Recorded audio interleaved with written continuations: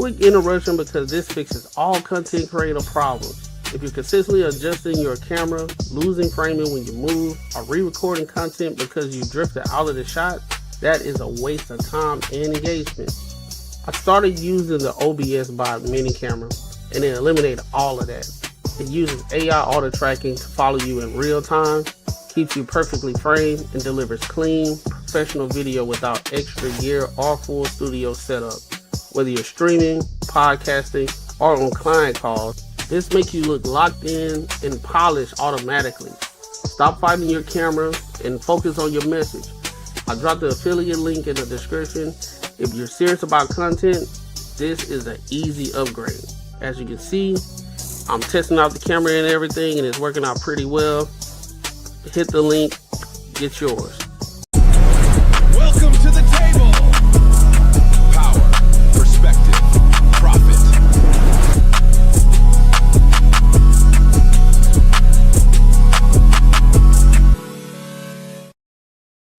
What's the word? What's the word? Welcome to another show, one of the dopest shows on YouTube where we talk about everything under the sun as long as we get back to the money, real conversations, and real solutions. I'm your host, Courtney Editor, and I got my co-host with me, Macaroni, Tony, and Marcus. See what's good with y'all, dog? Oh, what's poppin', player? What's the word? What's the word? How y'all boys feeling, man? Doing good, man. Doing good, man. Doing good. I chill. That's him. Staying busy. As you should. As you should. As you should. Yeah. Your boy passed off the last two episodes, huh? Man. Yeah. I'm here now, goddamn. Yeah. Wait for my old shit, man. I gotta dip a little earlier. I got some people coming in town. Yeah. Facts. I got a host. He already here? He already there? He about 12 minutes out. He okay. hit me up. He's supposed to be here a little earlier, so. All right. Well, cool then. Well, let's go and get some of these topics in then. So before we get there, make sure you like, comment, and subscribe for the algorithm, and make sure you hit the bell notification. Also, if you want to support the channel, be sure to do so. Snap. I said super chat goes $100, Cash App goes $50, and also if you want to call in, you already know what we do and how we do it. You gotta be subscribed. Minimum to get a call. Minimum for you to tap in. It's $10 minimum. Max $25, of course. Anything over $10, you'll get a little bit more time to get your thoughts off on the topic at hand. All right. So, with that being said, let's go ahead and get into it. Let me see who this. What's up, Puppet Dumb? What's good with you? All right, so let's go ahead and lock in with this first topic, man. So this was a topic that happened in Chicago. There was a girl who she did not receive her diploma because she was acting a whole ass on the stage. So we're gonna get into this topic and then we'll give our thoughts and our opinions on it. All right. So is it a small ass or a big ass? She ain't show nothing. Well, she ain't show nothing, but she about to get into it. Showed all that ass. No, I'm saying like you said, she showed her whole ass. I'm like, yeah. Oh, be like, was she an extra clown or a little clown? Look. A recent Chicago high school graduate is an online debate after her graduation walk turned into fully hitting a split on stage. Tyvion Campbell was captured crossing the stage at her graduation ceremony, waving to the crowd before dropping into a split as the audience cheered on. The student actually explained that the moment wasn't spontaneous, claiming she planned it in advance and even told friends, family, classmates, and teachers beforehand. But Campbell says things took a turn when she realized she wasn't receiving her diploma. I tried to reach for my diploma and I didn't get it. And I was confused at first. I thought they mixed up my name. Students' family shared a copy of the pre-ceremony email outlining general expectations for grads and guests, including restrictions on balloons, photography guidelines, but it did not specifically mention performing splits or stage celebrations. Tyvion did leave us with some advice. I hope everyone stay true to themselves and never change for anybody. What do you guys think? Is there a time and place for this, or is this completely just a celebratory moment? I don't know, but for now, the internet's in a split. So, what are your thoughts on this situation, bro? This this is the outcome that let's say about 5, 6 years ago, 7 years ago, when people say it ain't hurt nobody, seeing the outcome now. So it's a new norm now, right? This the new norm. A lot of people think ain't nothing wrong with this. They just celebrating. She got her degree. Is it a degree or is this a high school? It's a high school diploma. So, all right. Instead of doing the surface level talk, I would want to do a deep dive and see what the school literacy rate is. What's the average GPA? I think she got a 3.5, but even though you got a 3.5, people reading levels are real low these days. So you sitting here twerking and popping it, and it's like I don't even know if she like 18. You know what I'm saying? Like it just goes to show you where we at right now, that people are divided. But what the lady said, people are divided about this. Like if I would have saw this when I graduated high school, I think my mom would have beat the frame out of my sister, bro. I think most people would have been embarrassed. Your dad there, your mom there, your uncles, your grandma, and you. Not only did she did a split, she like went up and down, like she at a strip club. But where did she get that from?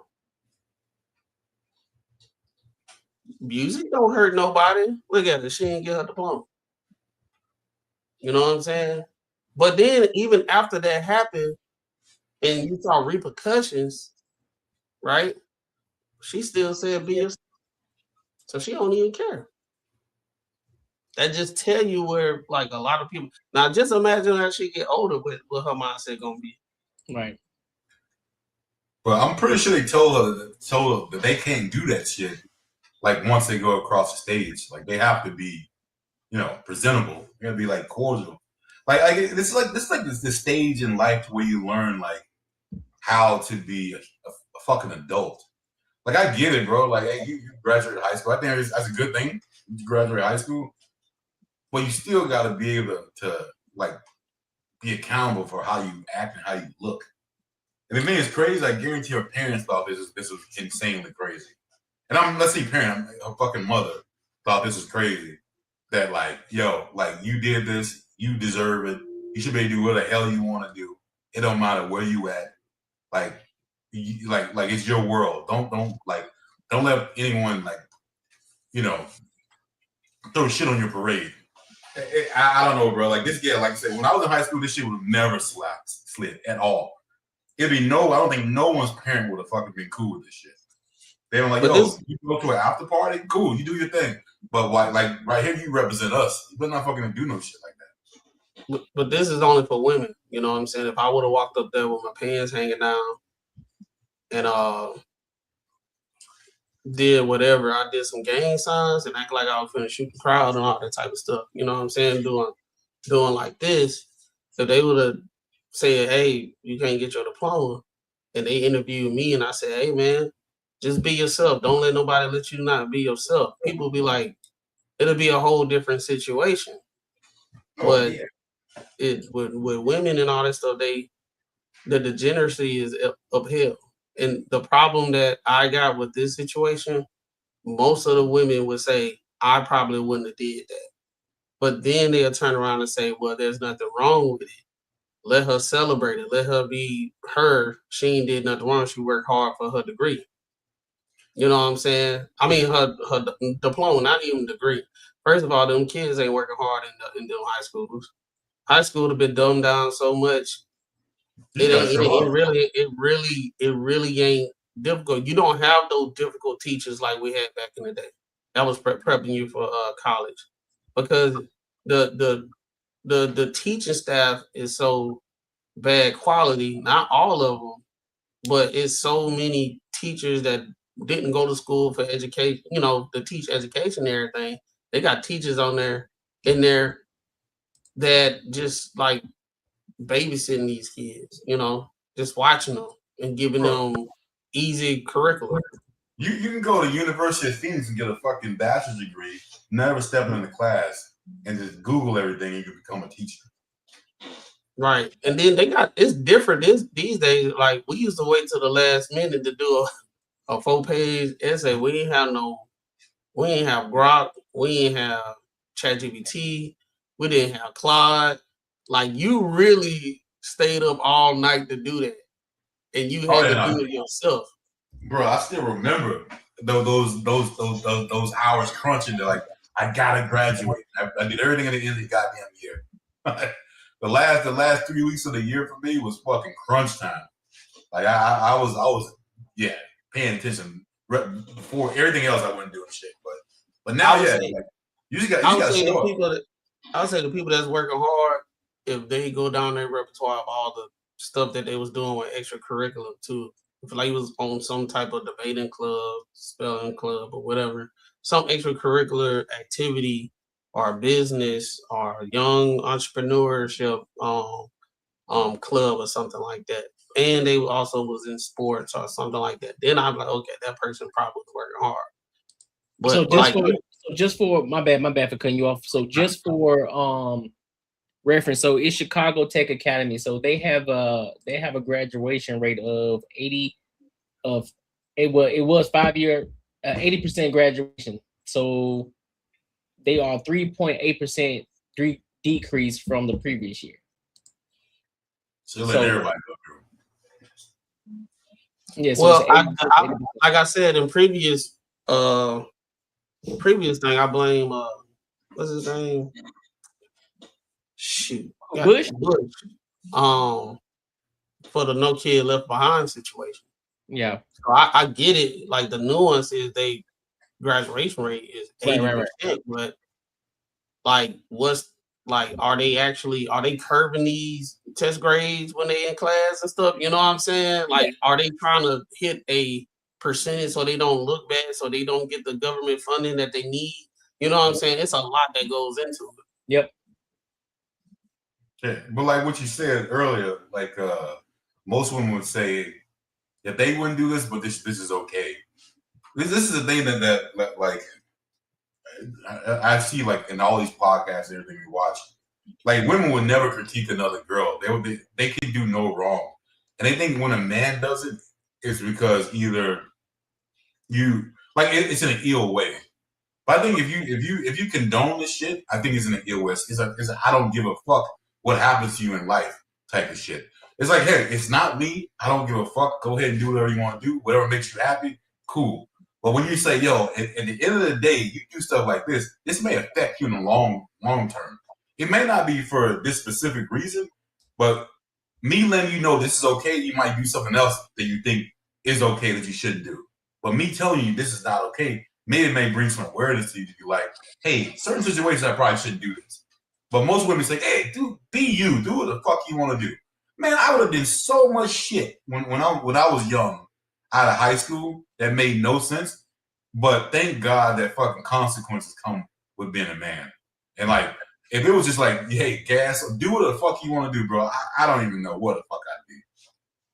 Because dudes with men, like the equivalent of this would have been like, hey, if you keep on going the way you're going, you're gonna end up in dead and jail. We done heard that so many times, right? Oh yeah, fact. Right. You're gonna end up dead or you're gonna end up in jail. What's going on? Basically, what's going on with what you said, Marcus, is like the OGs was like, they saw what you're doing, and it's like, well, as long as he saying his truth. Yeah, he robbed, he steal. You know, he stole money from his grandma and everything. At least he told his truth. Why are y'all worried about it? Yeah. You know what I'm saying? It's the same thing because like when this type of stuff happen with women, they be saying the women would sit up there and say that she done did the most degenerate stuff and she still believe in it, but she ain't ashamed of it. I'm just telling my truth. Women be like, yeah, they just hating on you. You be like, did you just hear what she said? She drugged people. She was a stripper. She had 18 abortions, right? You know what I'm saying? They'll be sitting there saying all that, but at the end of the day, they say, by the grace of God, I got through it, and I'm still here, and I'm not ashamed about nothing. Period. And they'll say she had to do it. She had to make that money to feed them kids.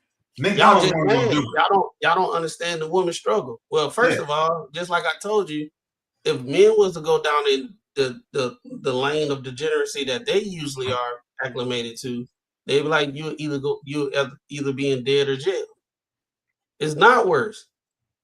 Because men ain't finna be sitting here twerking and doing this and all that, blah, blah, blah. But if they start scamming, they start stealing, their mom, their grandma, they stealing from their mom, grandma, this, that, and third. They like, you know what you're gonna do? If you steal, you'll kill.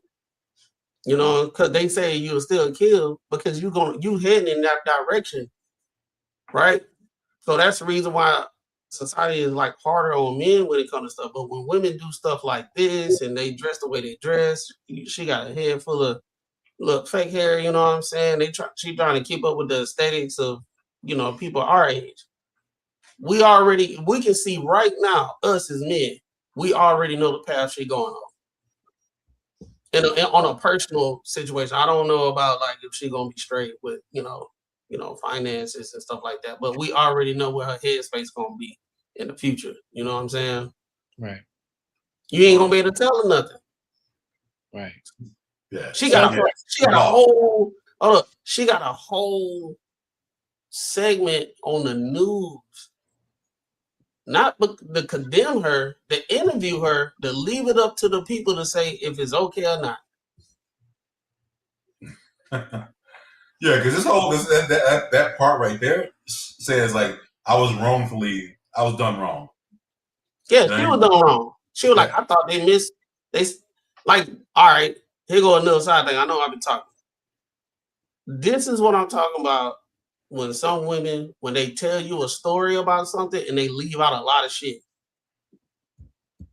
You know what I'm saying?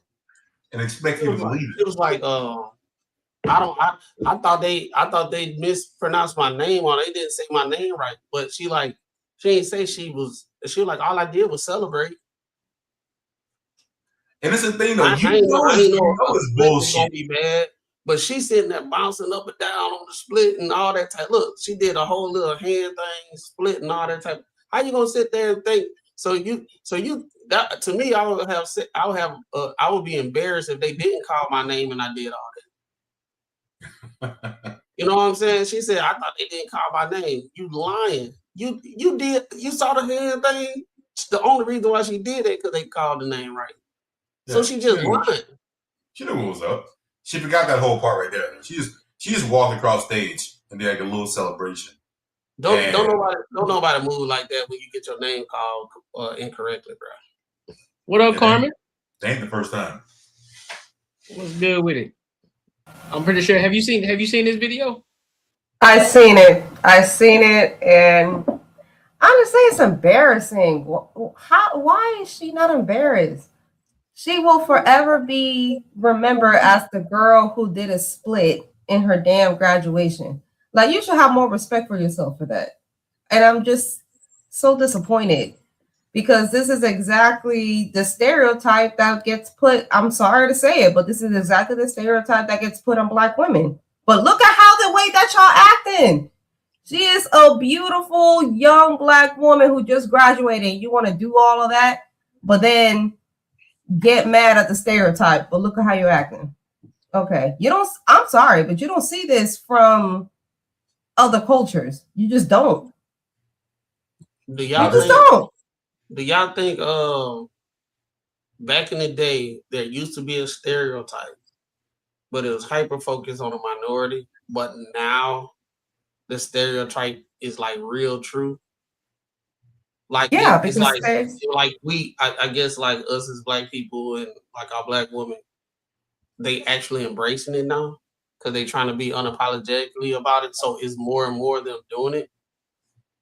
Yeah. I think there was one person, like you said, like there's not one person I know in my graduation class that did anything close to this.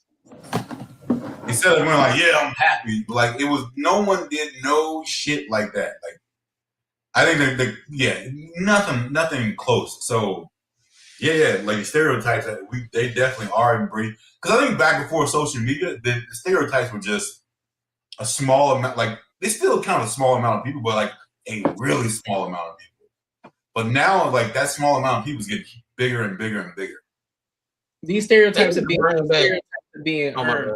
God. These stereotypes are being earned every time, regardless if it's a small minority, but it's the small minority that's being highlighted the most. Every time that they see, now mind you, I know they always talk about, the white people say this, that, and the third, but the more that we see shit like this is what they see. This is the shit that come across their timeline. This is what they see from us. They don't see all the good shit that we talk about. That's not what comes across their timeline. So when they see this, it's like, see, they always acting this way, but then they want to go and cry wolf when we call them a certain way or we look at them a certain way. It never I fails. think that exactly. They shouldn't even highlight this. Exactly. The news gonna play on it. Oh, well, this one girl, she decided, she didn't get her diploma. Now all of a sudden, it's because of racism. No, it's because you acting a fucking fool. It's because you've been degenerate on the stage. It's a time and a place for everything. And this ain't the time nor the place for you to do any of this shit. And degenerate white people hide from the cameras. Like they ain't even trying to be in the starlight. You see some degenerate white people, they try to get in and get out and go out to the fucking trailers and fucking do what the fuck they do. Like they don't want people coming on and like viewing their lives, how they handle shit. Like they want to stay away. It don't even have to be about white people. It just, the stereotypes are earned. And I think that a lot of times is these stereotypes when you're sexualizing black women. A lot of the time, black women, we saw it with Angel Reese. She's like, oh, y'all sexualizing me. But then you over here posing ass naked and people calling you like, well, they don't do that to the other white girl. What's her name? I forgot her name. Who, Caitlin Clark? Sorry, my internet. Yeah, Caitlin Clark. They were comparing her and Caitlin Clark, Angel Reese, and she was like, "Oh, y'all sexualizing me as a young black woman." Girl, we ain't trying to sexualize you, but look at what you're acting. So of course we're gonna you posing half naked. Caitlin Clark and doing that. And it's the same thing. I'm sorry, but these stereotypes and these things that y'all earn it. Y'all earn it and y'all get mad about it. People get mad and then blame it on racism, but look at how you acting. And it don't even have to be a white thing or you don't see anybody else do that. Y'all even came for, what is it? Back in the day, they were standards. Felicia Rashad got crucified by black women for saying y'all need to show up respectful. Stop wearing the bonnets. Stop showing your ass. Stop twerking. And all of y'all went for Felicia Rashad. Claire Huxtable. How y'all gonna get mad about Claire Huxtable telling y'all to act respectful? And then y'all gonna say that's racist? No. There's a time and a place to do that. That was not the time and the place to do that. So they even crucified y'all earned that shit. When Monique was trying to give them some game, like, hey, take them bonnets off, stop going down the streets like that. They went at her too. Like, who the fuck is you? You ain't nobody. All this extra shit. Like, bro, listen, we looking out. What we're trying to do, we're trying to save you because we know that you are better than what you are and what you appear as. So therefore, you need to look the part. So when you walk, there was a time where decency and dignity was a thing. When you step outside of the house, you look like somebody.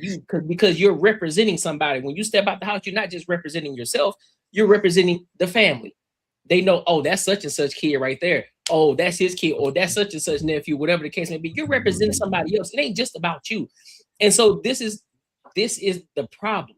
We don't have that dignity. We don't have dignity no more. And that's just across the board. Across the board, and it's everywhere. It's in restaurants. Y'all know that restaurant owner down here in Atlanta it's been a minute now, but he was like, y'all not gonna twerk on top of my tables. I brunched. They were twerking on top of tables out of brunch time. It was 9 and 10 a.m. and they were twerking, tweeting it like it was a strip club. And he was like, no, y'all gotta get the hell out.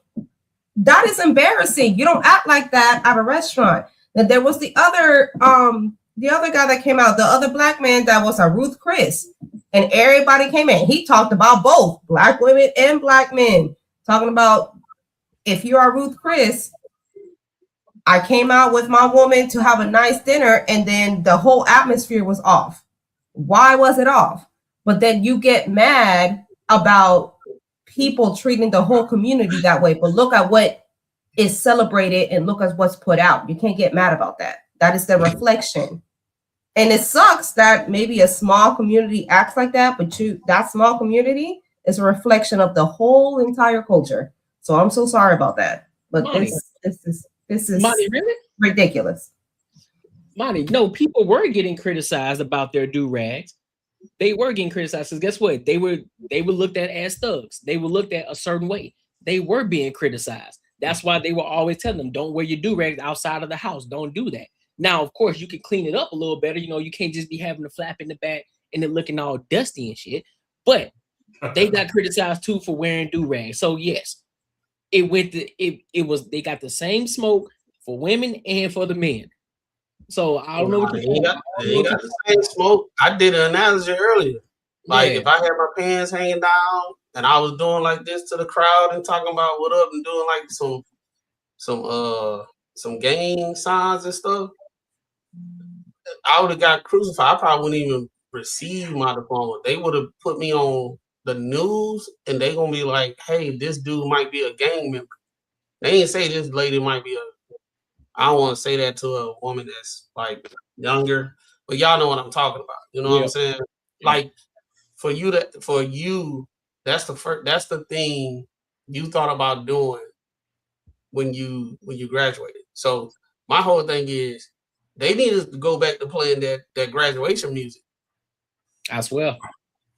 Like like you too busy. You can't really dance on that. You know what I'm saying? I walked to the graduation song. Y'all remember the graduation song? Mm-hmm. When we fall down, we're together. All the lifetimes. That's what I walked to. Yep. But now it's like, they didn't play that one at my school. But now it's like, but I think the issue really is that it's a, like what you said earlier, Courtney. You said that even though it's a small amount of people that's doing it, there's more people saying nothing's wrong with it, and that's the issue. If you read the comments, you see the coverage, you see more people. I mean, I saw some. I went and skimmed it real quick, and I saw some women saying that it was embarrassing, and rightfully so. But at the same time, I saw more and more women saying, y'all hate women so bad. Y'all hate women so bad. Let her do her thing. This, that, and the third, and blah, blah, blah.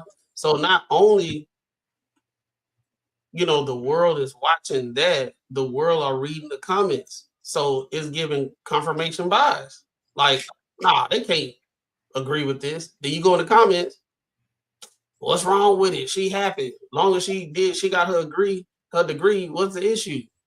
But if I promise you, I would have told the school to send her back to 6th grade and let her start all the way over and come to me driving to take off work to go see my daughter twerking and bouncing on the stage. Imagine who's her dad. She ain't learned. Who's your daddy? Take her back. Imagine that. Your daughter walks on stage. You happy my daughter graduated. I'm so proud of her. I did all of this stuff. And your daughter go up there and hit a split like she a stripper. How does that make you feel as a father? It should make you feel like you failed, to be honest. That's the perfect time to play that. Whoa, wait a minute. Let's be real. Her dad ain't involved. We don't know that, Marcus. We don't know that, Marcus. She might have her dad's last name. He's nowhere near involved. I'm gonna be honest with you, bro. I don't think every man is legit when it comes to him and his daughter. Because I've seen some men who raise their daughters and their daughters still be the same way.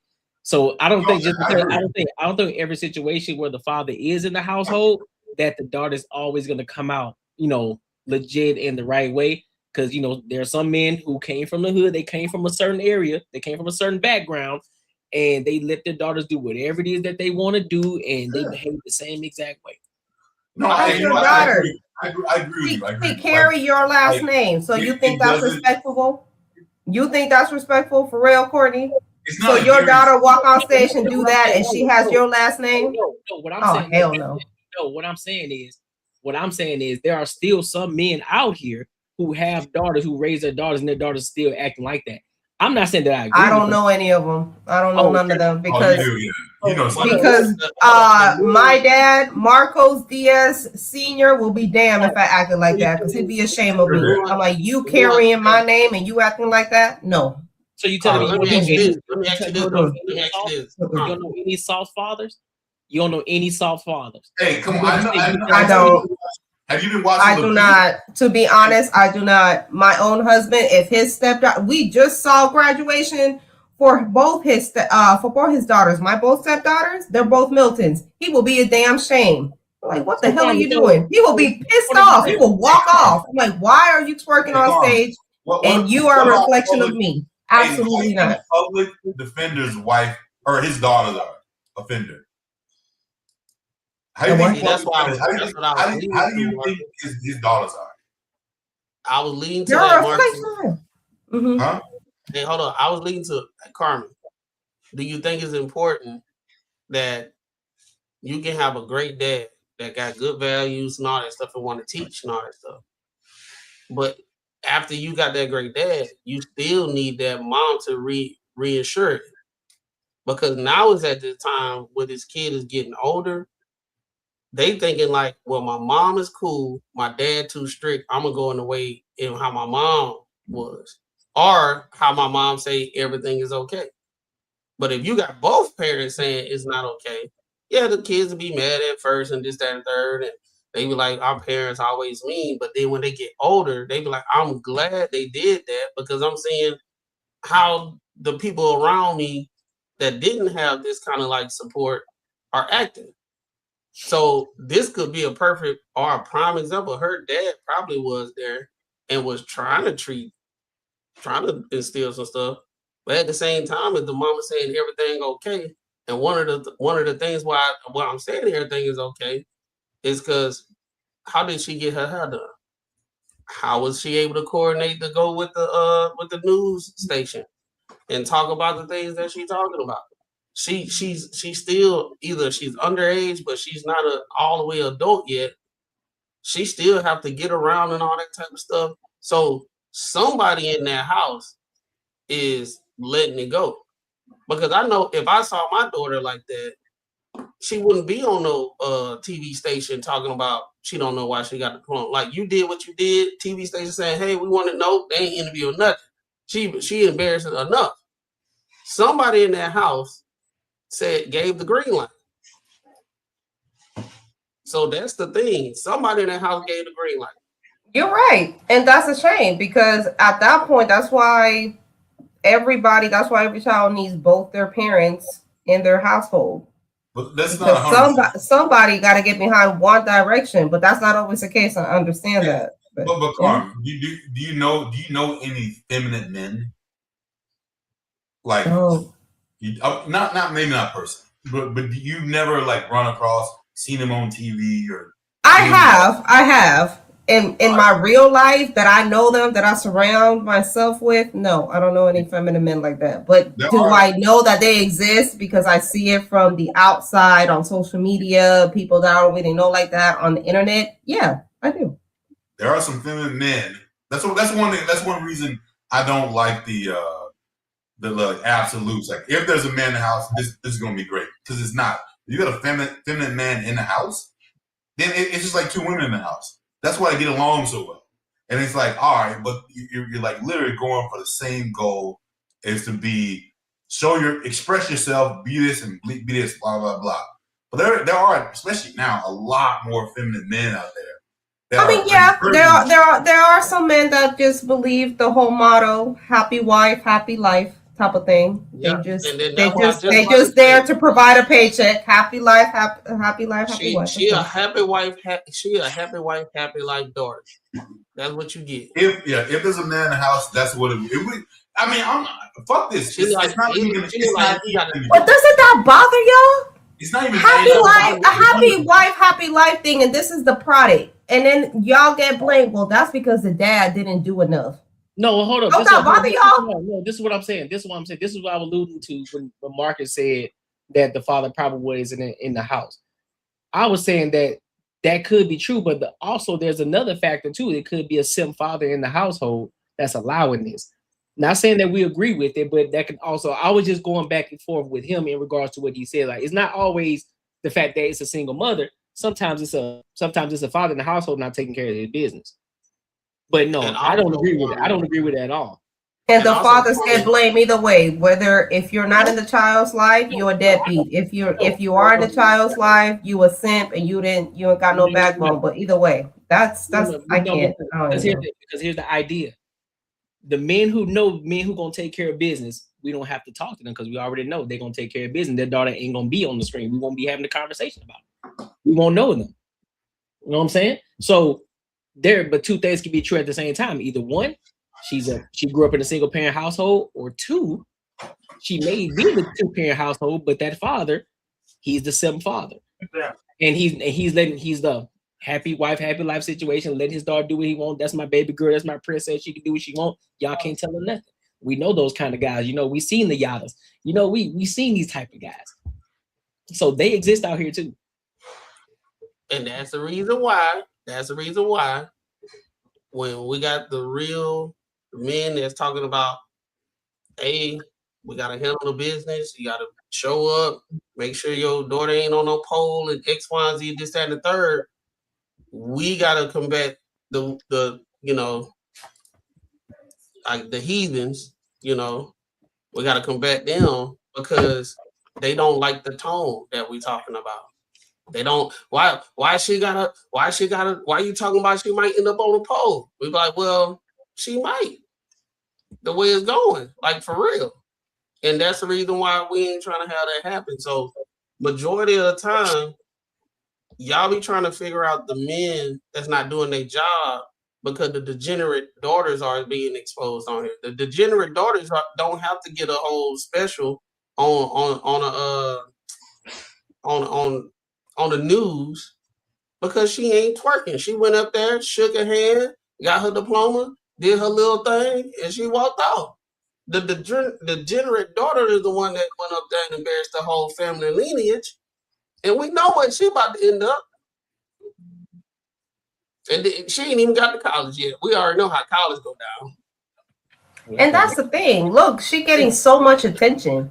And that's another side of it. In addition to, we don't know her background, we just assuming based on what we're seeing that she might come up from a single parent household but she is getting praise and attention for doing that, for embarrassing herself, in my opinion.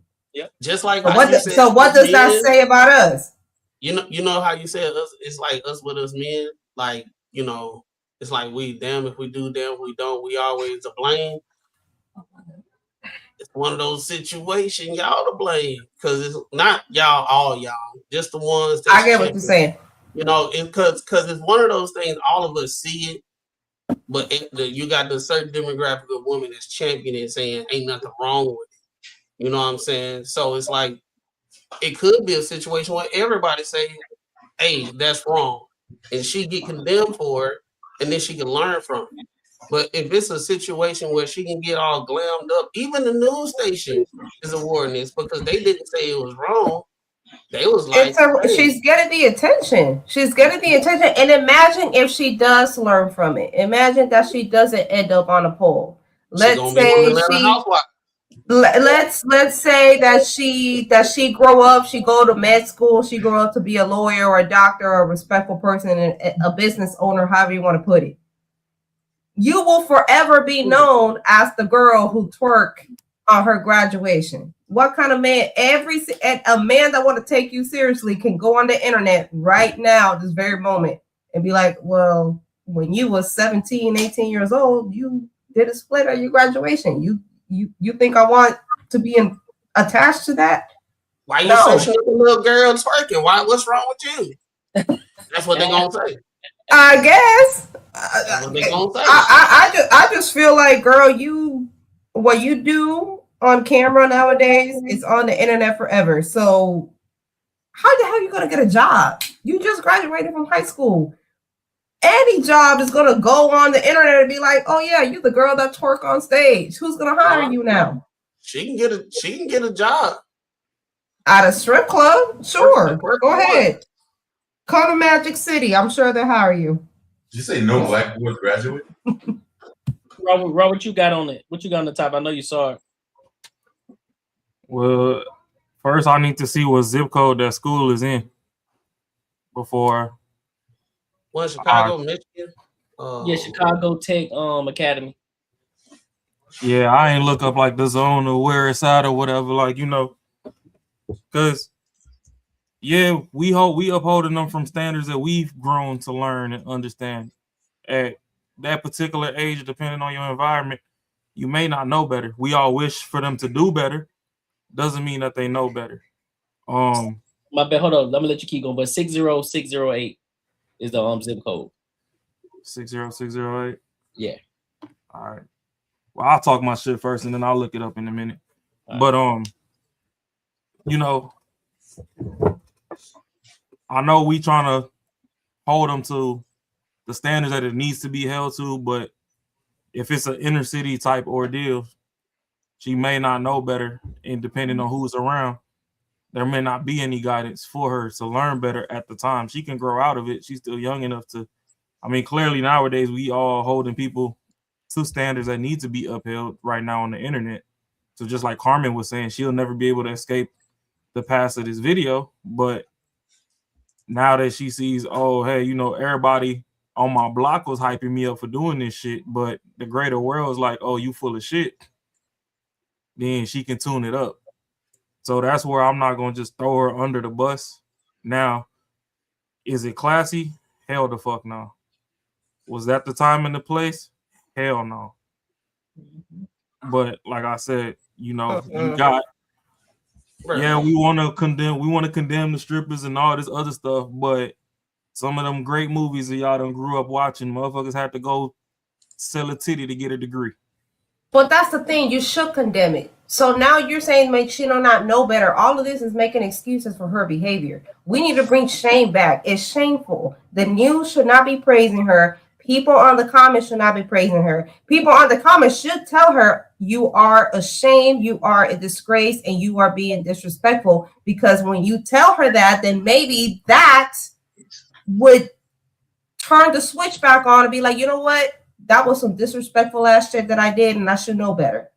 And that's the problem. We always want to make excuses. Everybody want to be Diamond from off. What's up? Diamond from the strip club. Yeah, from the Players Club. No, some of y'all just want to be raised like Ronnie. Nobody is Diamond from the strip club. Okay, some of y'all just Ronnie. Well, no, and that's what I'm saying. Bring shame back. Bring shame back. I never said don't shame Shorty. I'm just saying there's ways to issue correction. If that's the first time she done did some dumb shit like that, then there's, you know, pull it to the side. Hey, what the fuck was going on in your mind? You realize that, you know, a lot of people didn't even make it here. How many friends you done lost during the school year? I mean, in Chicago, how many friends you done lost from the beginning of this year till now, let alone from the time you actually started, you know, your freshman year till now. That's just off statistics alone, people ain't really supposed to make it here. It's a broader world outside. We get that you like twerking and all that. Save that shit for the club. These classy situations, when you got a gown and all this other stuff on, this ain't the time to be doing that. And coach her up. You know what I'm saying? I'm not saying don't shame her. Hey, that's what the internet kind of is for. I mean, we all champion saying bring bullies back to a healthy degree.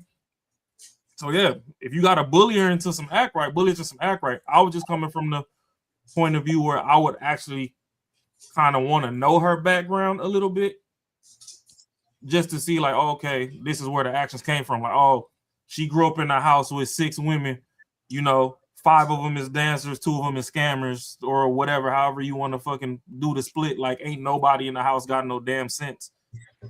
And she might be the first in the family to get a degree, but you still coming from a background and not having no goddamn sense. So she needs to be put in environments that are structured enough for her to unlearn those damn stupid ass behaviors and acquiesce to some, you know, more positive thing. So I'm not saying don't throw her under the bus. I don't give a fuck. It ain't my fucking.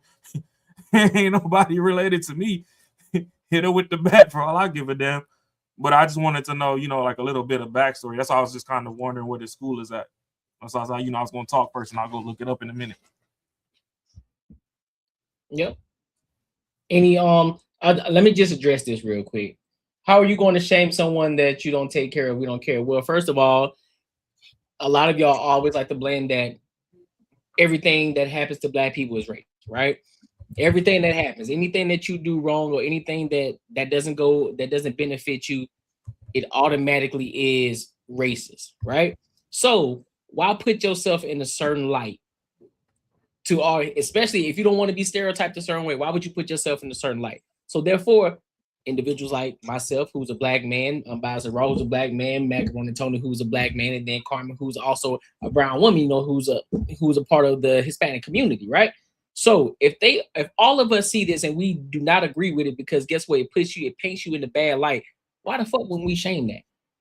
And you talking about somebody is not going to date a dark-skinned girl. There are many men who are willing to date a dark-skinned girl. That's about the dumbest shit I've ever heard. And this is it's also called who was it? Lady D Flow. It's also called having respect for your own community. So if you are proud to be called a Black woman, you should be able to be proud of having the next example of that. So when you represent yourself about that, that's psychological. You represent your family when you go out. You also represent your culture, and you're proud of your culture. And that's what you do. Yeah, it's a reflection of yourself. Lady D is the same person that went to Dr. Cheyenne Bryant for her knee. Yeah, with her fake degree, who's not a doctor, who she admitted that she wasn't a doctor. We celebrate that too. Anyway, you should be able to have pride on your community and represent yourself in the best light. Is my point. Go ahead, Lady D. She was the exact prime example in the beginning of what I said when it first came on. People are condemning it, but it's just as much people saying leave her alone, nothing wrong, blah blah blah, X, Y, and Z. Prime example. That's the reason why she did it, because people gonna hype it up. Yeah, but people gonna hype it up. Do you remember when community? Right now. Remember when community had solid pillars? Like you had solid leaders. I mean, it might have been, the retired drug dealer that got out of doing a 20-year bid that came back and was like he was keeping you out of trouble or whatever. He gave you some wisdom and some advice, or you had an actual big mama that she didn't give a fuck whose kids it was. If you was on the street and you was fucking up, you getting an ass whooping. And I dare your mama to come over here and say something about it because I whoop her ass too. We don't got that no more. We have community right now. Everybody just want to share dick, get nutted in, have the same baby daddy, and fucking fight the other baby mama. So damn, Raw. Not CUM community. Yeah, that's Raw. That's what's left now.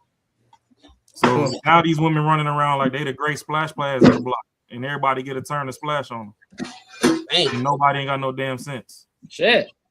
So that's where shit really went haywire. I just want to clarify, I didn't say that, Raw did, so don't come at me. Ain't been Raw for no reason. God damn, already. But listen, man, make sure y'all like, comment, and subscribe for the algorithm, and make sure y'all hit the bell notification. Yeah, you right, man. Making money is me, man. 10 years, me and you gonna have matching Benzes. 10 years? Thinking more like 10 days, man. 10 days. It was like shit. They gonna ride and get some. Shout out to my dog, Head Coach Ralph, for the $5. He says, salute to the panel. Hey, salute to you, big homie. I appreciate you for the support, homie.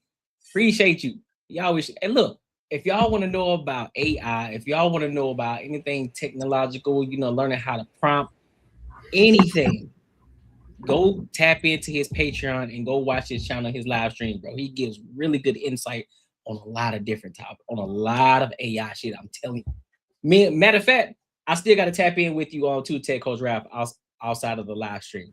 I'll be hitting you up for sure. I ain't forgot about you, big dog. I have not forgot about you. So we're gonna have to do something. You feel? But Tech definitely one of the ones. All right, Mac. I appreciate you, big dog. See you. I got you, bro. I got you. All right, so let's go to this. Let's go to this next topic real quick. Before we do this, let's touch on this. Why are black men always begging and struggling?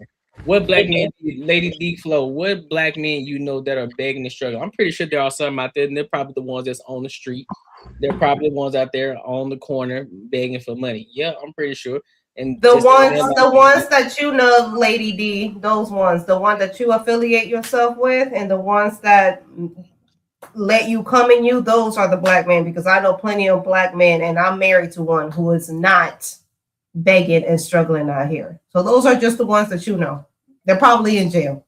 Well, the truth is, a lot of black men aren't begging. They probably just faking the funk for your ass because you the reason that they are struggling. You done fucking drained their accounts and they broke and stuff, so now they got to borrow some money from their homeboys or something just to get the re-up to get back on their feet. So it ain't necessarily that they begging or they don't have a way. It's you depleting the resources faster than they can fucking obtain them. That's all it really is. Like, they ain't begging because at the end of the day, when a nigga on his purpose, y'all ain't got time for him.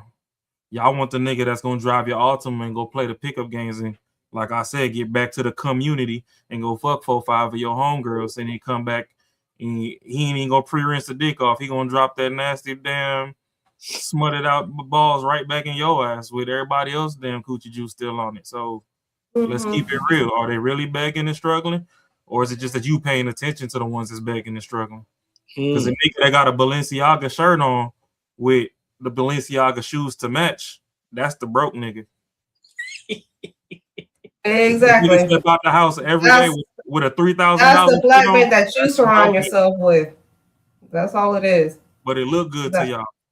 The nigga that buy a fucking 5-pack of t-shirts from Walmart and still wear Wrangler jeans, y'all ain't gonna look at him. But that's the motherfucker that's in that Cummins diesel truck out here putting in pain in these streets, getting to some work, getting to some motion. But y'all don't know how they get called lame and nerds. That's what it is. You want to pay attention to Tech Coach Ralph, even though we just praised he's gonna be a millionaire somehow, but you want to pay attention to him. You're not paying attention to him. Because Tech a nerd, right? Tech a nerd, he ain't worth shit. He a nerd. That's who it is. And you wouldn't even nowhere near. That's a 6-figure earner right there. You know what I'm saying? That's a 6-figure earner. He ain't begging for nothing. There you go. He ain't begging for shit. There you go. You're just not in the vicinity of men, of black men, since you want to put it, of black men who make 6 figures. That ain't your type of crowd, sweetheart. Matter of fact, drop a picture that actually looks like you, because that picture, it looked like it was you from 20 years ago. Somebody, grandmama. It'd be the wave check with the manicured beard. Them be the ones that be broke. Y'all be overlooking the ones with the BDBs in their beard. They ain't got time to brush that shit. They get to the money. Prime example, Kevin Durant. Shit, one of the greatest things to ever do it. You feel me? One of the greatest to ever do it. We don't care what you got. Okay, Lady D, since you got all that, blow a super chat then. You gonna spend it or you just gonna advertise? Because that's like telling me you got 2 titties, but then when it comes to Titty Tuesday, you refuse to flash them. I don't care about what you got on you. You gonna let me see it or not? Hey, that's a listen. Okay. Tech Coach Ralph said it best. The ones not struggling are already taken. Facts. Facts. They already out walking around talking about, oh, I got triple D's. Well, let me see something then. Oh no, it ain't. Then why are you telling me? Wow. Telling me your bank account, you ain't even drop a $2 super chat. You ain't buy a super man. Listen to that shit. Let's get to this next topic, bro. Motherfuckers always rich in the comments. Yeah, facts. I know. So let's get to this next topic. Lady says that men are afraid. She said the growing number of women weaponizing their sexuality is alarming. If this trend continues, you're going to see more Yeah, you're going to see some changes that will make this country look like it went back to 60 years ago. So we're gonna play it and then we're gonna give our thoughts and our opinions. I hope you at least brush your teeth. Don't spit on me without brushing your teeth. Time I was at a high school and there was a female student there with a tube top on and some shorts so short you can basically see her butt crack. I then looked at the male teacher who happened to be an older black man and said, "Do you guys not have a dress code? There's not enough administrators to really enforce it." I said, "Well, why don't the teachers enforce it?" He said, "Ma'am, let me tell you something." He goes on to say to me, "Ma'am, I'm a few years from retirement and I don't need no problems. And the last thing I need is a report coming my way from a student counselor after I tell a little girl to cover up and she tries to make it seem like I'm being a pervert. You know what? Why don't you call her mother?" And he says, "Ma'am, with all due respect, only thing that's going to happen if I call that girl's mother is a larger version of her is going to come up here, dressed the same, with the same level of maturity and the same disposition, yelling at me saying I'm looking at her daughter." Oh, and that's not all. I know a male driver trainer that ended up training a female driver. And when he did not give her the green light, she went in there and told them folks he failed her because she wouldn't sleep with him. She couldn't bag up. And then when they asked her to bag up, because, you know, it's like about 80% of the job, guess what the heifer couldn't do? That's not all. I know of a man that was in management, and there was an employee who had been written up several times due to altering her uniform to fit tighter, claimed that she hurt her arm. And she went to this said manager, as most employees do when they claim that they are hurt, and he looked at her arm and touched her arm. And he was then written up to HR for inappropriate touch by this said employee who was almost out the door and being fired due to altering her uniform. One thing I can say, if women continue to weaponize their sexuality in this way in the West, you're going to see politicians and officials put forth policies to incentivize the removal of women in many sectors in the workforce. Yeah, Lady D needs to get her cousins. Little girl to cover up, but she. I'm trying to. Well, I don't like that shit. After I tell I need is a represent. He said, "What's your thoughts on it?" Them Lady D cousins need to come get her people. I mean, there's a lot to say about that. Women have been weaponizing their sexuality, their femininity since the dawn of time. And it's funny, it's really kind of hypocritical because some women out here fought to the death by equality, but then they want to revert back. Well, I'm a woman, so I shouldn't be treated. I'm like, so you want to be treated as an equal, or do you want to be treated as a woman? I'm so confused. And to be honest, as a woman in the workforce myself, some of the best supervisors, the most and delightful people that I have ever worked for have been men. Some of the biggest hell, the worst manager that I ever had in my life or supervisor has been a woman. To be honest, in the workforce. I agree with you. And you know what? And they all work in human resources too, which is so fucked up. I'm like, what the hell? Anyway, I think that she's right in the video. I think women have been weaponizing their sexuality since the dawn of time. I think women are, even when we're talking about predators and things like that, since, you know, the male teacher and all of that, how many teachers have we seen when they're women being predators towards these teenagers? As a male student, they romanticize the attraction to it. They're like, oh, yeah, she fell in love with him. He looked, yeah, he's 15, but he looked like he was 25. Bitch, he was still 15, and you still try to go after him. And it's been proven that when teachers and students, when all of these cases come about, the women who are teachers that prey on young boy teenagers, they get a lesser sentence compared to the male counterparts. Of course. So that's just it. It just gets romanticized about it. And also, I think it has a little bit to do with the men too, because I feel like sometimes as a just a cultural thing, I think it's like kind of like a cool thing as a guy, as a teenager, to lose your virginity or to have a older woman lust over you. And in your teenage mind, you don't think that's predatory. You just think that's cool. I'm like, yeah, Mrs. Parker thinks I'm cool. Mrs. Parker want to fuck me. Mrs. Parker is an adult. She's a 45-year-old woman and you're 16, dude. That's predatory. But you don't think that way. Yeah, we don't think that way at all because there's been plenty of time when you send to Miss Parker, we be like, hey, listen, Miss Parker. Miss Parker look good, right? Well, Miss Parker's a whole adult. Don't care. Well, I mean- If Miss Parker gave me the opportunity, guess what? I'm about to dive in. Well, you gotta. But the problem is they talk too much. Them other kids nowadays they talk too much. They run their mouth a little too much. That's their problem. That's why these chicks be getting in trouble. They talk too much. They want to go tell their homeboys. They screenshotting messages like, "Hey man, keep it G. You don't need to tell everybody what's going on, man. You supposed to be busting that down and keeping it G, dog." You know, It's still that's predatory, one thing. Courtney. It's still awful. That's They're a one whole thing. adult. That's predatory. Okay, That's one thing I don't want to change. Lawfully, yes, it's predatory, right? But again, this is where this whole double standard thing comes in. Sometimes it benefits men, sometimes it benefits women. On the men's side, when you're a young man and you see this fine thing that's 35 years old, you don't care about none of that because 9 times out of 10, these 16-year-olds, they trying to shoot they shot at this older chick any fucking way. So it's like, hey man, listen, I'm trying to get out of it. We all seen Sandlot.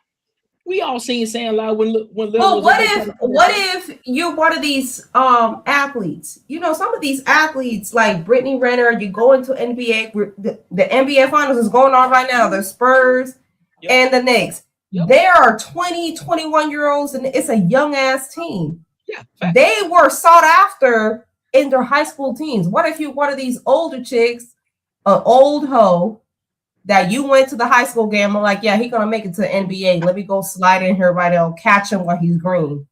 And they just spray on him. That's fucked up. Well, Brittany Renner did it. Brittany Renner did it with PJ Washington. So I mean, it happened. It happens. Exactly. But here's what I'm saying though.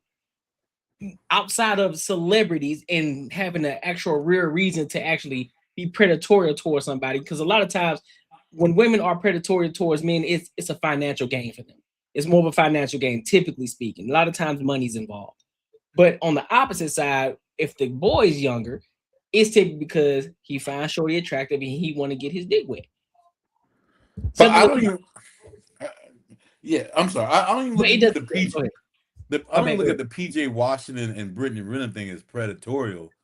Like he's a man. Like he understand. Like he may not understood, but he learned. I guarantee he won't do that shit again. Like he learned what it was. Like it's not like that's the thing. We shouldn't make certain people, especially men in certain situations, victims.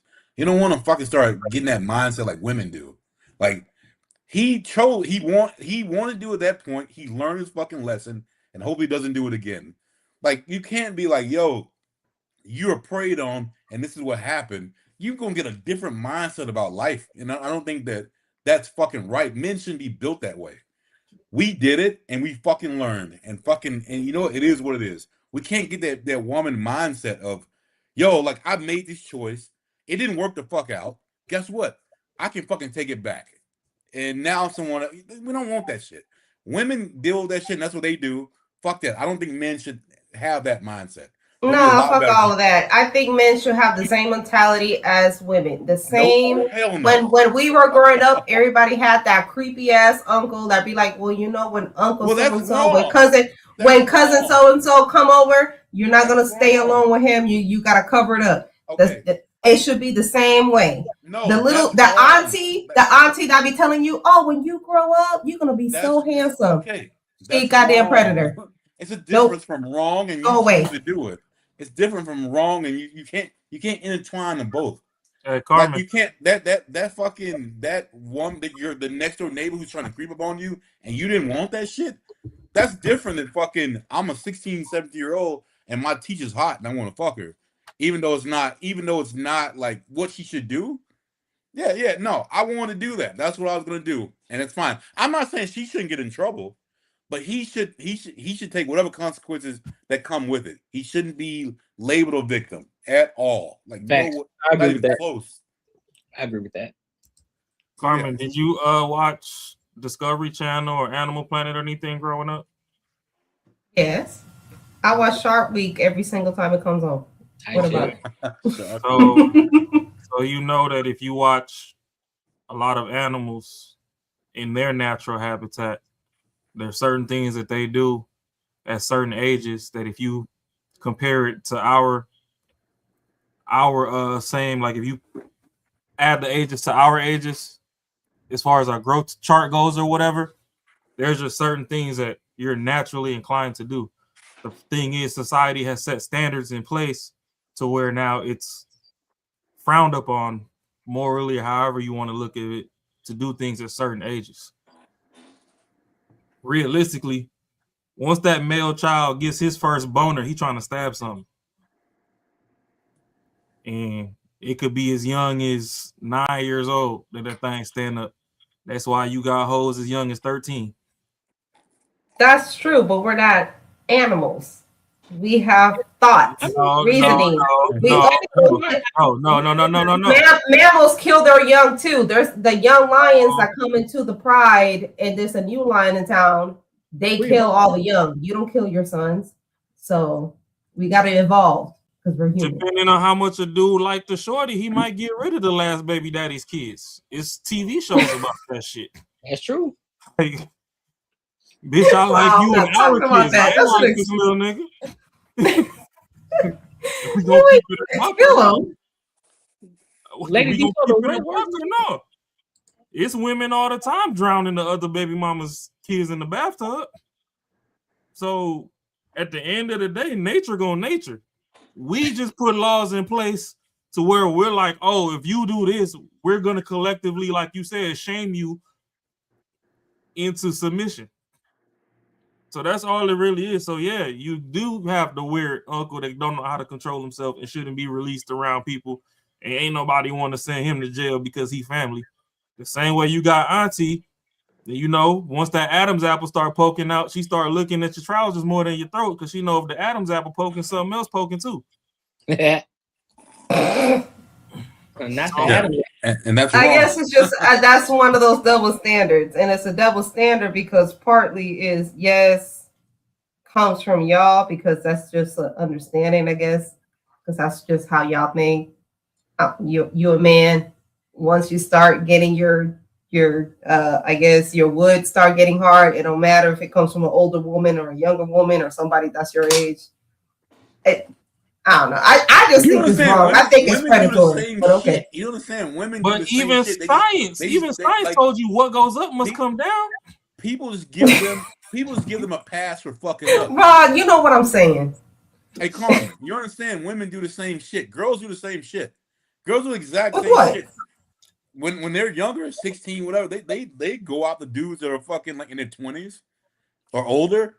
They do the same shit, but guess what? You guys give them a free pass to fuck up. Once they fuck up, then the other person is the one that should have been the one that shouldn't have let it happen. Even though those are 100% like what she wanted to do. Like then it's kind of like, all right, well, then you put it in the head like, yo, that's something that was that person's fault. I'm not gonna say how they should do women, but Jesus, like I don't know. I don't understand how you can learn consequences when someone just says, hey, you did the most heinous, you did some shit. You did some shit that can fuck up, but guess what? Hey, guess you're good. Like, I don't understand like how you can learn from that. There's no way to learn from that. There's not one way you can tell me you can learn from that shit. Not one way. You're right, Marcus. You're right. Some we do as women also have a crush on the older guy. You're right. But in the video, to go back to the video, like he's a teacher, he is a member of staff, and he should be able to tell his female student to cover up, but he can't because he'll be blamed. I'm like, well, why are you looking at her like that anyway? Oh, okay. Why the hell is she dressed like that? We're talking about two different things, though. Okay, all right, yeah. But Carmen, though, you even got to look at Hollywood. You can see the evolution of society through Hollywood alone. In the 30s and 40s, they had movies where if the woman fucked up, the dude will put his woman across the lap and spank her. You can't beat bitches no more. So what do you expect? If I can't correct her, and I know you finna come up here, you finna act the fool, but I smack you, now that's a problem. Then hey, fuck it. Do it. Okay, no, I'm not gonna condone that. Raw, you're doing too much. I'm not gonna be like, oh, you should smack your woman. She not acting right. That's fucked up. Armin, the whole reason that y'all act so unruly now is because y'all don't fear consequence. Back in the day when women knew if they went to certain areas, them OGs would smack their head smooth off their shoulders like a Barbie doll toy got popped off. Women knew how to fuck the act, and they knew how to say things in ways so they can get their point across. Bro, I'm not gonna sit here and go back and forth with you. So you think some women out here deserve to get slapped or beat on based on how they act? I just think that's what you're saying. Some women, I just say some women get what comes to them. So what you're saying is, I deserve to smack Tina, right? If that's what was coming, that's what was coming. That's crazy. You know what? Okay. If I see Courtney, see, this is why men respect other men, because we know at the end of the day, there's a threat of violence at the end of the street. If I see Courtney going through a bad day, he already punching the wall and all sorts of shit. You think I'm gonna walk up to Courtney and try and give him a hug or be like, "Hey, bro, stop that shit," and like push off on his chest when he already fucking going Hulk smash on the wall? No, it's up. My face is next. The fuck? It's up. It's up. But that's the thing. We look at y'all and y'all get to do this wild chihuahua shit in the middle of the street, and we just like, oh damn, look at this little fucking poodle acting wild again. We can't even call the pound. Animal control won't even pick it up. That is some pimp and hoe mentality right there. I don't even know how to respond to that. I really don't. Once the pimps and hoes retired, y'all started calling all the niggas sassy. Pimps and hoes. What's up, Coco? What's good? Once they started beating y'all ass, they started painting their nails just like y'all. They put their hands to you somehow. So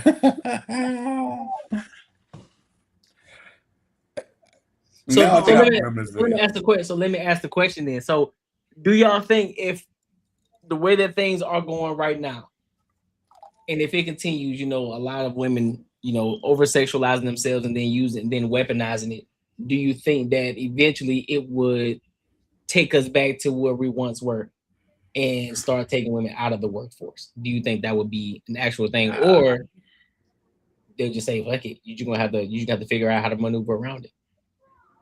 Definitely maneuvering around it. It won't go back to the way. It won't go back to the way that worked. It won't go back. The earth will be scorched first, and then we'll start back over. Like it's gonna be done, and then we'll start over again and fucking try to figure it out. But yeah, I don't see it going. It's not gonna go back. Because there's always some dude who's gonna save the person that's fucking it up. And that person that saves them, they're never gonna recognize that person saved them. They're not even trying to save them no more. It's just the one that's fucking up get the best head. So they go over there to borrow some neck. That's all it is. This nigga raw crazy as hell, man. You see folks in the chat still ain't dropped the super chat, but telling you how much money they make and shit. Throw me some ass and let me go. I feel like how you doing, Coco? Hello. I feel like as long as men are giving women that act like that attention, then women are going to continue to act like that because they're still getting what they want regardless of how they're acting. So if you want women to go back to how they used to be, then you have to stop messing around with the women that's everything that you say you don't want. Regardless if it's just to get your rocks off, it doesn't matter because they don't see it that way.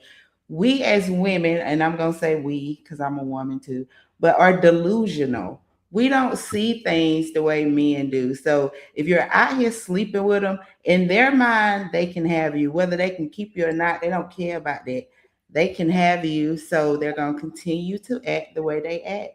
If men don't put their foot down and be like, if you're going to act like this, then none of us are going to mess with you.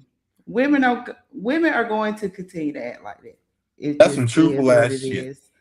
That's some truthful. I think we should just all go back. I think we should all go back. I think whorehouses should come back. We should all go back to the Bible days. I don't want to work.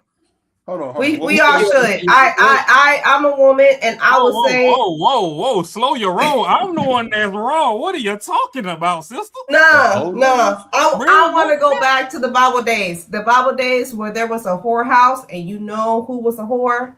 You go over there and whore yourself out. I don't want to work. I don't know who started the whole feminist. It can be like that now. if we actually Who was the first I think female it ass is. bitch that said, I want to be equal to men? She didn't speak for me. I don't want to be equal to men. Fuck all of that. Hold on. No, I don't. got a I don't. question here. I don't feel safe and I'm gonna be a traitor to my own gender. I don't feel safe when a female cop shows up to my house as opposed to a male cop. I don't.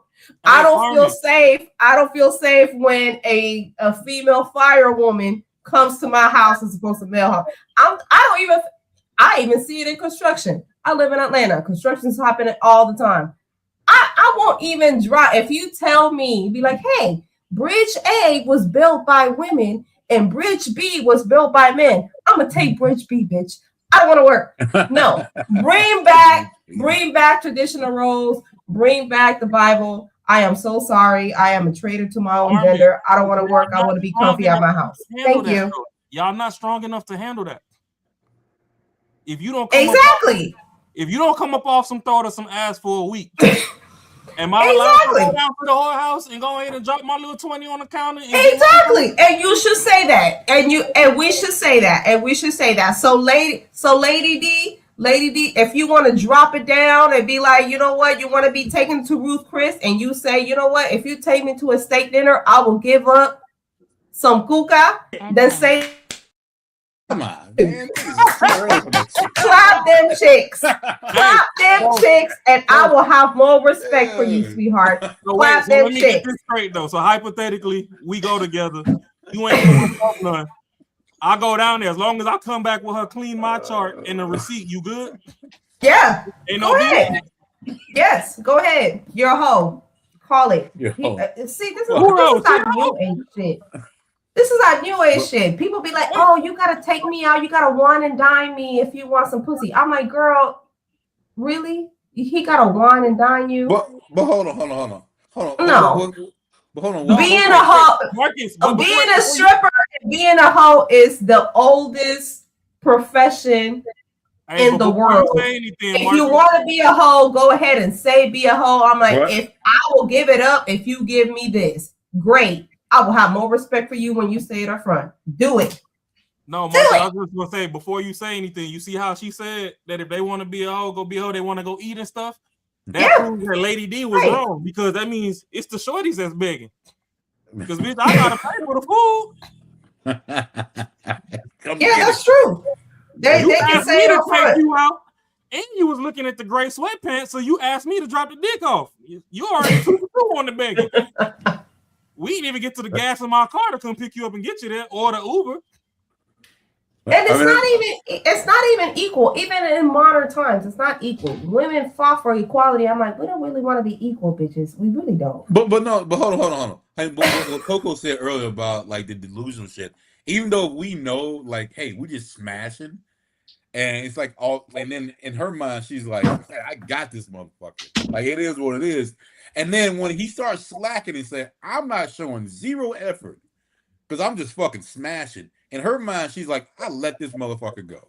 Like, you know what? I had this dope ass shit. And he's like, well, Marcus, you know what's funny? You know what's funny? The funny part is, if y'all were on, because I'm doing both. If y'all were honest, Marcus, if you walked up to a woman and said, you know what? You're my Wednesday bitch. You my Wednesday hoe. Okay, you're Wednesday. I got a Monday hoe. I got a Tuesday hoe. I got a Thursday bottom hoe. But you're Wednesday. She would say no. She will thirst after you like no tomorrow. She won't. Hey, if you're just honest with it, y'all will get so much more shit. The one that would, we would not want to fuck with him. Like, I'm gonna tell you, like, if a girl said, "Yeah, I'm down for you," like, what? No, I'm out. Exactly, and that's the girl that you should chase. But if you were honest to me, if you stepped up to me and you tell me, I'm like, well, you're the Wednesday hoe. I got a bottom hoe about Thursday. I got Monday and Tuesday. But what you I'm gonna be like, oh, okay, you're on that type of time. Well, thank you for being honest. Okay. I'm not on that type of time. I'm gonna go exit left.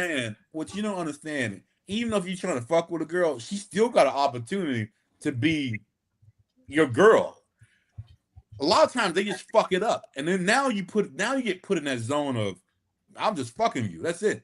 Like, that's it. Like, you gotta understand. Like, when most dudes like holler at you, they try to, especially if they take you somewhere, they want something to happen. but they see your actions and whatever. I'm not gonna lose some free ass I can get. Why not? Fuck it. I'm gonna still do it, and I'm cool. But I'll put you in the zone. That's where you at. But in the beginning, you control all that shit. How you act, you control it all. But then you think like, yo, like, you know what? I want to be hard. I'm gonna be this and this and like, yeah, big ass turn off. But I'm still gonna keep you around. I'm not gonna just leave you. Nah, we're still gonna hang out. But all of that only lasts for a temporary time, because even if you tell her that she's gonna be your Wednesday hoe, once she catch feelings, she don't care what you talking about. You her man, and she want to be with you, regardless of what you told her. And if you don't be with her, then you trash and you wrong, and you're a player. Like it doesn't matter. Like if you ain't trying to take her serious, don't fuck her, because the woman is crazy. She is crazy. She will eventually. She'll eventually leave. You'll eventually piss her off so much she'll take off, and it's like, cool, I didn't have to do it. But that's fine. I'm willing to admit to her that, you know, she's living in her delusion. I told you that you my Wednesday hoe. Mm-hmm. So if you come hollering at me on Friday and you mad talking about, oh, you ain't shit yet, on Friday, I damn sure ain't shit. Holler at me next Wednesday. And she gonna do everything she can to fuck up your Monday hoe, your Wednesday hoe, your Friday hoe, and your Saturday hoe. You can tell if you want to tell. We can't change you, bro. No, because that's how women feel. Be like, I know he got a Tuesday and a Monday hoe and a bottom hoe on Thursday, but I can change him. Yeah, I'm gonna be Monday, Tuesday, and Thursday. How about that, Rob? Mm-hmm. I hate to be the toxic one, but I'm a New York nigga first, and I'm a player 2 times retired, baby. You not fucking over here. Life is a game of chess. Play your part. Okay, so I don't want to be your Wednesday hoe. So you gotta choose, Raw. You gotta choose. Either I'm your Monday, Tuesday, and Thursday, and Friday and Saturday hoe. You gotta let all the other hoes go. I'm it. Then you better start doing what these other hoes are doing. That's a fact. See? You know what I mean? See, there you go. I can change you, and that's how women. You can't. Just because you tell them that, now be like, oh, okay, yeah, I can learn what the Monday and Tuesday and Thursday, Friday hoes be doing. But you can't. You can't. Because men have made society so easy, and y'all still complaining. Y'all used to have to wash the clothes by hand and wash the dishes by hand. We gave y'all a washing machine, a dishwasher.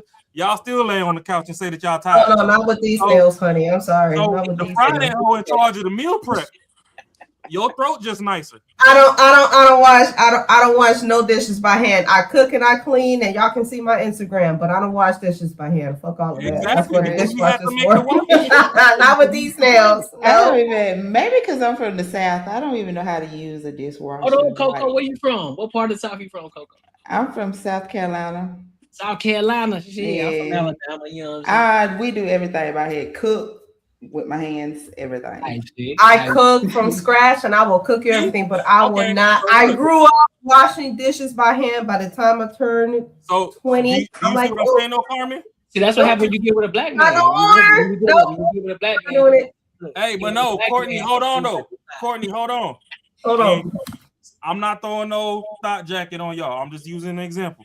You see how you said you not washing no dishes, but Coco says she still busts them down by hand with the bleach and ammonia, making all that damn chemicals in the house that she should pass out for them. But we've been doing this since we was 6, so she don't give a damn no more. So when I say that my back hurt, you can't rub the knots out my back the way that Coco can. She got extra muscles in her joints that you just don't have. You tickling my back, she actually getting to the deep tissue. So how you gonna fire Coco? So now y'all just both gotta just be friends. So sensational. I'm just saying. That's facts. That's don't be trying to fire my hoes when they helping you too. Coco, in a hypothetical world, me and you will be sister wives, and we just all want to share raw. As long as he treat us the same, you're right. I cook for him, and you clean for him, Coco. You good. You're good. The world will be so peaceful if y'all stop fighting. and like 5 of y'all gang up on one dude, I can't lie. Y'all gonna have y'all way. You feel me? I don't want nobody in my household. I am selfish. My man is my man. He don't belong to nobody. I don't want nobody touching him, looking at him, sniffing on him. He mine. Nope.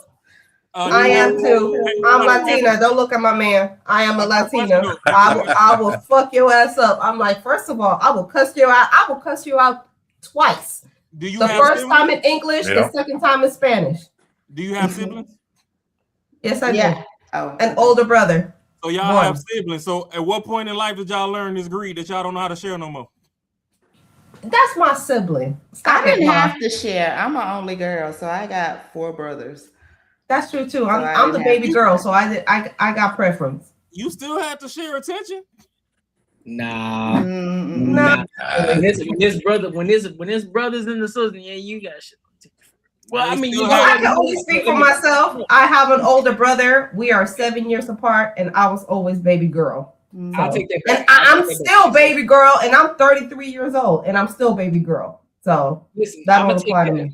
I'm gonna take what I just said back because we're gonna come up with I'm gonna pull up a topic that kind of goes against what I was just about to say. Nah, you're right, wrong. No. See, and this is what I'm talking about. Rod is the type of man, and I'm glad I said this. Rod is the type of man that he needs multiple women. Marcus, no. Yes, you are. I'm gonna call it. Rod, you need multiple women. I don't think Marcus need multiple women. I think Marcus can be faithful to one. He is a one-woman faithful ass man. If he can find a good one woman, he'll be there. Your ass, you need a Monday and Tuesday and a Thursday bottom hole. Yes, you would. Carmen, so here goes the thing. I don't need.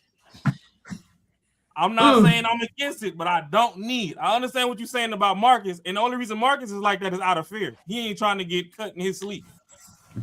I'm too valuable for a bitch to cut me in my sleep.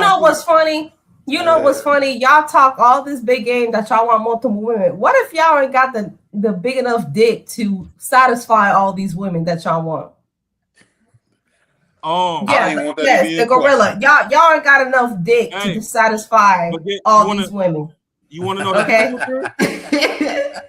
You want to know the beautiful or the money to satisfy all of y'all want to be these Arabs, these Indian people who got multiple women. Yeah, they got multiple women, but the other side of that, y'all gotta treat all those multiple women that you want the damn same. Money, dick, and all resources, and none of y'all can goddamn headache. I don't believe in sharing none of that. I need some aspirin right now. Hold on. Y'all can't even get I don't share longer than 3 minutes. So why I'm you not worried about sharing. y'all gotta I'm drop sorry. off? If we physically, you're right, Rob. I'm sorry. I'm just cutting you off. Go ahead, Rob. They can't have a man because they won't have mine. What happened? I said it's just gonna be some women in the world that can't have a man because they won't have mine. Swallowed up. Have you ever been swallowed up? Okay, can I be real? That's the only thing that like I'm logical, man. Like most women in the world are the most jealous if you fuck with somebody else. So like for me, like how can I change that? Or she be like, that's cool. Like, nah, I don't, they just don't fucking work out. They just don't work that way. Like I told you, and I've said this a million times, if I was gonna get out, I'd rather cheat. Fuck it. Like I'd rather cheat. Hope she don't find out, so I'm still coming home. We good. Damn it, Marcus, and I liked you. Now you just ruined it. Never mind. I'm just throwing a true statement out. If that's what it was, there's no. I'm still coming home to you. That's it. Like, hey, there ain't gonna be no other nothing else over there. I'm just saying that's a worst case scenario. To me, I love my peace. I'm not even fucking doing that. But either way, I'm the type of female that will smell your dick before you come home. Oh, where you God been? damn. Let me smell your dick. Like, hey, don't. First of all, don't smell it if you ain't gonna throw it. You wasting exposure time. If it don't smell like me, you need to get the fuck out of my house. I don't share dick. I don't. I just put up, and you done disturbed the peace and brought it out into these elements, and then you gonna tell me, nah, if it ain't finna go down your throat, don't even look at it. Hey, I'll be You laughing can't too. share today anyway. People are doing any and everything. No. It's a safety thing. It's a safety thing. It's my health involved, sir. It is my health involved. Like you don't know. This ain't like the old days. You want to work out and come exactly. Home. I would want to work out and come home and not take a shower at the gym. Just roll. And that's why men should go get their favorite three and introduce them to each other and say we go together. You just like Future, aren't you, bro?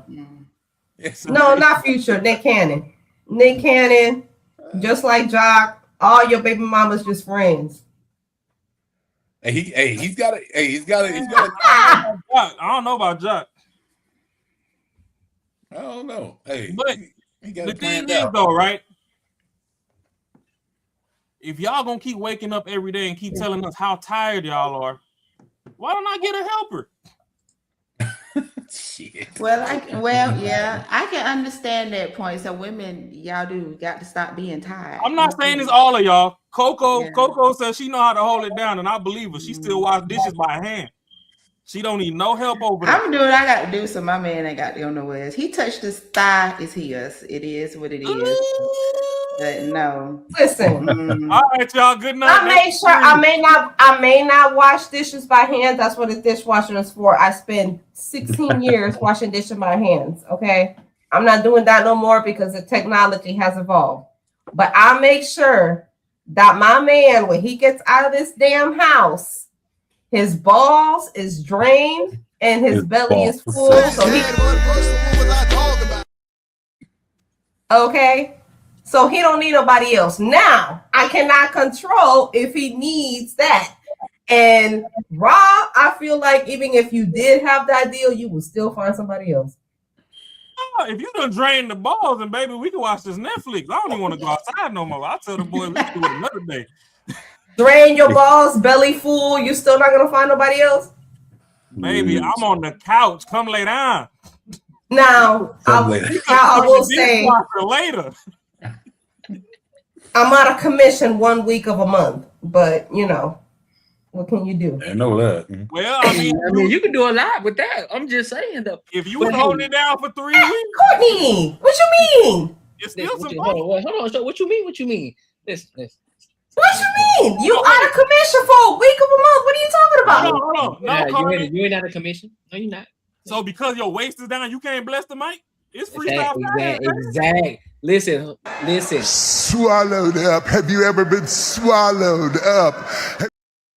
Understand me? It can still pop off. You understand me? I'm just gonna give you a box of chocolates, let you feel good about yourself, and then give you some ice cream. Like, you good? You straight?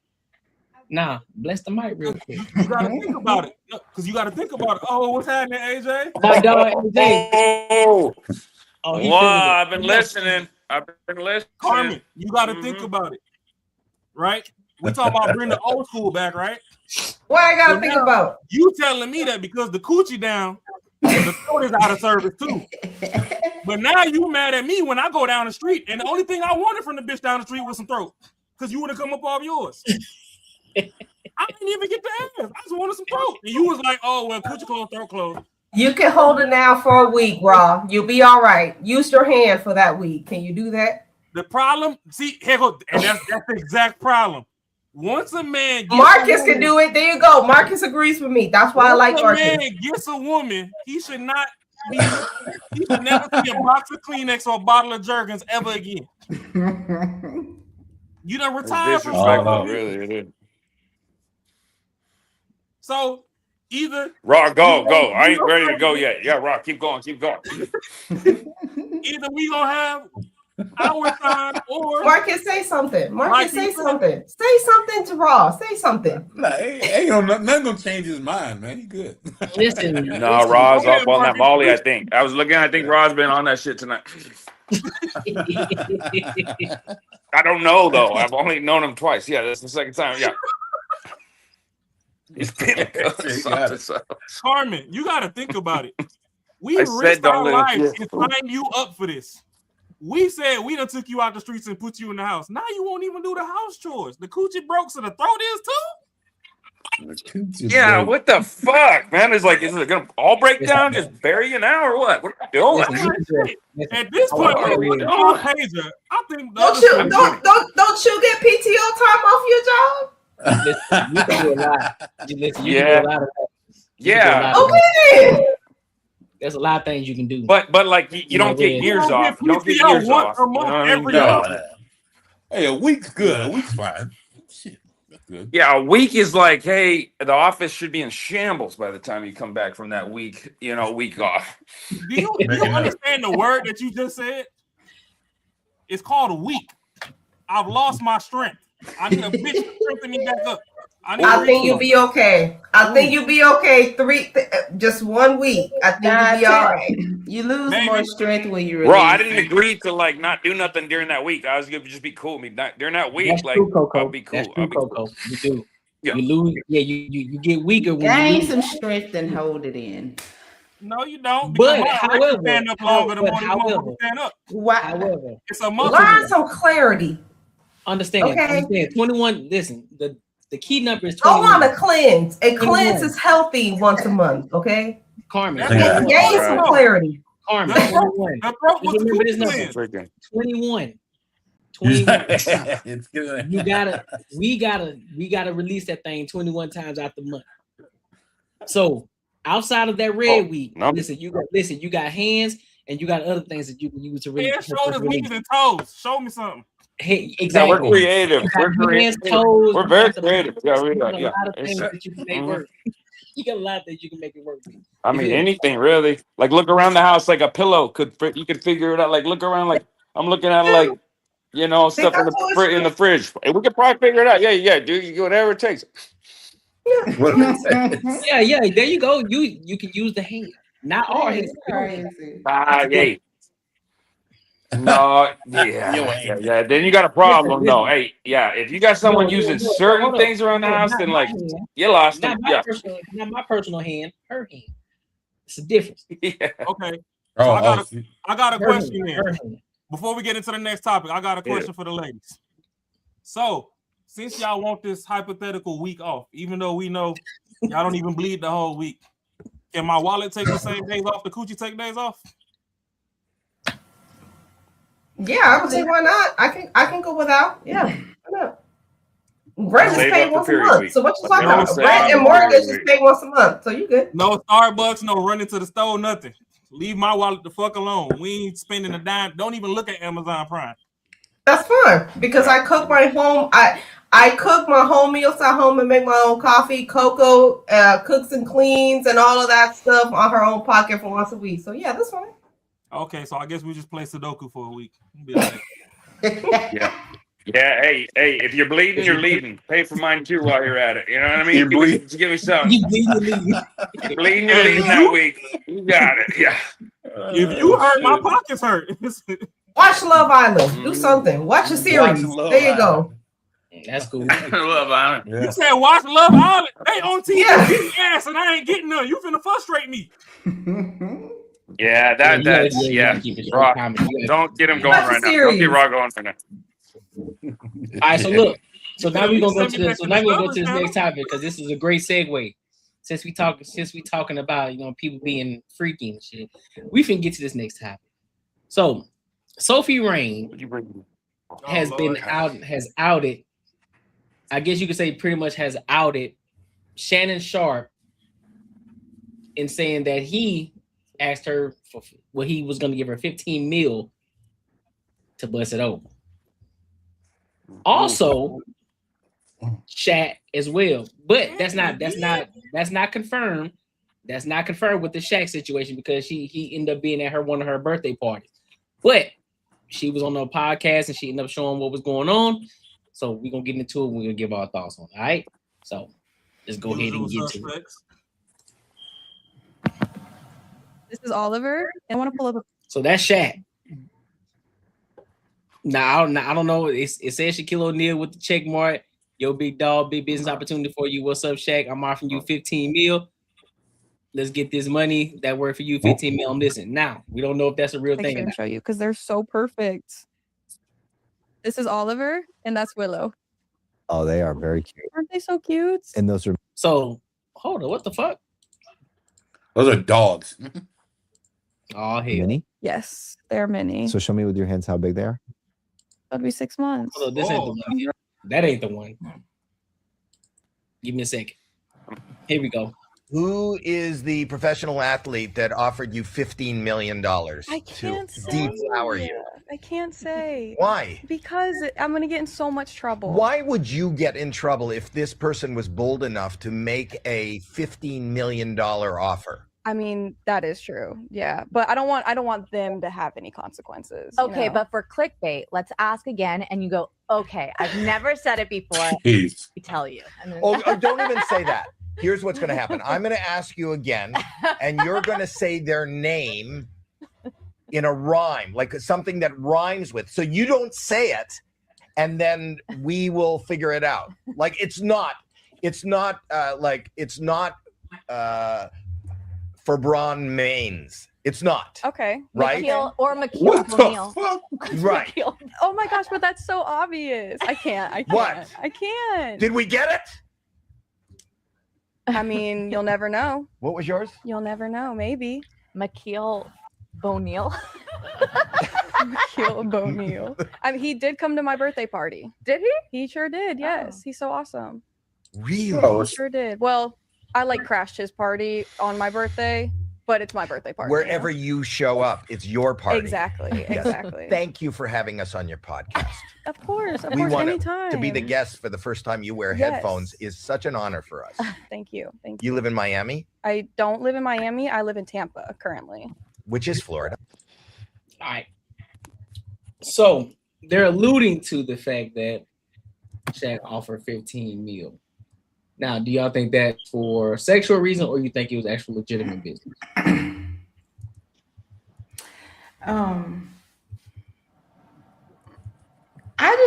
For some reason, I just don't believe her. So I just don't think anything happened with her at all. Now, do I think that they probably write women and do stuff like that? Yeah, I just don't believe her. Do you think that Shaq would be the type of person that would do? Because considering the Can fact you guys that- hear me? Yeah, we can hear you, bro. But like, do you think that Shaq would be the type of person that would do that? Well, I don't put nothing past anybody, so he could be. Okay. Man, Shaq. I mean, I think he could. I Carry think on. the I'm sorry, number guys. is wrong. I think the 15 million is off, but I think, yeah, Shaq offered some money for that. Absolutely. I don't think it's 15 million worth though. I seen her on I think Vlad had did something with her. And I don't know, it's just something about her. She used to be lying. I just feel like she just lie about everything that come out her mouth. I got a different like look at it. She seems like she's not lying, but I don't think that Shaq did because she never said it. She never played the game. She just let them go with what the fuck they thought they were going with. I mean, it probably wasn't even him, but I kind of believe that someone did offer her that kind of money, and she wasn't gonna out him out.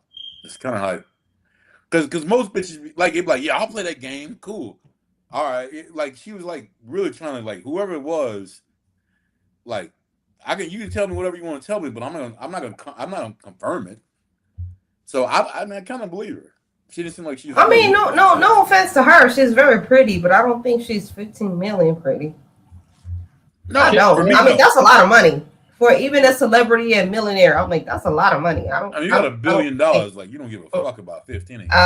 Even for a billionaire, it's like 15 million. No, I mean a couple thousands for sure. $500,000. I will put her at $500,000. I don't know, Carmen.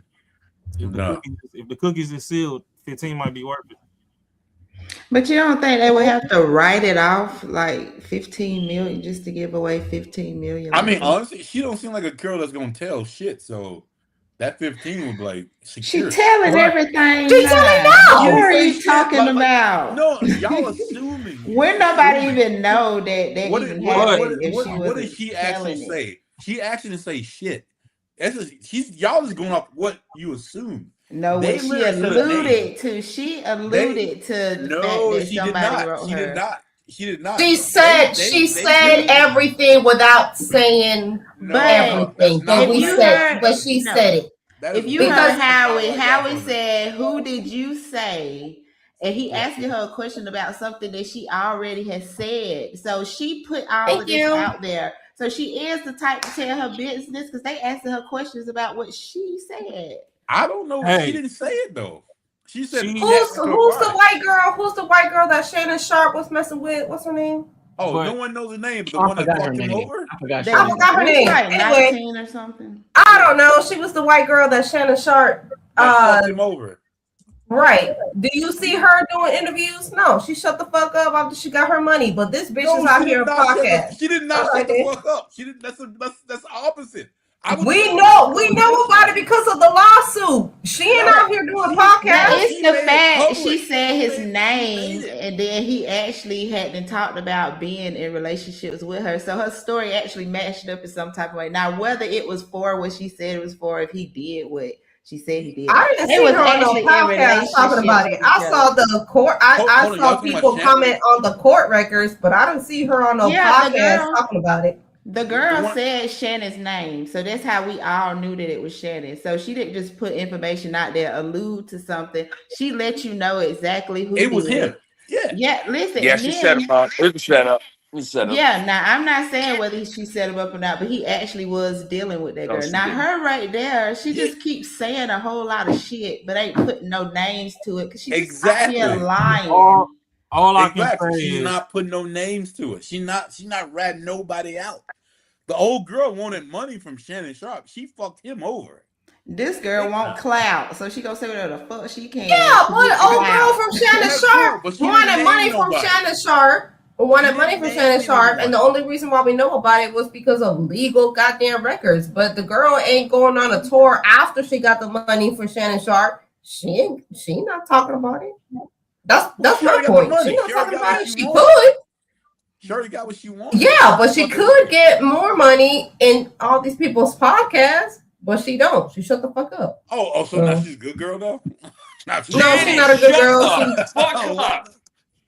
But she shut the hell up. That's my point. I'm like, you got what you wanted and you shut the hell up. So there you go. This girl right here is not trying to throw anybody in the bus. She's honestly looking at you guys as like suspicion and making money. She didn't say shit about nobody else. Throw anybody under a bus if the bus don't exist. She's clout chasing. Bro. This is the same girl that said she made $110 million in 6 months.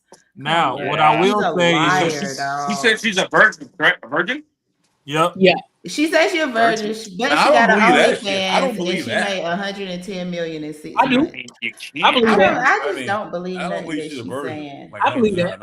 I mean, good for her though. Hey, that's a good hustle. That's a good hustle. Yeah. Whatever she's up to, like, I ain't even mad at girls when they do that. If it's not my girl. If it's like my girl, my Tuesday, hey, it's all good. But if it's my everyday, then no, that's not okay. But I can support that for sure, 100%. A little raw over here talking shit. Yeah, dude, Raw got me fired up. I'm mixing one up. My Cardinals cup. Here we go. Hey. Oh yeah.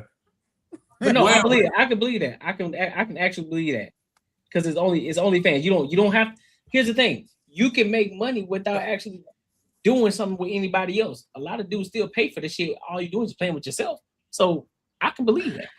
Listen, I understand that people make money, but Bad Bunny, do you not know people? I mean, not Bad Bunny. What was her name? Bad Baby. Bad Baby.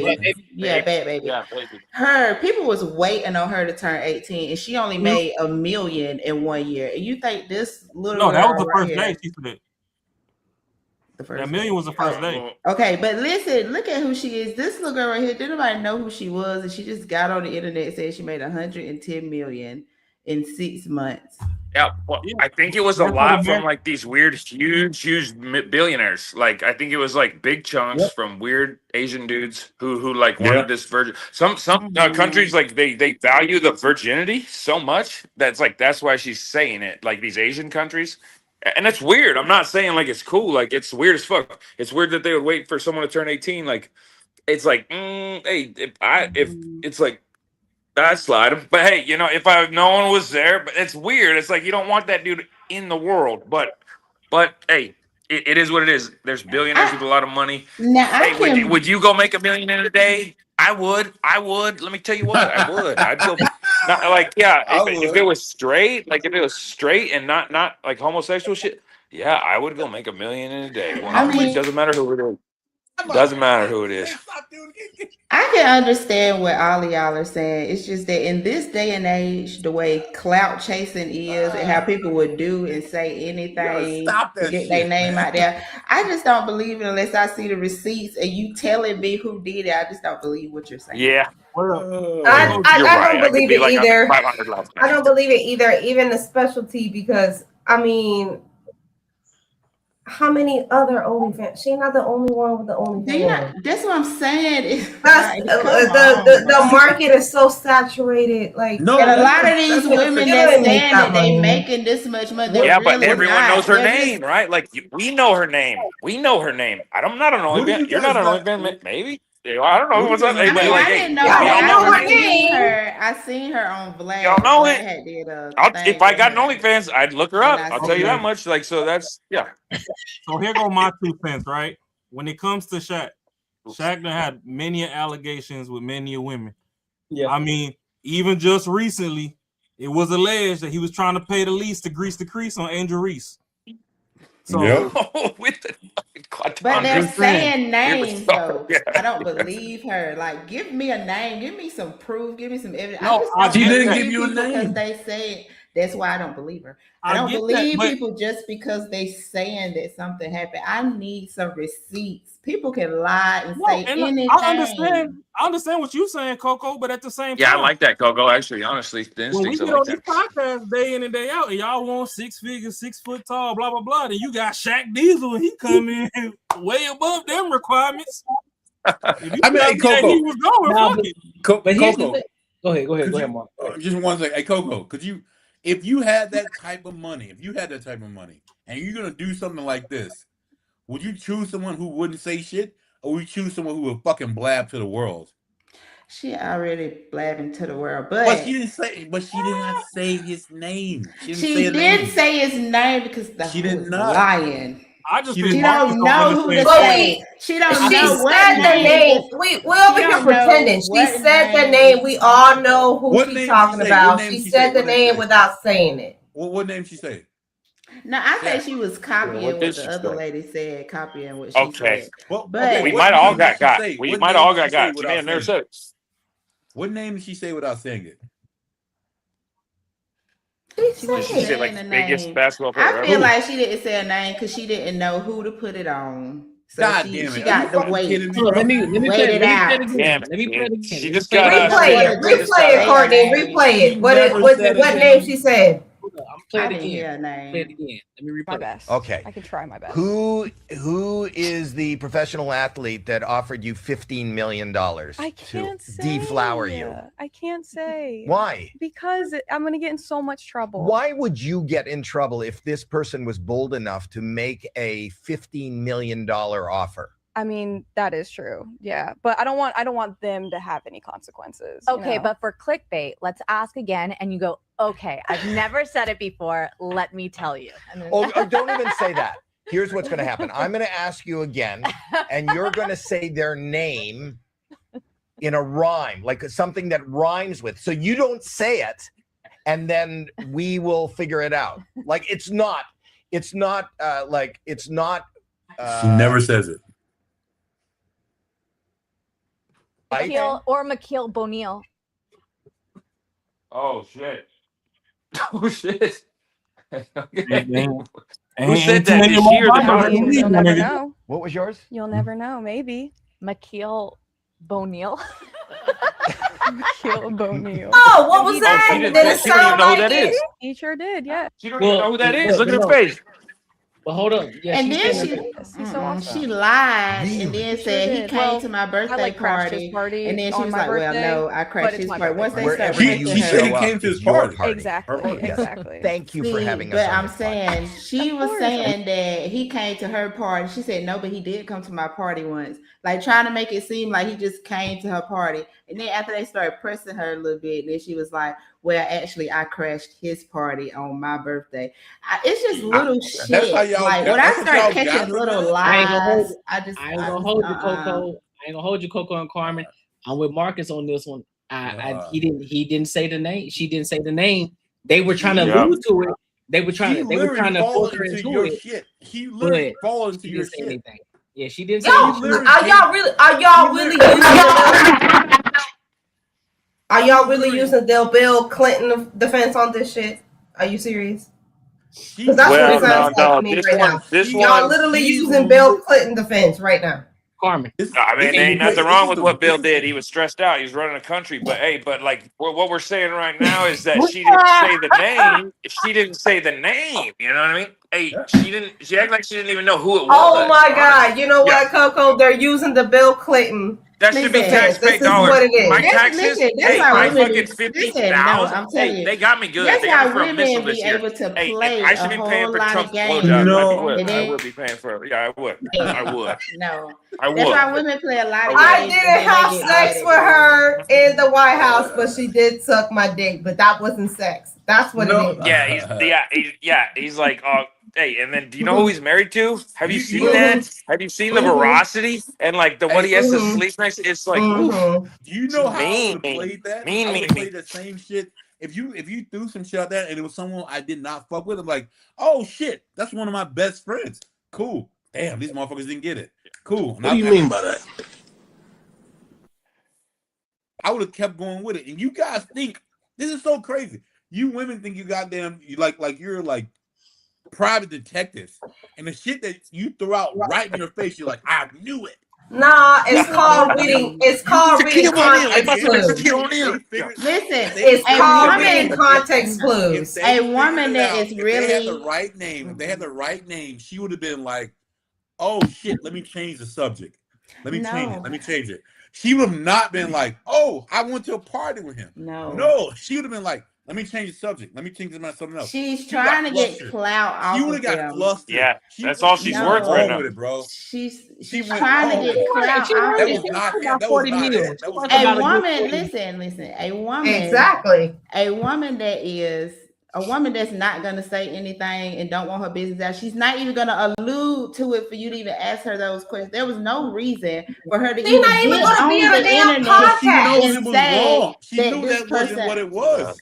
She knew that's what it was. How is it wrong when she's 23 and she says You better whisper my name. I'm gonna try to drop as many Drake Iceman references as I can in here tonight. You know, I got two so far. I got two in here so far. I ain't going for it.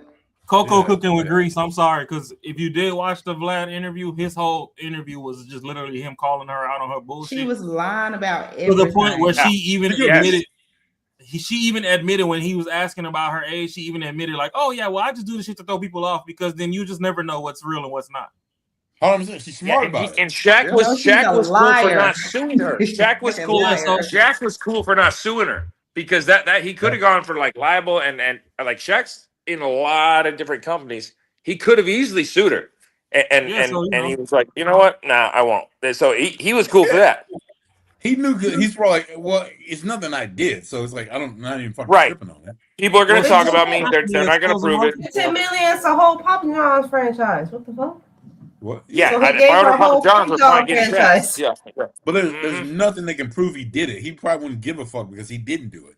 No, I think she'd be dead, right? I mean, Shaq is fucking 1,000 feet tall. I think she would be dead. I think she's gone. I think we lose her. Shaq's I think a we fucking lose her. billionaire, Yeah. bro. Like you don't. We lose her. He's not sweating that little shit. He's like, fuck, man. No, Why would he do that? Yeah, why would he do that? Yeah, he wouldn't even sweating it. So like, yeah, it's like whatever. Yeah, she Shaq's may have cool. been lying. I don't know what she's lying about, but she got you motherfuckers fooled.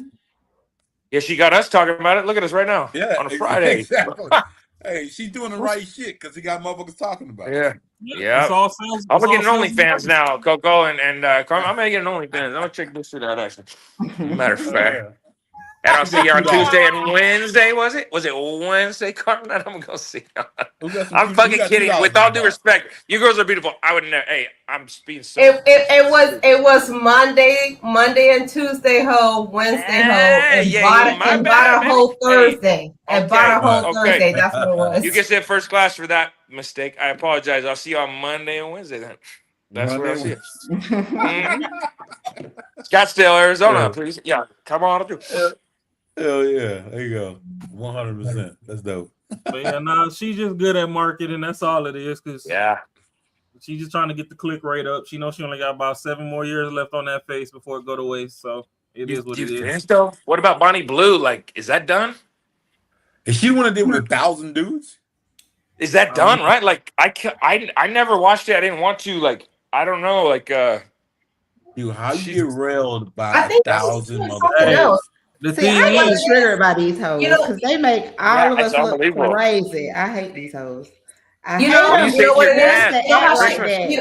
She's gonna come back. So bad. They bother me. So Bondi Blue, she's gonna come back. She's gonna come back as a born again virgin and a born again Christian. That's what she's gonna come back on. And some simp ass dude who owns like 50 acres. Just like Brittany Renner came back as a born again Muslim and then went right back. They always use a church. Which is upsetting, dude. It actually is upsetting. I don't like that. Yeah. That's because women can spread eagle until it's loose and then go get saved by the needle. So that's all it is. Yeah. Somebody gonna take them. Some dude who's doing very well will take them. They use science as a reset button. I can't with you today. I just can't. Hey, Raw's on it. Hey, I watched this. I've been on here. Raw's like in it. He's flow state. Like when I was watching it, I was like, Raw's in flow state. He's dropping 82. Yeah, that's kind of what I was thinking. No, Raw is just on a different level today. He is. That's what I said. I told y'all it is Men's Mental Health Month. I ain't letting nobody breathe this month. Go Knicks. I didn't know that. I wish it was a Knicks. I went to the lake I wish today. it was a Knicks. Yeah. Okay, here we go. I didn't mind Mental Health Month. All right. Fuck. Well, you know what? Can everybody be saved? We all Christian, right? We all can be saved. Yeah, and even if you aren't, they're all the same like principles. Most of like they're all. I'm Christian, yeah, but like we should all just be nice to each other. That's it. That's what it's all about. It's like be kind to each other. I was about to say no, it's not. Wait a minute. No. Let's stop playing with religion, y'all. Let's stop playing with religion. I'd love it. Please, Courtney, let me go there. Please let me go to religion right now. The no. Yeah. We could play with it, but salvation just depends on the day of the week. So, okay, I would love to go there. I'm gonna I'm good. I'm just saying. I can't get canceled. I don't think I can get canceled. I'm just saying, in the Bible, even Jesus flipped tables where y'all had them fucked up at. You gotta be like a certain status in order to get canceled. But I can't be canceled. I'm not fucking nobody did 5 years in prison. Just got out a couple years ago. Hey, we got cancel me back to prison. Yeah, he's canceled back. You don't want to go back there. No, but I can't. First Amendment right says I cannot go back there for this. Hey, it's like. Oh, okay. Yeah. That is What is it like? Double jeopardy? Is it like double jeopardy, AJ? Is it like double jeopardy? Yeah, it'd be double jeopardy. Yes. Like OJ can't go back to jail because it would be double jeopardy. Is it an OJ situation? It's over 7 years. Like no matter what, you can ask me anything, I'd tell you the truth. But like a different time, I think. But salvation to me is that you took Christ into your life. I'm drunk. I'm drunk right now, right? And I can still talk about this because who did Jesus walk with? Who? Where was he? Right? Who needed him? Who was going to listen to him? So it was the people that I was with.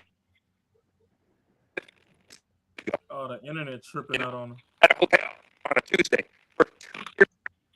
That's the Lord. The people that really need and getting to the good part, you break it up. Hey, AJ, you're breaking up. Coco. I think God said you shouldn't be talking about this. I just text. Ain't nobody but the Lord. Yeah, I just you texted. said, you know what, man? I'm gonna save you. Real Here go my thing though. So with this right here, if He you was belong clear the to whole God, time. God damn. if you belong to God, you follow him every day, not when you feel like it. You are very right. But in that same very Bible that we all can read on our own, if you realize, even Jesus flipped shit when y'all had him fucked up where you had him fucked up at. When I was in there gambling in the Lord's house and all that, he was in there flipping shit. And the problem is, a lot of y'all that talk about y'all following God and shit, y'all act like y'all holier than thou, because y'all act like y'all can't fucking go around the hoes and talk to them and see what they need and try and bring them to the Lord. See, Rob It's not not the about Old not Testament going people. around the hoes. So It's that's what he talked because Ra is reading the Old Testament. There's a New Testament. So Ra is that old guy. That's what he's talking about. It still reigns supreme. That's still. But in the Old It's not about. That's the Old Testament. Okay. Hold on. No, Carmen, because what we're not gonna do is this. In which part of the Bible was Sky Daddy sent his son down to walk the earth? I don't know. You told me. I'm Catholic, so I don't know. Why are you disrespecting? So Catholic don't know about Jesus? I know that's just so disrespectful. I'm just saying, my Jesus is all forgiving, but you know, from Catholic school. My Jesus is all forgiving. So he's not. I got some anointed throat from Catholic school. So what are we talking about? Hold up. Before you say anything, when is he all forgiving? When you do what? When you sin, it's all forgiven, and if you repent, Coco, you repent. Thank you, Coco. When you repent, however,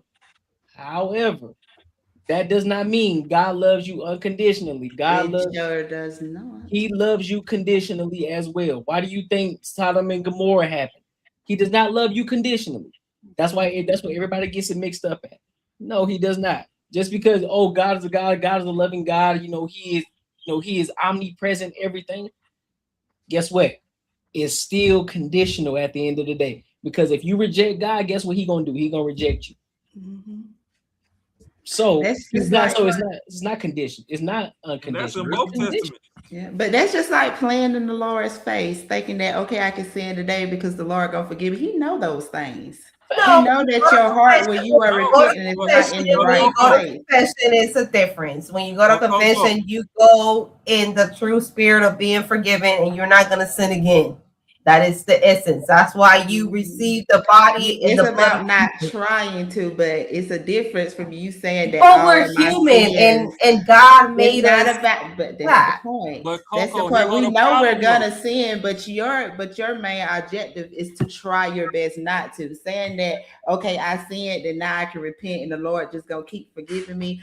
You're not sorry for your sin because you only repenting because you think you're gonna be forgiven just for because that will be you. It's about your heart also. It's about your heart also. Well, no, but God also gave you a free will to sin because we are human. He gave you free will. It doesn't mean that I get to kill somebody. It doesn't kill somebody tomorrow, and then I get to repent on Sunday and be like, yeah, I'm sorry that I killed that person on Friday, but I won't do it. Only if your heart is pure. Only if you really can repent on Sunday. If you really are sorry for what you did and you are trying to live a life of difference, you can. God is a just God, Carmen. They might have earned it. He might have been like, you know what? I didn't mean to send you that soldier, but you are my strongest soldier. Come on back. We don't have the right to end no life regardless. The Lord, we don't have the right to end no life because we didn't create. Yeah, you do. It still said eye for an eye. No, you don't. No, you don't. All this manipulations. Hey, before religion, nature states that self-preservation is the first law of man. God created that, bro. So you can't even use that. God can forgive me for fucking saving my life for another day. Dang, I missed it. All right. Here's one situation. That's why did y'all while we're on the subject, did y'all see that video about that dude who killed the guy because he was protecting his family? He was trying to hijack the car while the family was in the car and he shot him to death. I think it was in Texas. Every day. Every time. Yeah, of course. Y'all know what I'm talking about? Yeah, and it was in self-defense. He was like, get the kids out the car, and he shot him dead. Exactly. So in that instance, I feel like God would, okay, that would. Well, this is America. I mean, well, okay, so there's war. Like God knows there was war. Look at the Old Testament. It's just war. It's just chaos, right? Like it's the same God. So Jesus came to like, and this part confuses me honestly a little bit. And I think it's good to question these things, to always be active in your faith. Like, be like, why would, if God knew, why would he let all that happen and then send Jesus to like clean it up? Like he's like, oh, this is my fix it. Jesus is gonna fix it, because it ain't working. It's like he knew, but all the proof, Jesus came, wiped it out for everybody from in the past But hold and up, in the future. Before you keep going, the reason he did that is because he gave man dominion over the land. Correct. That's why he gave man dominion over the land. So therefore, when he realized shit was going into chaos, that's what he then said. But he never realized it, right? He never realized it. There was never a realization for God. See, we try to place ourselves. We try to put our human mind into Right, what and it's God unbelievable. is. You can't. And we are not We able cannot. to, because God knows the present, the You're right. beginning, and the end. He has already been through it all. We are just in a time zone living through that. I know, but we're discussing But it, and it's like the time we can discuss we it. understand pattern. Like people understand pattern. Like Not you gotta today. understand pattern. I mean, I just place see it on our human ability and not on what the Lord Almighty. We're not. We I are limited. So exactly. We can't do what the Lord Almighty is. So we Comprehend. can't say, well, how can God do this? No. You are not God, so you can't comprehend how He can do that. No, we can't comprehend it like 100%, but we can take a little smidget of it and then put it in our day-to-day lives. We can 100% do that.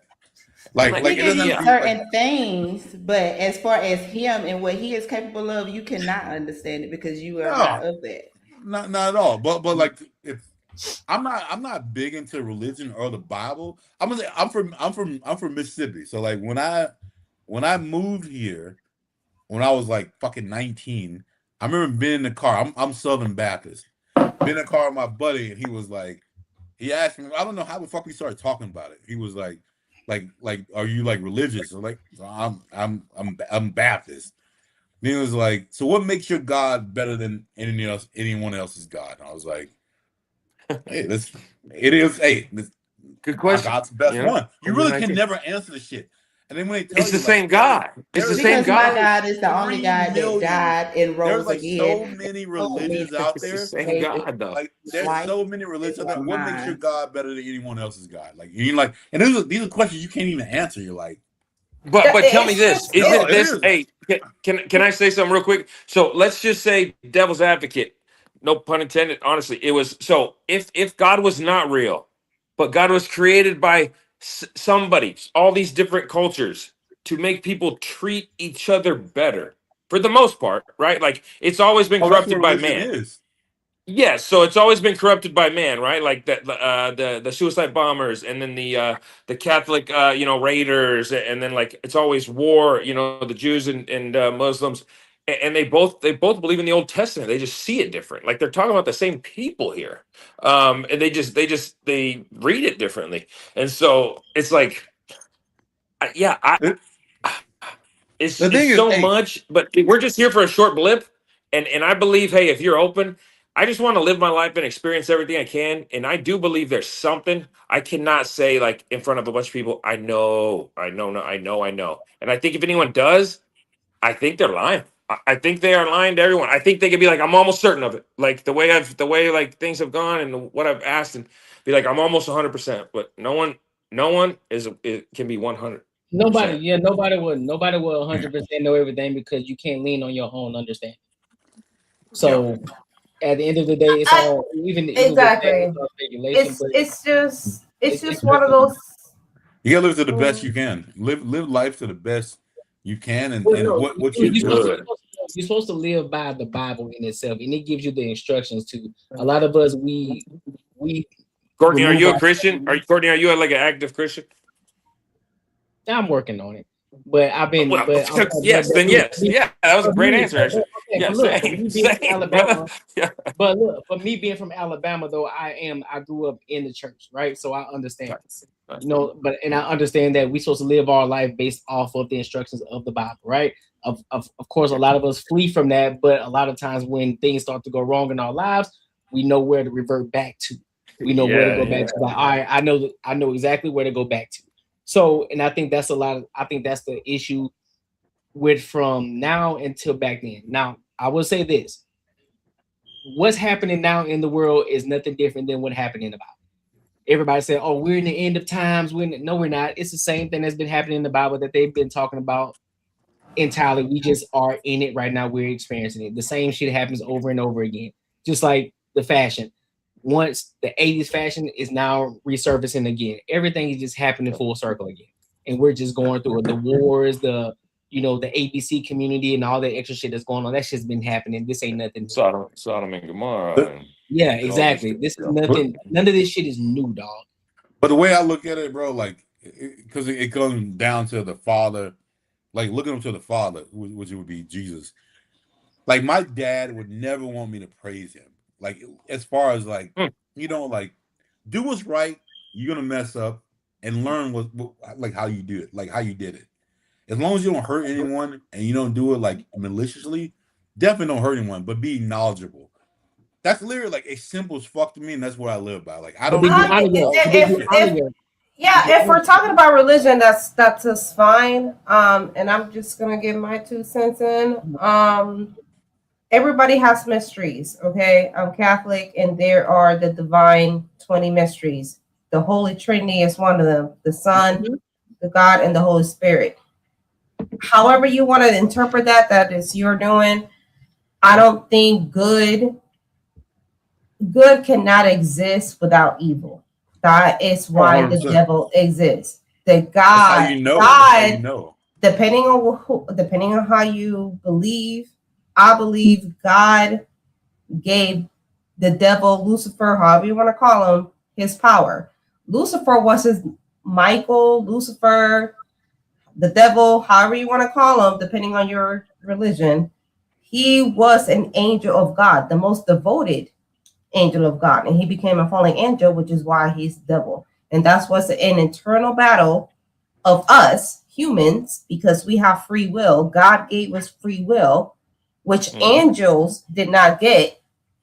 And that is why the battle for our soul is eternal. And it's just one of those things. We can never comprehend it. It's not something that is within our spirit. Just like Coco said, we can't comprehend it. It's just something that you have to believe. Just do the right and that's thing. why, and that's why it's faith. And that's why faith. So depending on your faith, you can believe in the Old Testament or the New Testament. Me being Catholic, I believe in both. But if you ask somebody who is Jewish, they're still waiting on the Messiah. Jewish people still follow Old Testament. They're still waiting for Jesus to come down to earth because they don't believe Jesus came down. So depending on who you ask, it's just what it is. That's just faith. And no one will ever agree on it. The world and no one would ever agree on it. And that's the point. So we just, this is a conversation that is bigger than us, and you just have to, I think all religion can agree on the path to one path. Love one another. Yeah. That's the golden rule. Love one another. Do what you think is best for you.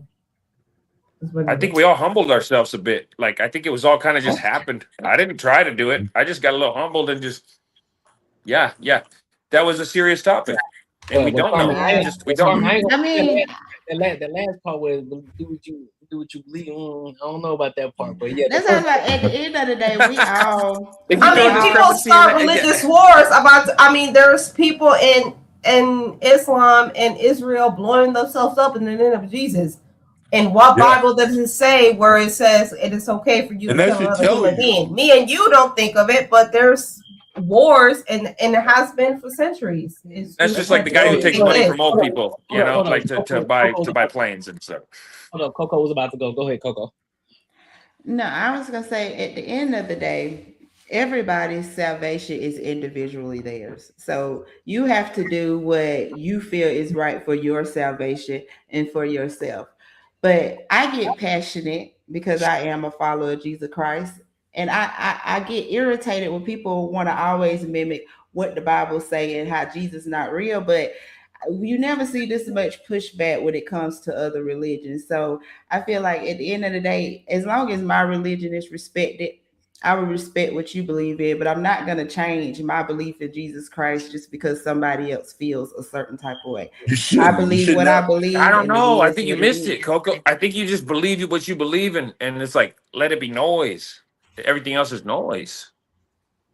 Well, if you No, can't change because them, I can't let it be noise because of what my Bible tells me. I So think there it are tells you to be certain noise. I things, think it does. I think. that when it comes to my Jesus and people saying Yeah. certain things about my Jesus is not right, it is my responsibility to correct them, and that's what I'm gonna do. You know what I'm saying? But not As like long as not you cause a don't conflict.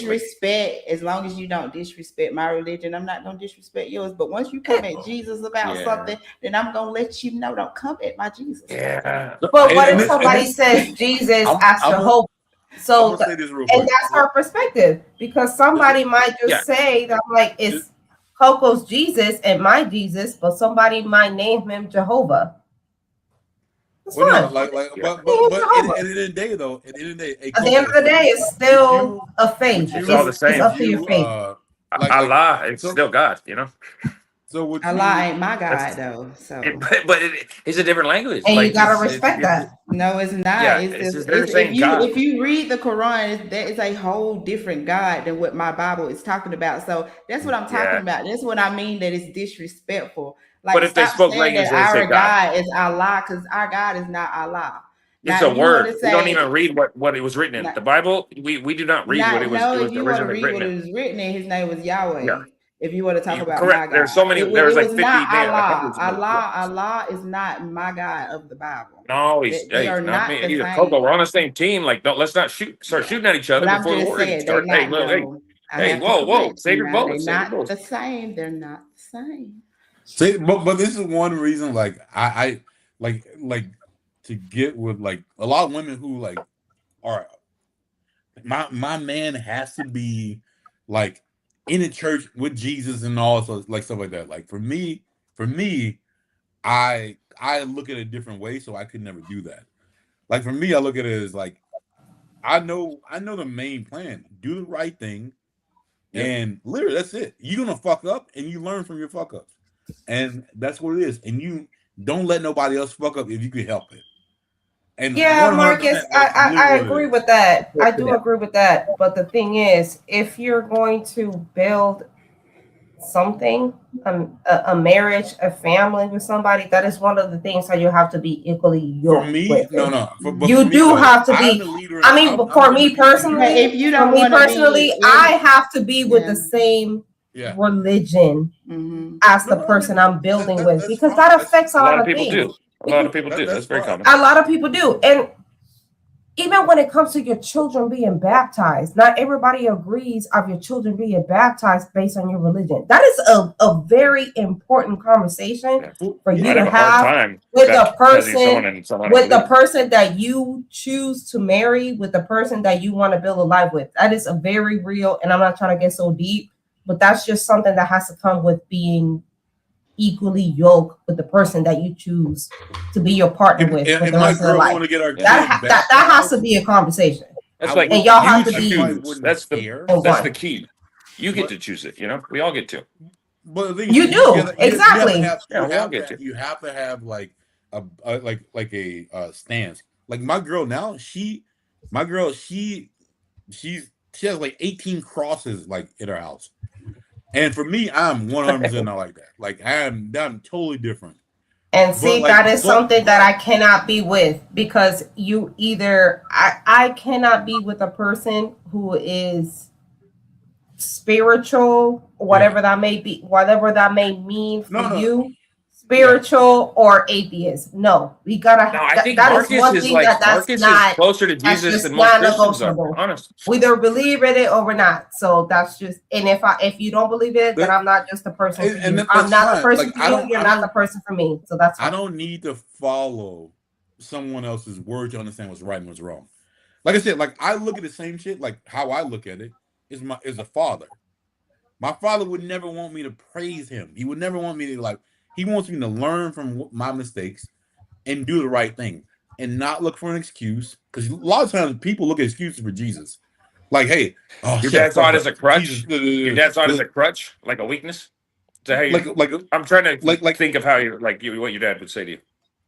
Oh, my dad, like, hey, I can turn this into Bible study. You did it, and you need to know what you did, and then hey, that is what it is. What people do that claim Christ is not what Jesus is about. So a lot of people that claim Christ, and then people say, "Well, I don't believe in Jesus." But then there's people like Marcus who are all about what Jesus is about, and he's not even claiming it. But that's what I'm saying. You can't go off humans and what they do, and then try to put that with who Jesus is, because a lot of humans do things that they might say that they in the church. They might be in the church, but Satan can walk in the church. Yeah. Satan Oh, knows they're nasty. scripture. Courtney, You know what I'm Courtney, saying? you might need to move this you on. can't Dude. go We might off lose of it. We might get lost. Humans are doing and then try to classify. Satan knows the Bible just like God does. Yeah, this is what Jesus is. And also on the other point, there's nothing wrong with you saying that, for yourself, that you don't want to go to church and all of this. But when it say be equally yoked, that's with anything. If you know that you don't want to be in the church, then why be with a woman that's gonna want you in the church, that's in the church? Well, no. That'll cause conflict in relationships. So be equally yoked. If you're an atheist, be with an atheist. That's one less thing y'all got to argue about. You might be kicking him out. He might be on his way in. We've talked about it. And my thing is, like, if I go to church, it's about the music. It makes me feel good. Like, it's dope. Like, I'm with that. And she might want some other stuff, but like, I'm gonna tell you what my benefit is going to church is for the music. That's 100% what it is. I don't need to hear a preacher talking about whatever it is. I know what's right and I know what's wrong. I don't need someone telling me. I already know what it is. So like, if I did go, it's only for that. That 100%. That's it. And for me, like, it's told. I don't need someone to lead me in a path of doing what I know is right or wrong. I already know. So let me ask you a question, Marcus. Did you honor your father and your mother? Yeah. Okay. I mean, as far as like, yes, Marcus, and I was with you this whole time, but I do at this point I do have to disagree with you. And your girl, your girl who you with, and that's fine. But for us to have a compass to know what's right or wrong, as you say, what is right and wrong to you as a person, that's different. It varies. You have to, me personally, in my personal life, you have to believe in something higher than yourself for you as a person to know what's right or wrong. So for me as a person, if you don't believe in God, that's just non-negotiable. You just don't have to do that. So I can't. Your compass to believe a right or wrong has to be bigger than yourself. Is my point. You're not listening to me. The reason I don't do things wrong because I think there's consequences. That's the only reason I don't do shit wrong, because I know it's consequences. Karma. Like, I don't know if you ever had like a present father. If you ever had a present father, I do. Okay, I do. If he said I'm disappointed, I can get beat the fuck up. I would rather not hear I'm disappointed that you did something versus getting beat the fuck down. So like, but the difference between that, if you understand what's right and what's wrong, that's it. It's not that hard. You don't understand that's my point, Marcus. I do have a father in my life. It's okay, however you want to call it, God, Jesus, whatever. It's a higher power than it's you. 100%. My father, I follow my father. My father followed his teaching of a higher being bigger than himself. That is your compass. My father chose was right or wrong because he was led by something that was bigger than himself. If you want to call that bigger person God, spirit, whatever, that is your decision. But I cannot follow my father just by him deciding for himself. You have what right or God. That's called a dictatorship. So yes, I had a father in my house, and that's fine. That's fine, Marcus. I'm not saying that's wrong. I'm not saying that's wrong. I'm just saying that to keep it respectful in between the panel, we have to respect everybody's faith, 100%. and that is something what it is. 100%. Okay, y'all. I don't want to interrupt. Can you hold it thought? I just don't want to drop without saying bye, y'all. I have to go. So bye, y'all. See y'all next time. I hope I can come back and talk. Oh, Tuesday, Thursday. Okay. Hey, Coco, you're very cool. Very nice to meet you. You too. Nice to meet you, Coco. Corbett, I done seen you plenty of times, girl. I have. You have? Where? Ali, oh God, not in Ali, please. No, never again. Bye. Bye, y'all. All right.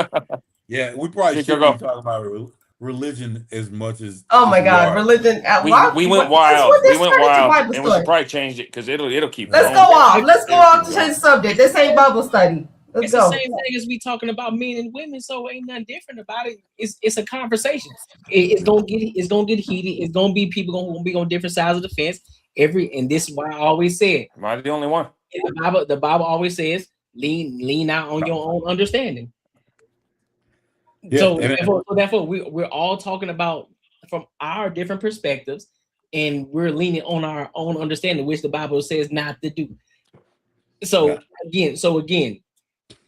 It's great for conversation, but there's no reason for anybody to be upset or anybody to get to a point where we're in we got an attitude or it's cool. Because I'm not upset. Are you upset, Marcus? I apologize. I'm not upset. No, I'm not saying that nobody is. I'm just saying in general, right? Because some people they'll get fired up about the shit and they'll go all the way left, right? It's crazy. I think more people need to have these conversations too, because again, it brings more light into people's thinking, but also it may open the door. So you know what? Maybe I need to dive into my Bible a little more because I really don't know what the fuck I'm talking about. Sometimes it's I'm sorry, bro. No, go ahead, bro. You good? I'm gonna ask Carmen one more thing. So why is it okay for me to know that my girl is all about the Bible stuff, like everything else, and be cool with it, but maybe she should think a different way about me because I'm not so into it. I don't need to go to church. I don't need to do stuff like that. So why should I be okay with that? And she should be different. I don't think you should be okay with it. In my personal view, in my personal opinion, that is just something that I don't compromise with. Either we both go to church together and we have an understanding, or we don't. And that is part of my thing, that we're equally yoked. I cannot play when it comes to religion. Yeah. And that's just a part of us being together, because in the future, our children is going to be involved. Our family is going to be involved. So I cannot be with somebody who is not aligned with the same type of religion or faith that I'm not. So and that's just not negotiable. You choose the alignment. So your alignment is, we need to go here, we need to listen, and we need to do this. This makes me feel where I need to feel, and my husband needs to be aligned with that. Correct. And if you're not, and if it's not in alignment with the both of us, if you say you grow up Baptist, correct? Yeah. If you're Baptist, I'm Catholic, okay. We can do some compromise there, but at some point in our relationship, but again, then we're not the right person for each other, because I'm not going to do that. That might be it. But what if a man is saying, hey, you know what?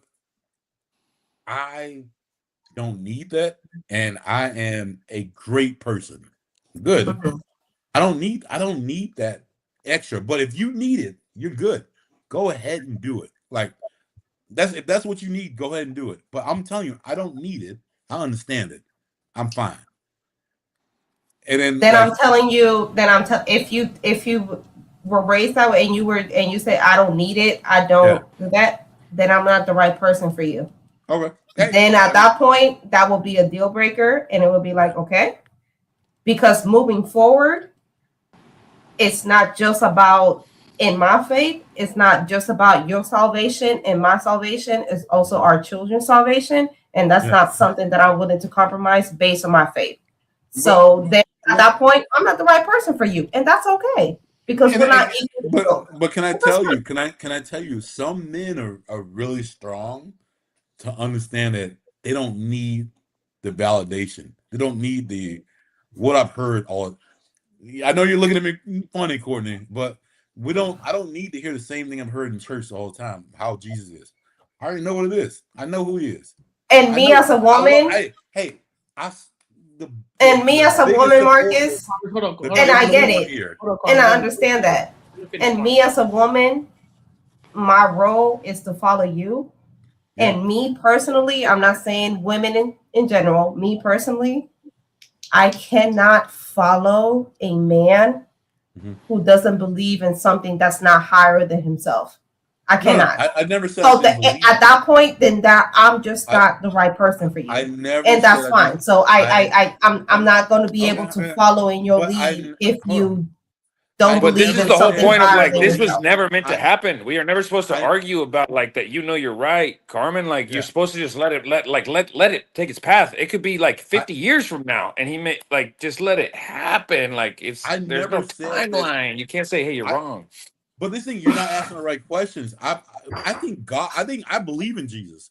I believe in God. I believe that He's a higher power of all. Like I believe everything you believe, everything, probably more. But I understand the hierarchy and I understand how it works. In my mind, I don't need to go to someone who I guess is the church, the interpreter of what Jesus says to understand what He means. You say you don't need to go to the church, basically. Yeah, I don't need to go because I understand what it is. Like I don't need to keep going. I'm good. And like I said, if my girl needs to go, I would never stop her from going. Like, go ahead, do what you gotta do. And I would never down it. I would never do anything like that. So, like, no, I understand what I need. And I said, like, a lot of men are the same way. A lot of men are like, hey, I got it. Like, I know, I understand. We all understand that Jesus is the highest power. God's, there has to be. Like, for me, that makes no sense. There's no one higher than that made all this shit. Like, it is what it is. But then again, like, if you have to look at, like, your father. If you had a loving father, he's like, I don't want you to praise me. I made mistakes. I'm happy that you're doing what you're doing. Like, I think I see what I understand what you're saying. I get it. It comes from. Hold up. Go ahead. I'm gonna let you rock out. But I think I see what the disconnect is right here. So what you're saying, Marcus, and I get it. You know what I'm saying. Sometimes you may not articulate how you want to, right? So I'm gonna give you that grace. But I do think that in the sense that where Carmen is coming from and her aspect of, if she's going to follow you, you need to be a follower of God, right? Yeah. So even if, say, she doesn't have a husband, right, and she's following her father needs to believe in something greater than himself, which means her as the daughter, she needs to honor her father, because guess what? Her father honors God. And so he's going to be a natural follower of that. And so naturally how it goes, once the father passes off the husband, once the father passes off the daughter to the husband, she then follows that husband, because that husband is a follower of God. And therefore, he is the leader. She's going to follow him. And that's where she's coming from in that aspect. She's not disagreeing with you in the fact of how you're going to do your thing, but how she's raised and where she's coming from is that if she's going to follow you, you need to be a follower of God. She don't want you to like, cool, yeah, you may believe in him, but I need you to actively be believing in him. Not just saying that you believe. I need you actively believing in him. And actively is going to church. It's more than just going to church. Because people because people go to church. We know people who go to church, but they still don't actively follow God. They just go to church to make themselves feel better. to make themselves feel holier than thou, but people that actually are delved into the Bible. They read that Bible every day. They pray every day. They pray for those outside of themselves. They do more than just go to church. I agree with you, but let's ask Carmen that's what what I'm saying. That's where she's coming from. Is that where That's what, and I get what Marcus was saying. So yes, I get you do believe in God and do believe. You just don't think that there's a minister or a priest or somebody in the middle. You believe, in my opinion, what I'm coming from, you can speak to God yourself. Is that correct? Because I get this. I can't talk to God. Okay. I can't. But if I looked at a mentor, but it would not be about it wouldn't be about religion that I'll be want to get mentored on. So yeah, I'm not. Yeah. So you might be. Yeah. It wouldn't be it. So it wouldn't be a spiritual person. I get what you're saying. I understand it. And I have the same conversation when it comes to confession, because when it comes to confession, Catholics and Protestants have different perspective. I believe, being from the Catholic faith, that you go through a priest to guide you into confession. A lot of Protestants believe that, and I don't mean Protestant in a disrespectful way. That's just how I was taught. That's what they are. Yeah. A lot of Protestants believe that you can speak to God directly to yourself. I don't believe that. I believe that you need a shepherd to guide you to understand what sinful things that you need, and that's why the priest is involved. See, I look at it different.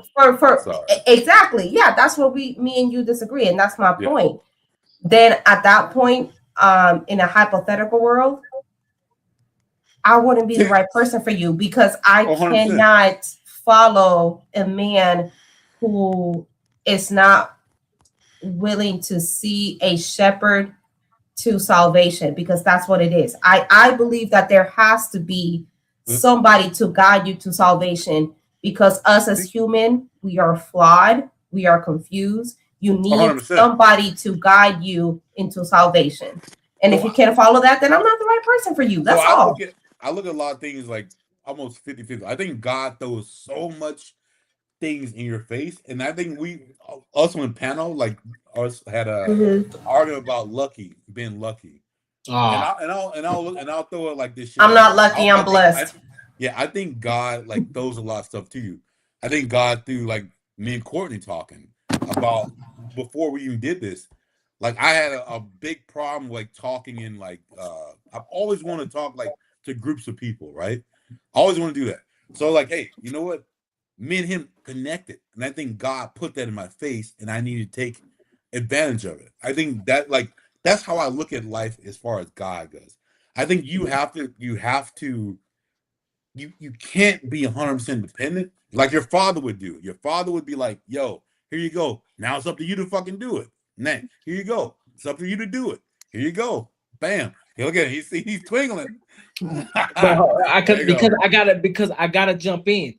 Okay. You and I would have never connected if I wasn't doing what I was doing. So it's not just about the luck aspect of it.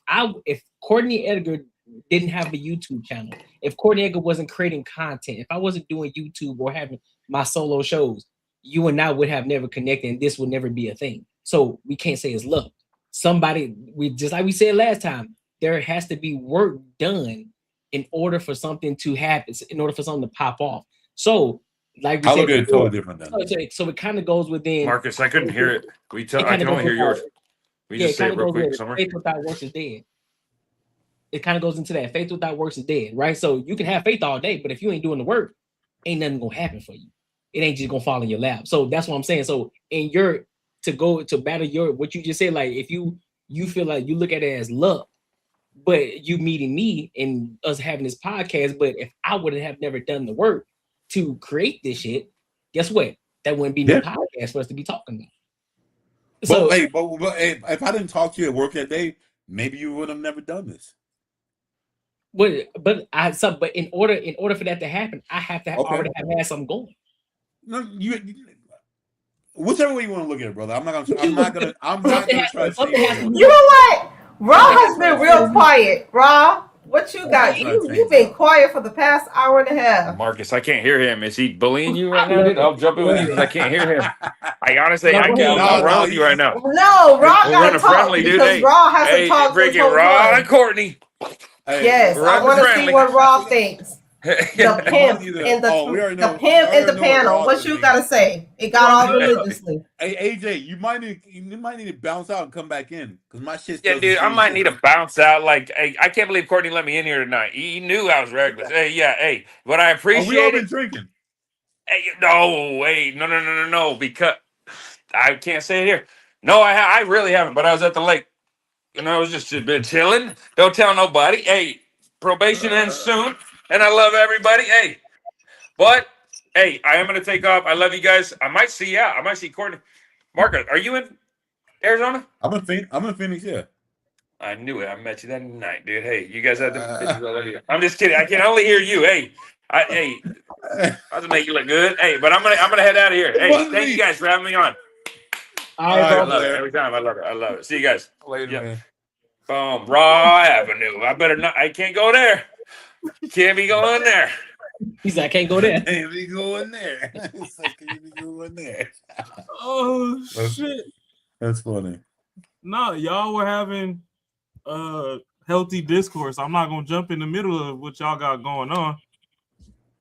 All I'm gonna really say is a lot of people need to realize that just because you're churchiest doesn't mean that you're religious. Just because you drive down to that building every fucking Sunday, then in the back of your mind you keeping up with the Joneses, doesn't mean you following in the path of Christ. As much as y'all see me on here wilding out or whatever, I just had my rough upbringing, and you know, sometimes I relate and bounce topics off of my upbringing or whatever due to the environment that I was in. Don't get it twisted. Grandfather was a bishop. That's who I grew up with. God rest his soul. They put that wet floor sign out at Walgreens and he fell and hit his head and he went back to see the king. But so the thing is, everybody has their own walk with Christ. No, you can't discredit somebody's path because you think your path is greater. And that's why even on this podcast, because the Bible even tells you where two or more are gathered in his name, he is there. God is about accountability and all those other things. So even when we having these discussions about men and women dynamics or whatever, hey, now this is where you get me back into my sin. An unruly bitch is an unruly bitch. Ain't no three ways about it. Here we go. If I can't hold you accountable, then you the sinner right now. But I'm gonna put it in. Rob, why you gotta ruin the shit? Why you gotta say an unruly bitch gotta be an unruly bitch? No, you know what? Because another thing that people misconstrue when they try to use the Bible to act holier than thou, even though they sin they goddamn self, is the Bible says don't curse people. C-U-R-S-E. It ain't say don't cuss. C-U-S-S. So if you got me fucked up, you got me fucked up. And people need to learn that when you got me fucked up, I'm going to address you where you got me fucked up at.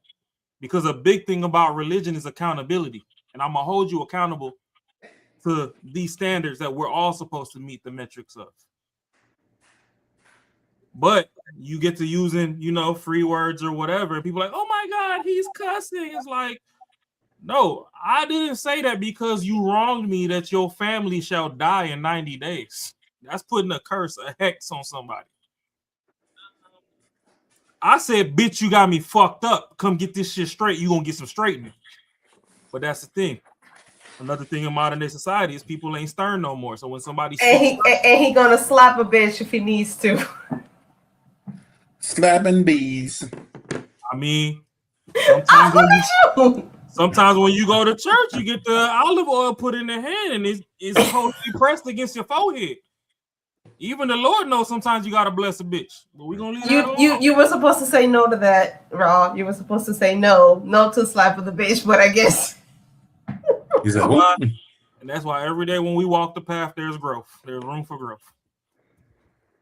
I'm not supporting violence, but I understand not everybody's on the same point in the path as other people. If you just beginning your journey and the pimp hand strong, hey, call for the anointing before you swing it. Yes, sir. When you grow and you learn to do better, stop hitting that woman. If you really love her, why are you putting hands on her? That's growth. But at the same time, y'all, nobody really wants to dive into the word. If it says come as you are, the pimp ain't gonna start pimping the first day of church. It might take him 30, 60, 90 days, but he gonna get there. But you have to give him grace. Shorty not gonna stop working for her degree the first time. She might go get her associate's degree and go twerk on the stage again. She still needs some. So I'm gonna make this money for you. I'm gonna make this money for you, Rob. Marcus, he gonna slap me, be like, "Bitch, go through your corner." And if you don't make my money tonight, I'm gonna slap you into making my money tonight. How about that? Y'all both be in church the next day. And we both be in church on Sunday. You right. Yeah. But check this out. This out though, Carmen, because like I said, it's all walks of life. Christianity's supposed to encompass all walks of life, and you're supposed to come as you are. Then you're supposed to grow from there. A lot of people go to church and they don't grow. Facts. That's them churchiest niggas.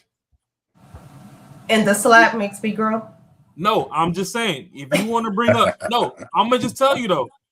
If you want to bring up pimping, the women that brought the full money back every day never got slapped a day in their life. I'm just saying, a lot of these pimps back in the day, they switched, they remarketed into being this mega church priest, and I'll just leave it at that. Okay, and that's where they have the same mentality. Just saying. Okay, but no, I not get where you're coming from, because even when you wanna. What you mean you're not getting where I'm coming from? It's the same mentality. What are you talking about? No, I'm just saying though. Y'all wild. So when you come from that, come into these podcast spaces, It's a burnt rich. that's where the women and stuff, y'all spell for the Derek Jacksons and all that, not to drop names. But fuck it, we here. Right? Y'all ain't listening. Nobody wanted to listen. So here goes another thing too. A lot of the women that had daddies in their life, they done heard a lot of the stuff that Kevin Samuel said. So what did they do? They never attacked what he was saying.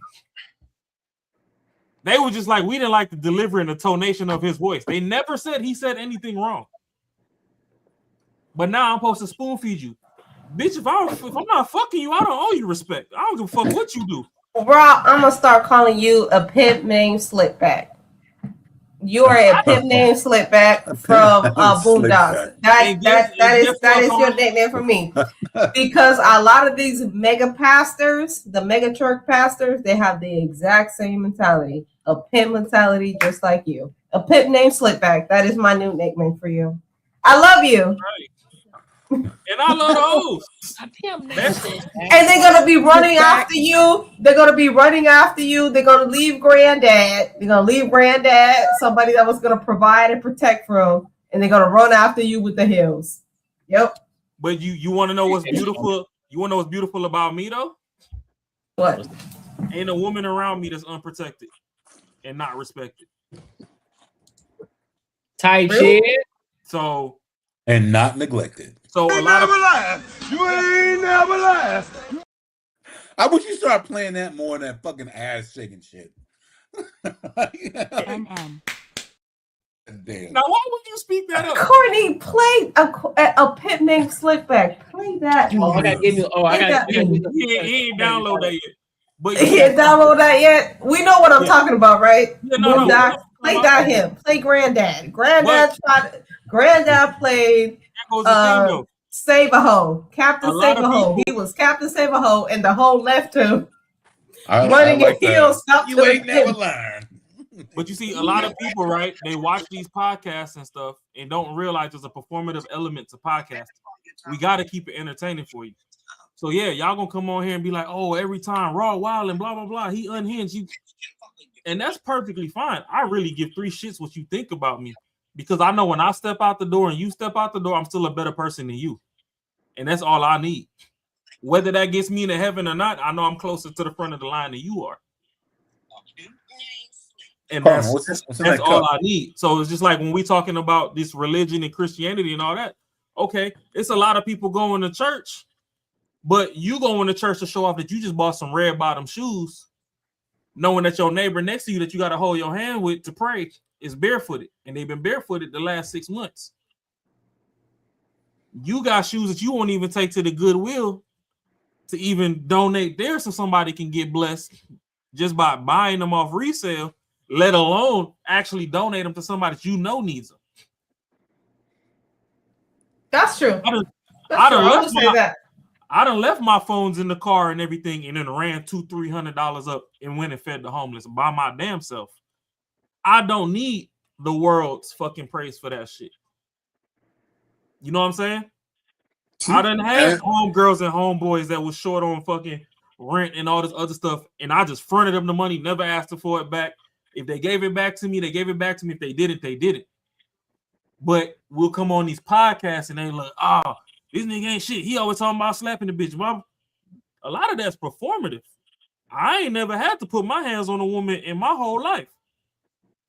When my ex cheated on me, I packed her shit up, got her in the car, and I dropped her off to that nigga's house. This is your bitch now. To be honest, one thing I don't do is share a man. Huh? To be honest, you don't really get that vibe. I know, and I don't have to. Hold on. What vibe? What vibe you talking about? What vibe you talking about? He don't get that vibe. He just gives the vibe where he just straight up and be like, okay, this is what I'm Wednesday. I'm the Wednesday hoe. I got a Monday hoe. I got a Tuesday hoe. I got a Thursday hoe, and I got a bottom Friday hoe. So you're gonna fall in line or you're gonna move forward. That's what it really feels like with Raw. I feel like Raw is too honest. Hey, Carmen, you mean like helping people out? Helping people out? What do you mean? What he was just talking about, like what he does. No, I think the vibe that I was trying to explain was Raw is just honest. Yeah, and I think that I think he's just too honest. And I think that some women will feel like, well, maybe I can change him. I'll be the one to change him, and he might not want the Monday and the Tuesday hoe. No. And you're not that girl. And I feel like he tells you that out front. That's why I think that you need so many different people in the world. I know, like he would definitely help people out. Like he would definitely go out and help some motherfuckers out. For me, I'm not doing that shit. Like I'm looking out for number one. You know what I mean? Like that is me. Like one, and I'll be real with it. and it's crazy. It is. I feel like the Raw is just a whole vibe. I feel like he is just him. It is crazy. It's crazy. I don't know about helping people out. I get Courtney. Would you give a random stranger $20? I don't know. Would you give a random stranger $20, Courtney, just to help them out that day? No, I'm not. I think you on mute, Courtney. I would. Okay, there you go. I would. Yeah. Some of the homies that I've run into. See, there you go. Courtney will give the random hobo $20, and no matter how he spend it, I'm like, you can either spend it on some hoes, spend it on some food, spend it on some alcohol, whatever. I gave you $20 to help you out. So there you go. Real shit. Some of my homies that I have run into, the ones who don't have a lot will fucking help you out. The ones who have a shit ton will tell you, nah, I'm like, you need to go get on your own. Like, I mean, it is fucking wild how shit works. Yeah. I mean, me personally,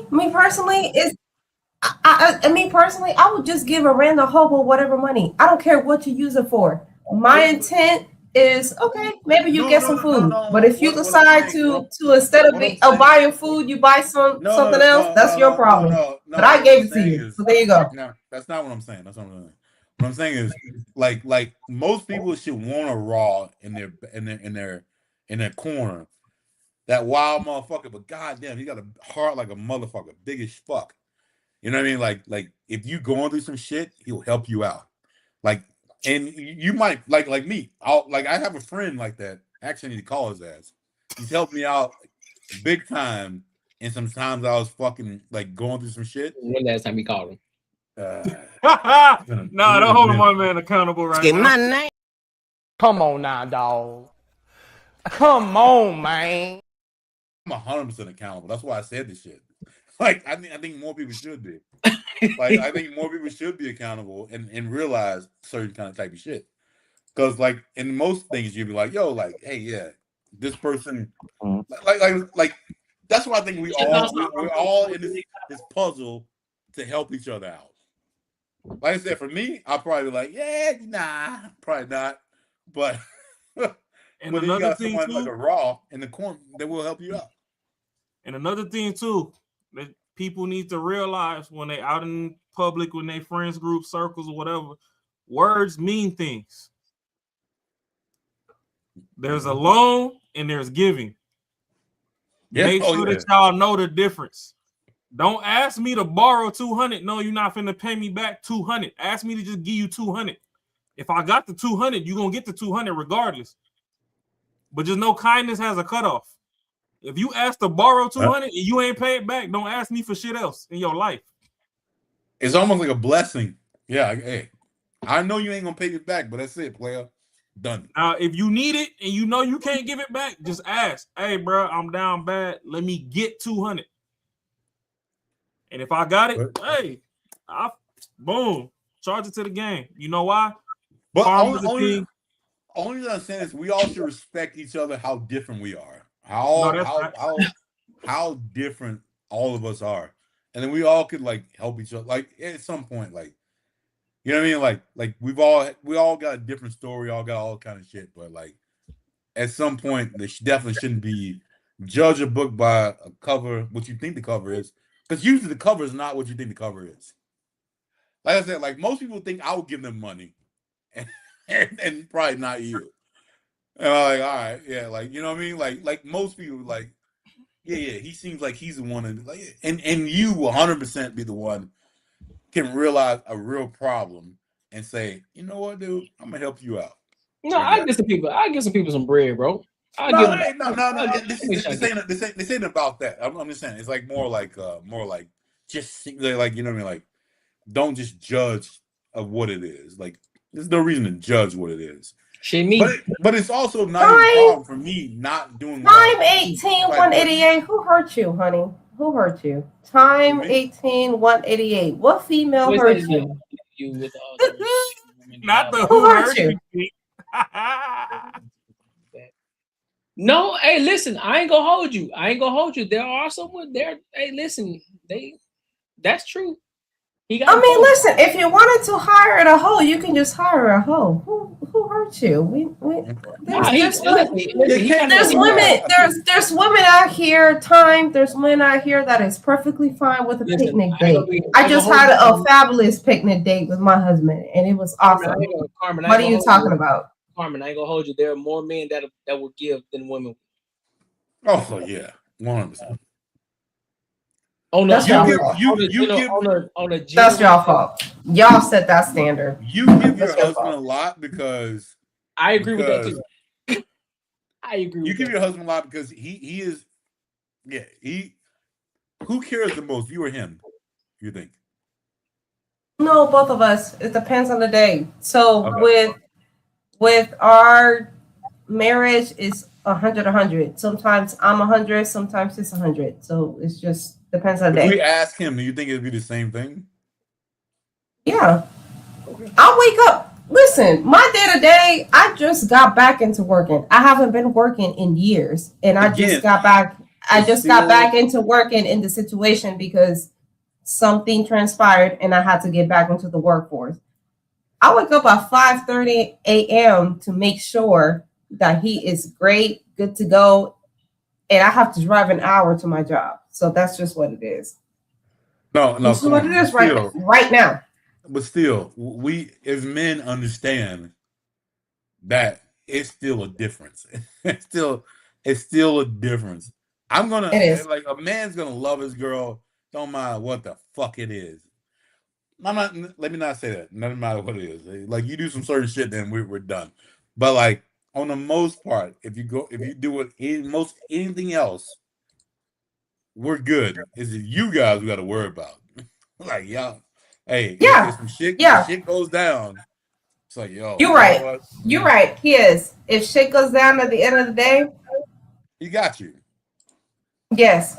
Which is why, yes, I contribute. I contribute to the household, but when real business gets down, yeah, I do have a safety zone because I have him. But I think that's your role as a man. That's just how it's supposed to be. And I agree. I mean, that's what it is. Like you provide an environment where I can excel into my feminine, into my gender role, my femininity into yours. So I contribute, and when I need to contribute more, I contribute more. When it comes to real stuff, real thread, real shit, bottom line, yeah, I don't have to worry about that. I will say that. That's a fact. That's a fact. Good. That's a fact. And that's how. The caveat to that, I will not say that my effort doesn't go unnoticed. Of course, it should. Okay. And if he understood, if he picked you for the right reason, if he married you for the right reason, of course it won't go unnoticed because he picked you because he understood what it is that you can bring to the table. So he has to gas you up every time. So it's not always. I know a lot of. It's not to gas you up. It's just to acknowledge the fact that yes, when it comes to the bottom line, he is the bottom line. He is my support line. So no, if the world ends today, I have him to support me on. Okay, yes, but that doesn't discontinue what I come into the household, which I think is the point. So it means I do shit too. I just don't sit here and look pretty and be on podcast. I do shit too. So it means you bring something to the table. Correct. It might not be the whole table, but I'm just saying. But that's the point. But that's the point. That's the point. You bring something to the table. Marcus looking at me like I'm crazy, so I'm just trying to figure out why you looking at me like I'm brought something to the table. I'm not looking at you like no. I'm saying. The phrase or the question, what do you bring to the table? And it's always a lot of women, they get upset about that question. It's value. It's a value add. You're a value add to your husband, and whatever it is that value is to him. And so that's the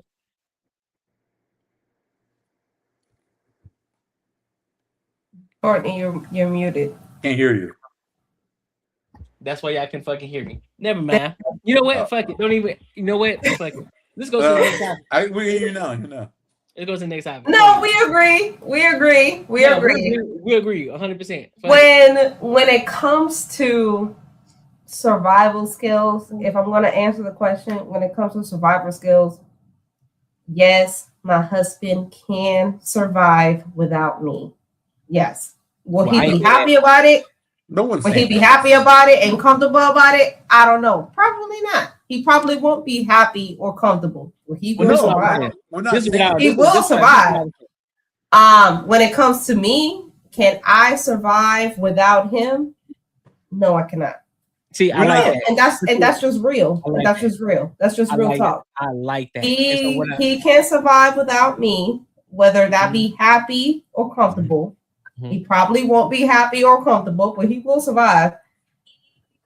Turning around on me, no, I cannot survive without him. And this is what I was saying earlier. You know, I will die. I was disrespectfully muted. You know what I'm saying? And so I was disrespectful.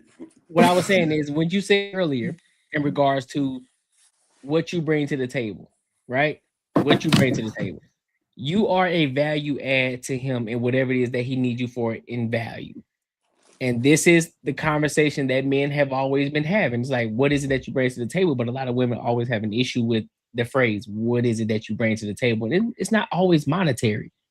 It could be anything in regards to what that man needs at that moment. So when we ask, what is it that you bring to the table? Now, the caveat, well, I ain't gonna say the context to that is, have you done enough research or have you observed this man enough to know what it is that he may need. And so I know a lot of women have been in the position of they don't need to understand the man. They just need a man. A man just needs to understand them. And I know not in your case, but I know there's a lot of women that look at it as, well, he needs to understand me. This is what this man needs, X, Y, and Z. But they never try to understand that man and understand what it is that he's doing and what kind of motion he got going on. And so that way they can put themselves into that space or become a value add to him. This is why a lot of women fail, and this is why they can't get the ring. This is why they can't be the main chick, because they don't understand it. They just think it's about them. They want to be the main character. They want to be the Disney character. So if these shorties that say, listen, I want a 6-figure man, I want a millionaire, whatever the fucking case it is. Okay, so what is it about this dude? Have you studied him enough? Have you even put yourself in a position to even be seen by this man? And if you are seen by this man, what is it about you that separates you from all these other fine ass women that's in that same space? What is it about you that makes you different than them? Guess what they would say? Well, because I'm me, and because I'm loyal, because I cook and clean. That's it. I can pay for that. What else you got for me? I mean, I'm just reading the comments here, Sign X. I made the statement, and I will stand by it. Do you think? Yes, my husband can survive without me. He absolutely can. Will he be happy and comfortable? No, probably not. Most men won't. But if we're talking about bottom line, he can survive without me. In response to that, I cannot survive without him. And I'm sorry that makes me a traitor. Hey, it's the truth. It is the truth. It's the truth. I cannot survive without my husband.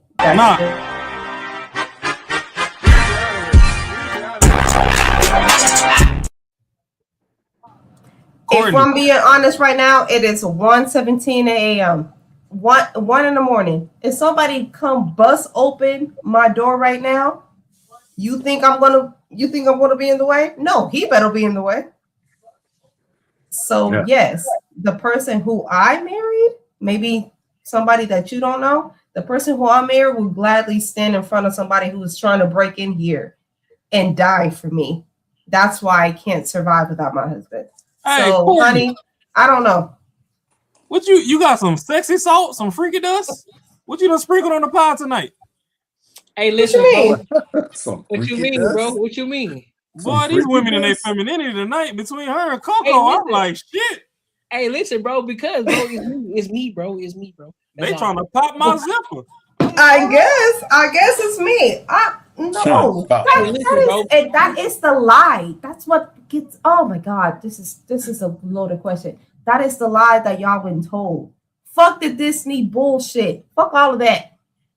No, that is the lie that y'all been fed. There is a reason why we drive down the construction road and all the women are holding the damn sign and the men are building the goddamn roads. Listen, I went to work all the way from Atlanta to Alpharetta. That's an hour drive. And in every single construction site, I drove through 4. Fuck. And every single construction site, the woman was putting the sign say drive slow. And who did I see do the work? The men. Sorry. I mean, I'm afraid to my own female. I would rather do that. I don't want to do all of that. I sure don't. Hey, did they twerk a little bit while they was holding the sign? Yeah, nah. Hell no, that's a distraction. Y'all ain't even motivated to work hard. Look at this freaky ass nigga, man. Ron, Come on now, dog. Come on, man. Come on, man. Come on, Ron, man. let me tell you. You really want to be real? You want me to tell you, Ron? You want me to tell you the real Ron? Come on. Talk your talk. The women that were holding the sign were big. goddamn studs. Oh yeah, they big girls. Hey. They were the bull daggers. They were the studs. Nigga, that's a man. What? No, this is my ex. Your ex-girlfriend a man. Why you think she in jail with the men? She'd be on the other side. Nigga, you gay. Yeah. Yeah. So the studs and the bulldaggers, excuse me, that's not a alphabet friendly term. But yeah, that pretend men were the ones with the sign. I'm not holding no goddamn sign. Ain't no female that look like me holding the goddamn sign. No. You right, Carmen. Because I say the same shit. I call them diet niggas because y'all got nigga attitudes with no dick. What you call them? Diet niggas. Hold on, man. Hold on, bro. They diet niggas. They trying to have the attributes and attitudes of a motherfucking man, and they ain't got no dick on them. Like. When you drop your pants, it's still a cave in there.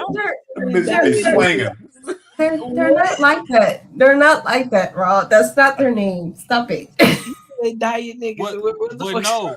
See, and the funny thing is, even Anton alluded to this morning on the morning show.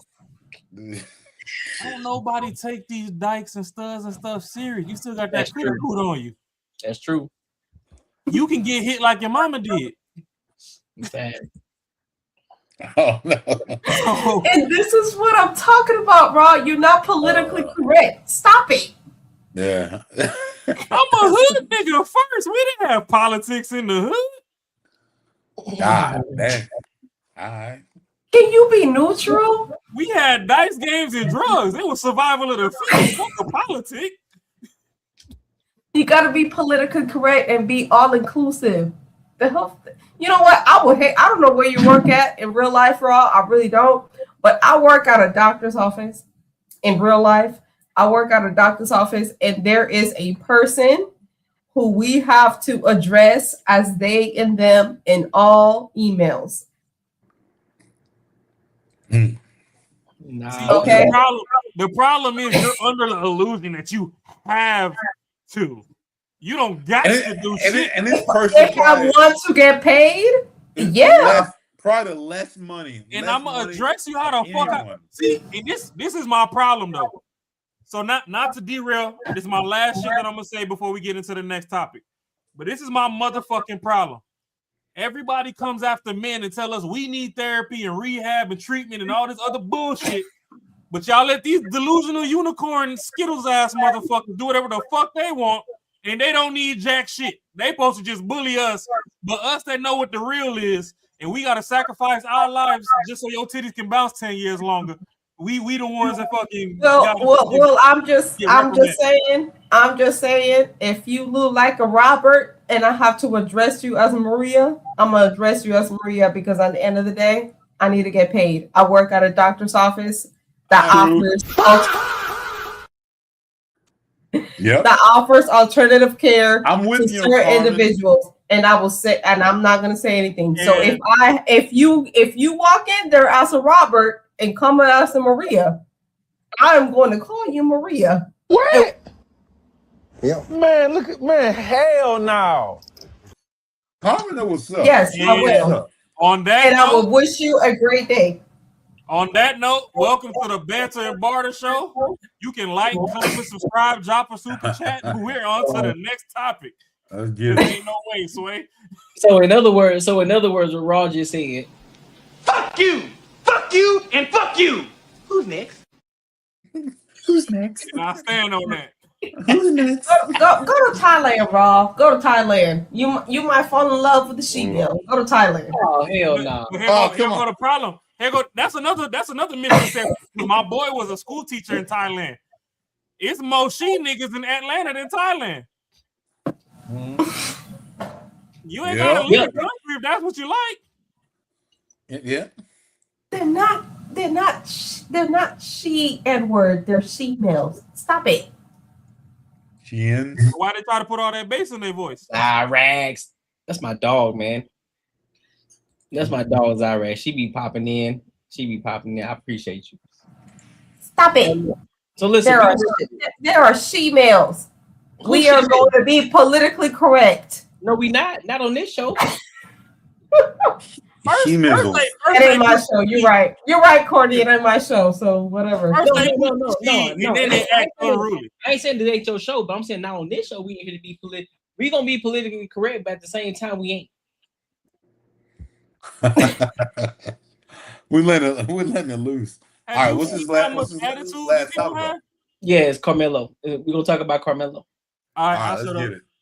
Hey, hold on. Before you hit play, see what happens when you got a lady around you? You get a plate. What's that? Oh man, this some cabbage, cornbread, some fire-ass chicken. But you at know, this time, at this ungodly hour, at 1:30 a.m. Hey, check this out. Good. Oh, it's not 1:30 here. Real men get plates around the clock. That's all I'm gonna say. This nigga here, man. Man, listen, I ain't got time for your shit. That's probably leftover. You gotta watch your cholesterol, sir. Your cholesterol. They invented jogging for that. You gotta watch your cholesterol. You gotta watch your A1C. Okay. Not the A1C. They got a diabetes. Hey, listen. You gotta watch your cholesterol. African Americans are number 1 in hypertension. For places just like that.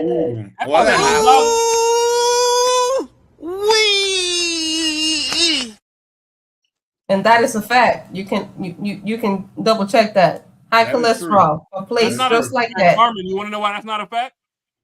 Why? Because that's for the niggas who they bitches be holding out and don't be getting on our ass. They don't go jogging. All right. Hey, let's hear this. Let's hear some. Let's see what she's got to say. All right, let's go. Let's get into this Carmelo. Let's go. My wings is about to get ready. Let's go. I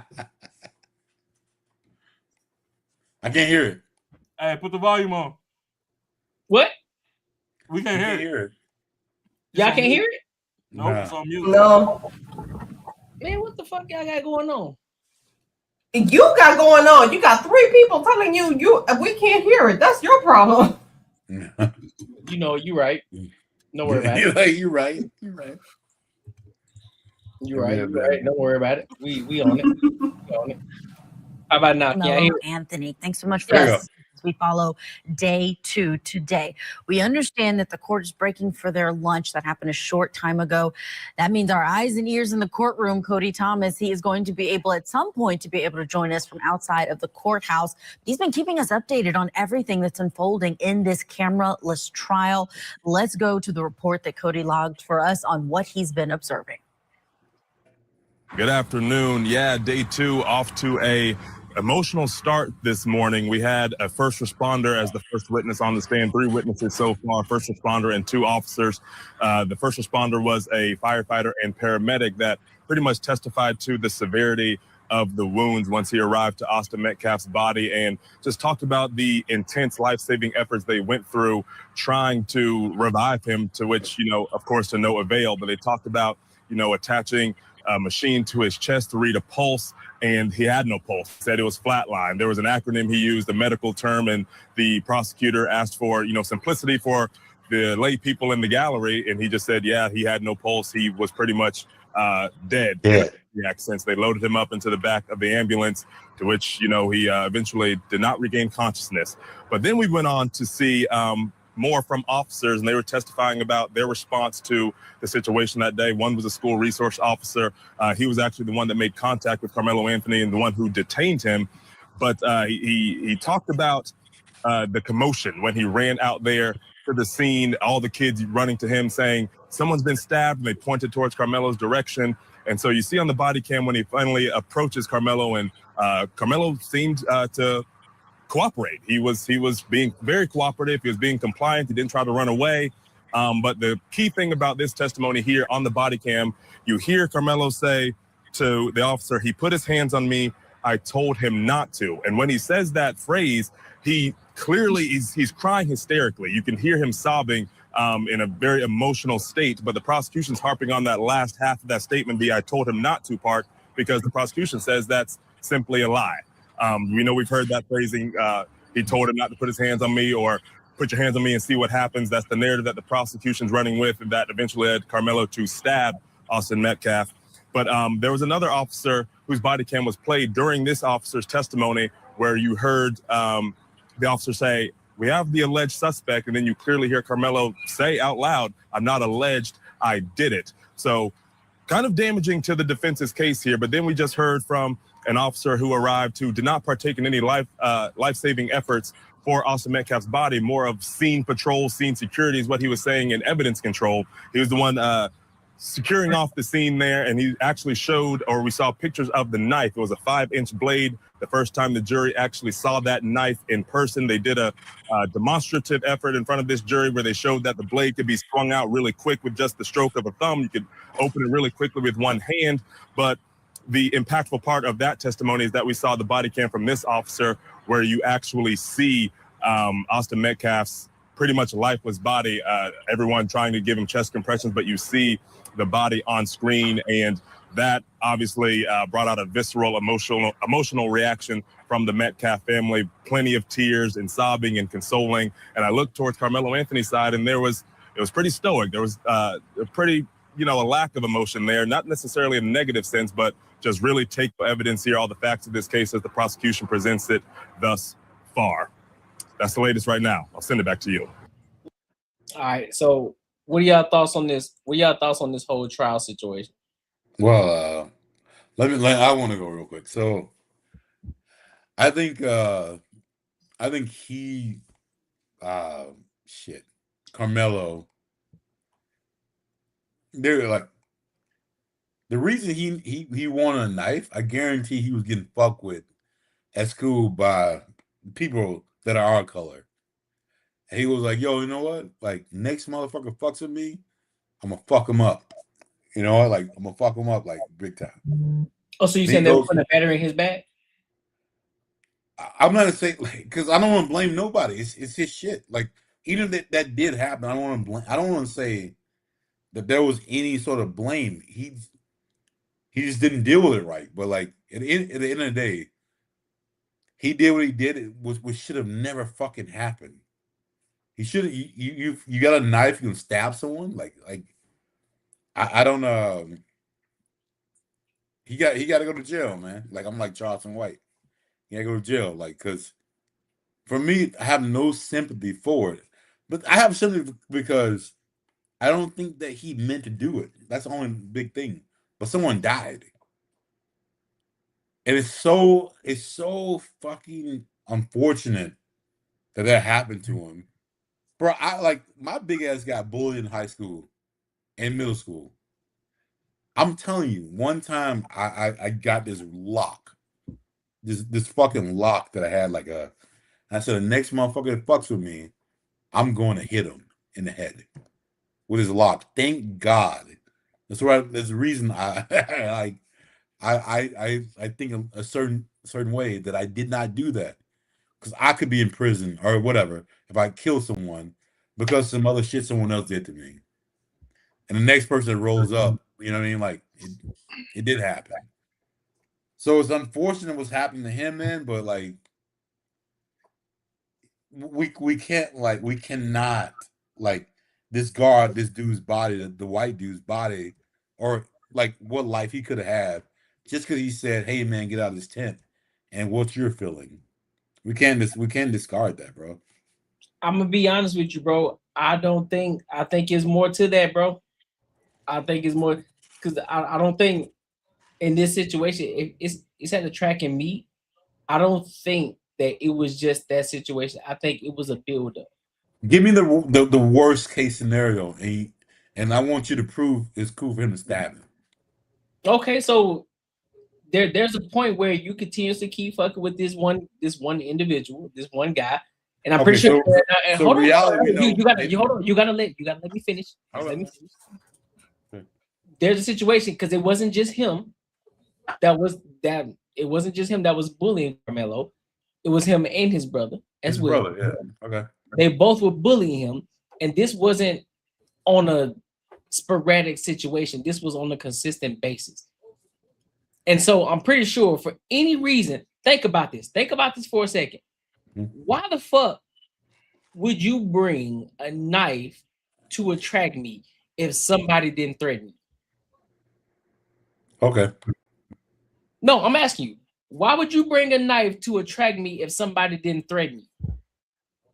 Because I felt threatened. So that means somebody must have threatened you beforehand in order for you to be like, you know what? Bro, I felt don't know if serious or not, but I'm gonna bring a knife. Just like you said, you were bullied and you was about to knock somebody out with a lock. Yeah. So there has to be some sort of point where they threaten you to a point to you want to bring a knife to school or to the track meet because they probably threaten you to a point. Bro, I brought a lock to school and the only motherfuckers are doing is really pushing me. I should have. There's no. You can't convince me that there's any reason, any logical reason for this to happen. Like, there's no way. You already proved the point. You brought a lock and you were ready to knock somebody out with a lock. And I am 100% not right. That could kill somebody. 100%, and I wasn't right. What do you mean? I was not right at all. You're defending yourself. Am I defending myself? Yes. No, I'm defending myself. Okay, hold on. Let me ask the question. Did they threaten you? Yeah. You defending yourself, so therefore it'll hold up. I don't want it to hold up. I want to be right. What do you mean want to hold up? So you don't want to defend your life? What are you talking about? If somebody do I think the dudes are gonna beat me up, gonna kill me? Even if a terrorist threatens the United States, we gotta react to it. So therefore, what do you mean? Courtney, that's different. No, it's not. It's a threat. A threat is a threat. So if somebody threatens a school, if somebody threatens to bomb a school, guess what? You got to be reactive. Do you think a 16-year-old threatening to beat your ass is the same thing as threatening a fucking school? If like blow it up? At some point, if somebody threatens you enough, to the point that you need to bring a knife you to school, need to fucking be able to handle that shit. And he handled it. Bro, by killing them. I gotta jump in. You guys on the defense of what him? I don't give a fuck, bro. That is not the way to handle it. So I'm gonna let y'all have that one. I'm gonna let y'all have that shit to defend how it, like, it's almost like you're defending. It's not even like it's not even like a landslide. It's almost like I'm gonna try to find the like needles in it to make it justified. And I'm not about that shit, bro. Like, I'm not about hold on. You know how objective I am when I come to these topics. No, I don't hold. I'm not pro-black when it comes to these topics, but when it comes to a situation, you got to look at it from a deeper standpoint. Yeah. Oh, why would I bring a knife to a track? Hold up. If my nephew was fucking with someone, hold on to a track meet. Out of all the places, not to school, not to put one in my locker, to a track meet. You trying to kill somebody. So exactly, you're trying to kill someone. However, no, hold up. Let's refrain. You're not trying to kill somebody, you're trying to protect yourself. So why would you be trying? Don't go to a fucking track meet then. Jesus. Oh no, because you are in a track meet. So therefore, these individuals. He's not running, bro. Come on, man. Are we gonna be real? No, you're trying to bypass it. Somebody, Courtney, hold up. Is he running? Hold up. Courtney, is he running? Courtney, is he running? Marcus, you gotta hold on. Okay. Why would you missing the point? Why would I bring a knife to a track meet? Because I'm trying to fucking square a deal up and I'm gonna fuck somebody up. Why would I be doing that? Because someone maybe fucked with me. Not just fuck with you, somebody probably threatened me. But I'm gonna walk myself into the threat and stab him.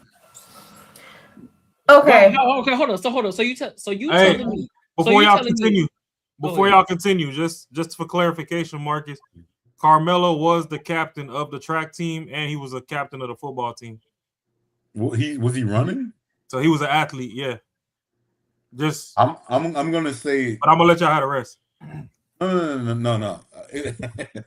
So he was a runner in someone else's tent. So I played sports. I have to. Usually, yeah, obviously you did. And usually, guess where you at? Under your fucking tent. You ran track? Oh, okay. So, are track players in everybody else's tent? No. Okay, cool. So I'm going somewhere else's tent. Guess what I'm trying to do? Fuck some shit up. Why? Because someone threatened me. Okay, so therefore, why? At what level of a threat would it need for somebody to bring it They're out? gonna kill my mom and they'll kill everybody in my fucking family. They said it. I'm gonna kill everybody. You know. What if they just? I'm No, gonna kill everybody you know. What if they threatened you personally? Uh-huh. What Oh, if they me threatened and you everybody personally? else. No. Fuck everybody else. I'm number one. I'm number one. They threaten you personally. Yeah, number one. Me number one. Threaten you personally. Yeah, I'm gonna walk my ass over that tent. I'm gonna stab him. And guess what? I'm gonna get off. So that's what happened. He walked over there and he stabbed him. Is that what happened? No. Okay. So he walked over and they said, "Hey man, get your black ass out of my tent, you Negro." And he's like, "Nah, man, fuck all this shit. I'm gonna stab you, bro." I did not expect this. Can we just have an objective conversation? That's what I'm trying to do. So what? No, it's not an objective conversation because it wouldn't be an objective conversation because Carmelo was white and he was black. So let's forget about the fact how many if you want to defend yourself, yes, he wants to defend yourself. Will we be having the same argument if these two students were black? Yep. Yeah. No, we would not. No, we would not. Because if it's a black on black crime or anything, it gets excused because of whatever it is. So the reason why it's such a big deal is because the young man was black and the one that was killed was white. I don't give a fuck if it was. Yeah, exactly. It's a race battle. That's what it is, and that's what it's framed to be. People. It's okay. Look, it's people to people. It's fucking person to person. Yep. If someone fucking said, "I'm gonna kill to my nephew. I'm gonna kill everybody in your family," if his ass walked over and thought there was a real threat, and fucking had a knife with him, that's not the way to do it, bro. Like, it is what it is. It's like, an there's intent. I don't give a fuck what you guys say, man. There's no way he should have did this shit. I don't care. My problem lies on the intent. So fuck the intent. Yes. I don't think you should say fuck the intent. I mean, that's your opinion, but I'm so scared of you. I'm so scared. Okay. Hey, Marcus, and that's fine. So that's the intent behind. It's the intent. It's killed me because your pussy ass is scared. Fuck you. You killed me. No, and that's correct. I don't think so. Marcus, Hold on. Let her get her stuff off. Hold on. You keep saying that thing. Hold on. Let her get her stuff off. Fuck you. Talk about it. Let her get her stuff off. Hold on. Go ahead. I think he was wrong for stabbing him to the point to death. I think it's the intent. Really? I don't think the point is the intent behind it. He brought a deadly I don't think he tried to kill him. He just hit the right spot. But I don't think he tried to kill him. I think he tried to kill him because this is why I think he tried to kill him, because he brought a deadly weapon because somebody was bullying him. I'm not saying that Carmelo Anthony was not innocent. He was bullied. I think he tried to make a point. I think he tried to stab him and say, fuck it, whatever. And you can't just say fuck it and whatever. He killed him, Marcus. He killed him. No, the fact is that he how his brain works. I don't get this shit, bro. My brain work. I'm trying to explain the thought, but if you can calm down and be quiet for me to speak my point. My point is he brought a deadly weapon. That's one. He brought a deadly weapon. That goes beyond bullying, because somebody that was being bullied doesn't bring a deadly weapon without intent. Yeah. Second, you brought a deadly weapon and you stab somebody to the point that you kill them. That doesn't magically happen to the point where you just happen to hit the right. You just happen to hit the right spot to kill him. He only did one time. He only did one. He didn't repeatedly do it. That's it. Okay, well, he hit the right spot with the intent to kill him. I don't think he tried to kill him. I think he did. I think the fact that he brought a deadly weapon and then he stabbed it in the right spot, regardless of he meant to do it or not, he meant to do significantly. He meant some harm, but I don't think he meant a max. So yeah, I think it wouldn't be an issue if these two boys, which is a tragedy on both ends because they're black and white. Because let's face it. Let's just face it. Black on black crime is a real thing. Hold on. Let me clear this right now. This entire trial is not about black and white. The media is making it black and white. What this is about is a bullying situation, regardless if it's black and black, white or white. So we taking race out of the bullshit. We taking race out of it. So I'm not gonna mention, this because he was a white kid or this was a black kid. I'm not talking about that. I'm talking about the intent. I'm talking about the reasoning, all that. Because if it was a black guy who died, I would say the same shit. What was the fucking reasoning as to why he would bring a knife to the track meet? What was the threat overall? Because if you taking race out of it, I feel like the intent was already there. So my point still stands. If you're threatening me. If you're threatening me to a point where I need to bring a knife to attract me, I don't feel safe. That's a problem. And so why did it have to get there? Yeah, what's the problem? Because the simple fact, it's 2 against 1. You got 2 brothers versus 1. How'd you know that? How do you know it's gonna be 2 brothers? They already said it. It's 2 against 1, and you constantly keep getting bullied over time. It's like, hey, bro, I told you I'll leave me the fuck alone. And I'm pretty sure this hold on, Marcus. I'm pretty sure that this kid who passed away, which again, I don't condone it at all, but I'm pretty sure he's not as innocent as we making the scene just because he passed away. Just because the person passed away, that doesn't automatically make this person innocent. It does. He could be the asshole. He could be an asshole. I don't think that justifies. I don't think that justifies you bringing a weapon and going into the other person's tent, which just shows intent. You brought a weapon and you went to their space. Well, hold on. We don't know the magnitude. Again, we don't know the magnitude. So now we don't know the magnitude. We don't know the magnitude of the threat. We don't know the magnitude, but what we do know is the actions. And the action showed that he brought a deadly weapon into a school, regardless if he was being bullied or not. Yes, that is valid. He was being bullied. But the action is he brought a weapon and he intentionally walked over to their tent and stabbed them. And stabbed him. That is intent. You brought a weapon. You wanted to bring that weapon to stab somebody. Hold on. I want to hear. I want to let you go, bro. I'm not gonna say shit. I mean, that's just plain and simple to me. You brought a weapon and you brought it for a reason, and the reason was to stab somebody. I don't understand. I don't think y'all understand what a threat is. A threat, when somebody threatens you, it's automatically a defense.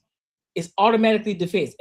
If I say, Marcus, I'm gonna fuck your life up, I'm gonna do whatever it is the case to you. At this point, you're on the defense because I have already threatened you. You got me on record threatening you. Threatening you. Your life is in danger. And you decide to say, nah, I'm gonna fuck you. Nah, fuck that. I'm gonna get him before he get me because he already threatened me. If you get that on fucking record, saying that I'm gonna fuck your life up or I'm gonna end your life, you are not gonna go to jail for that because I threatened your life. So regardless, you walked up to him though. Again, Carmen, if Marcus decided to come and end my life because I threatened his life, it ain't gonna hold up. But your whole argument ends because the intent behind it. He walked up to them and stabbed him first. It's not like somebody punched you in the face and you defend yourself. That's the whole point. Me threatening you is just as much as me doing it. I'm just gonna say this. I'm gonna let it go. If you look at other ways to fuck me up, bro, I would let you have it. I'm gone. If you're looking That's at on you. ways, if you're looking at ways to, how can I get the fuck off for killing you? I'm out, bro. Like I'm done. Like I can't. Well, that's you. You're looking at it from your here, and this is the point of this conversation. We always look at it. From, hold up, bro. Okay. We only look at it from how we will react to it. We're not looking at the situation at hand. We always look at it from, oh, well, this is what I would do, or this is how I should do it. No. And this is the reason I say that happened. This So is the we got to reason I look say at. Oh, this is why it's an objective outlook. Not this is a the reason. This is the reason I say about I don't need a person to tell me what's right or wrong. I don't need a Jesus person. Oh, I know that's fucking wrong. I know, like, if someone's thinking about, like, hey, you just need to say this one word and I can fuck you up. I know 100% that is not me. So I don't need a preacher to tell me shit was right or wrong.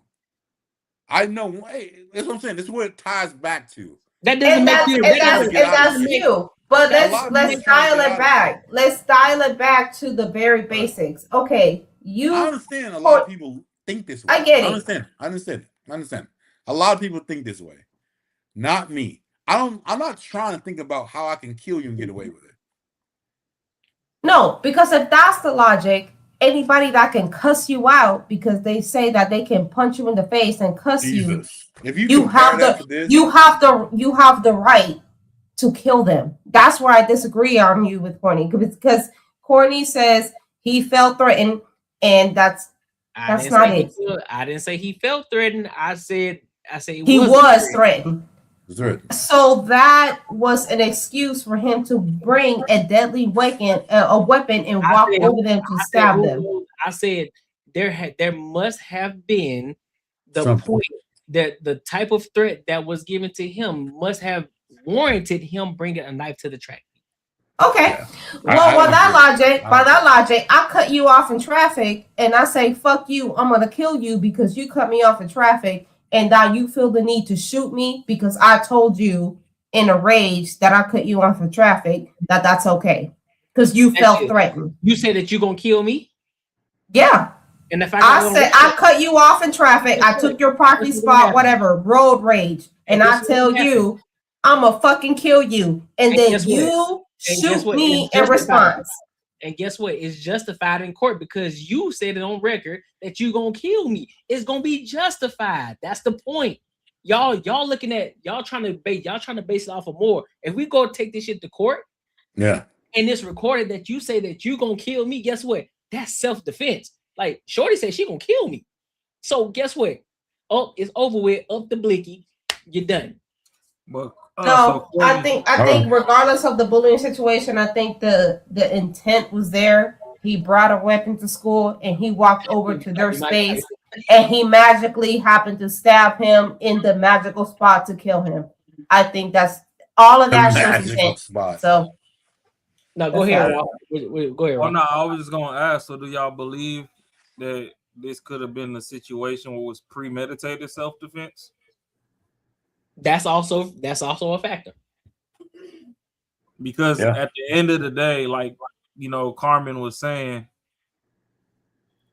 I'm not against the escalation of violence to begin with. Like, he could have just got jumped like a man like they used to in the 70s or something. But hey, it is what it is. He brought the knife or whatever. But at the end of the day, don't get me wrong, I ran track. I used to go over if I had a homie that was on another school or whatever, I'd go over and say what's up or whatever before the meeting. Sometimes you want to go talk some shit too. Like, hey, bro, I don't think you getting first today, you little bitch ass nigga, and you walk off just to go fuck with your homie. You know what I'm saying? Thanks. So I'm not saying that, you know, he didn't have all of that going on. Right. And I understand your viewpoint where you're saying, you know, he's gotten bullied before. Obviously, it's a set of twins, so he looking at the 2v1. Maybe in his head, the blade was a level in the playing field factor or whatever.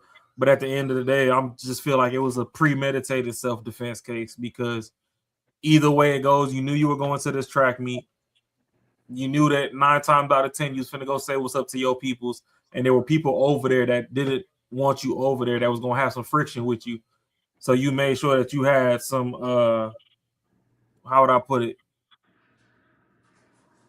something to balance out the friction, like a equalizer. The weapon was your equalizer. You knew it was gonna be a 2v1 if it came down to it. So you figured at least if you got the weapon, if somebody scream ouch, that gives you enough time to, you know, beat on the other person or whatever.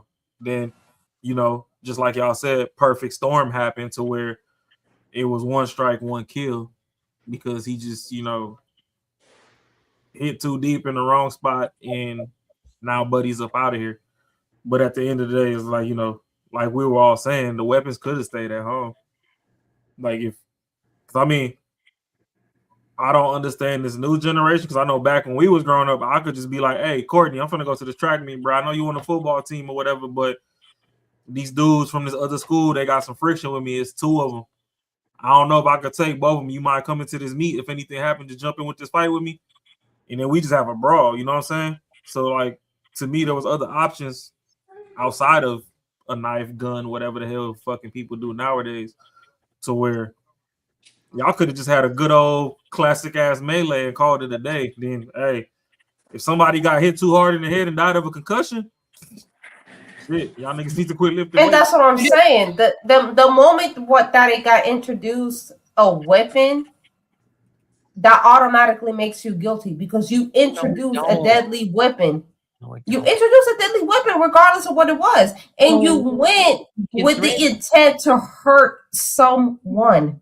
Regardless, if it's a threat, if you already have been threatened, regardless of what you do next, the threat in itself was already the intent. If somebody threatened you already, it's already that's already threatening you with what? And that grants you free, and that grants you free, because you feel threatened. That grants you right to take somebody's life, or to intent to take somebody's life. No, it does not. That's my point. That's my point. We don't know that. This is my point. I'm not saying whether he's guilty or not guilty.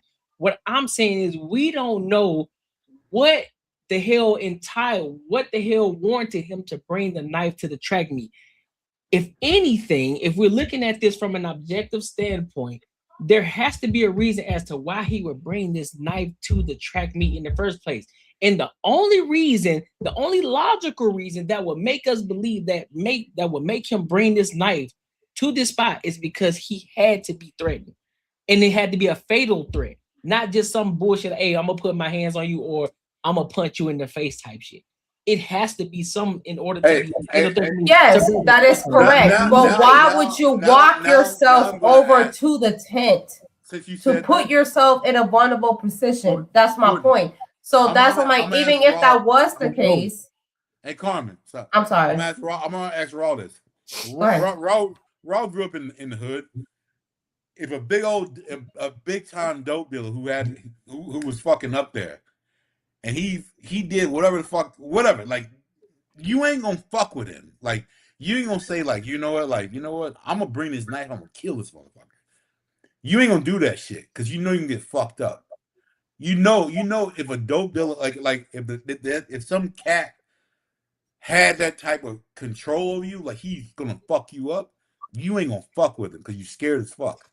Well, this shit ain't happening, bro. Like, this is honestly, bullshit. Marcus, to be honest, for me, it's not even that it's that you be scared. My thing is, I would want my case to be beyond a reasonable doubt. So for me, personally, I'm not putting myself in the situation that he did. I'm not going to their tent. Exactly. That's my point. But we're thinking about getting away with it. We're thinking about getting away with doing something. Okay, so that's the thing, though. Even if you wanted to get away, boom, I'm going to show up. You know, for lack of better words, I'm that nigga at my school. You don't like me? I'm just saying, when motherfucker throw a threat at you when you're in this age, you ain't even fucking with them. That's it. That's all I'm trying to say. No, if someone you scared of, you ain't fucking with them. You going the other goddamn way. But you know what you're gonna do? Because you got punked. What you're gonna do is you're gonna find the weakest motherfucker that you can fuck with and say that shit will never happen to me. No, that's not what happened, Marcus. Well, okay. The thing is, where I draw the line is he brought a weapon, and regardless of, I'm not saying that he wasn't being bullied, but the minute that he walked over there and put himself in a situation where I'm with him you. He should and go to his prison. twin, him and his twin brother was bullying him, and he walked over there. That is the moment that's a decision factor. You walked over there with the intent to do some harm, and that's where I condemned him. Because you wasn't just self-defense. If it was just self-defense, you would have brought the knife and sit your ass down. No, he didn't do that.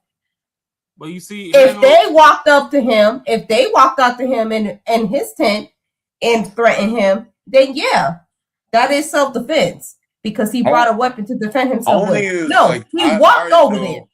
He walked over there and did that shit. All of us would have a different conversation if it was someone that we loved that this shit happened to. No, it's not. It wouldn't be a different conversation with me. Hey, Marcus. Hey, Marcus, I ain't gonna hold you, bro. If Buddy was related to me and he came home after that, I'm beating his ass. I ain't gonna hold you. Oh yeah, exactly. I'm beating his ass. Because if that was my nephew that you went and took a problem to their doorstep. Yeah. Now, if they came up to you in your tent and you did that, we gonna have to just figure that out when we cross that bridge. But you took your ass the fuck over there. Yeah, you went to fucking snort it out. No, I would if that was so my if you nephew, related to me, I'm beating your ass off rip. I was robbed. You sought the problem. You went over there and took your ass. Now, whether it is that he probably didn't mean to kill the dude, I'm sure he did it. But I'm sure I don't think he meant to kill him. But the very fact that he went over there, he walked over there to sort a problem with. That's what I got a problem with. Unfortunate thing. I don't think 1 ounce of me thinks he tried to kill him. So that's an unfortunate thing, but it fucking happened. Like it is what it is. And he took his ass over there and killed him.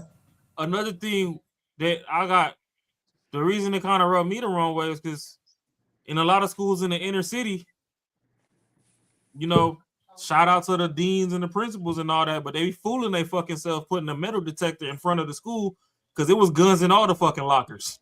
Oh, niggas was showing up early and throwing them in through the fucking windows of the bathroom, going back inside the school after they passed through the metal detector, putting them bitches in the shit out. They figured it out. Yeah. But the school still ain't get shot up. Niggas still fought like men when they had disagreements. Yeah. So to have a knife, go over there, and then, something happens that you kind of, with an 80% chance, reasonable doubt, knew in the back of your mind was probably going to happen anyway. That's where it's like too much gray area for me. Now, if y'all showed up and you was in your school and boom, you was at your cooler under your tent getting some Gatorade or whatever, and like, hey, N-word, what you doing out here again? Did we tell you ain't like you buckwheat? And you popped off, we'd have to cross that bridge when that bridge got here. But you was already in the enemy's territory. You don't go to California and go to a blood neighborhood fucking wearing all blue. I'm saying what's up.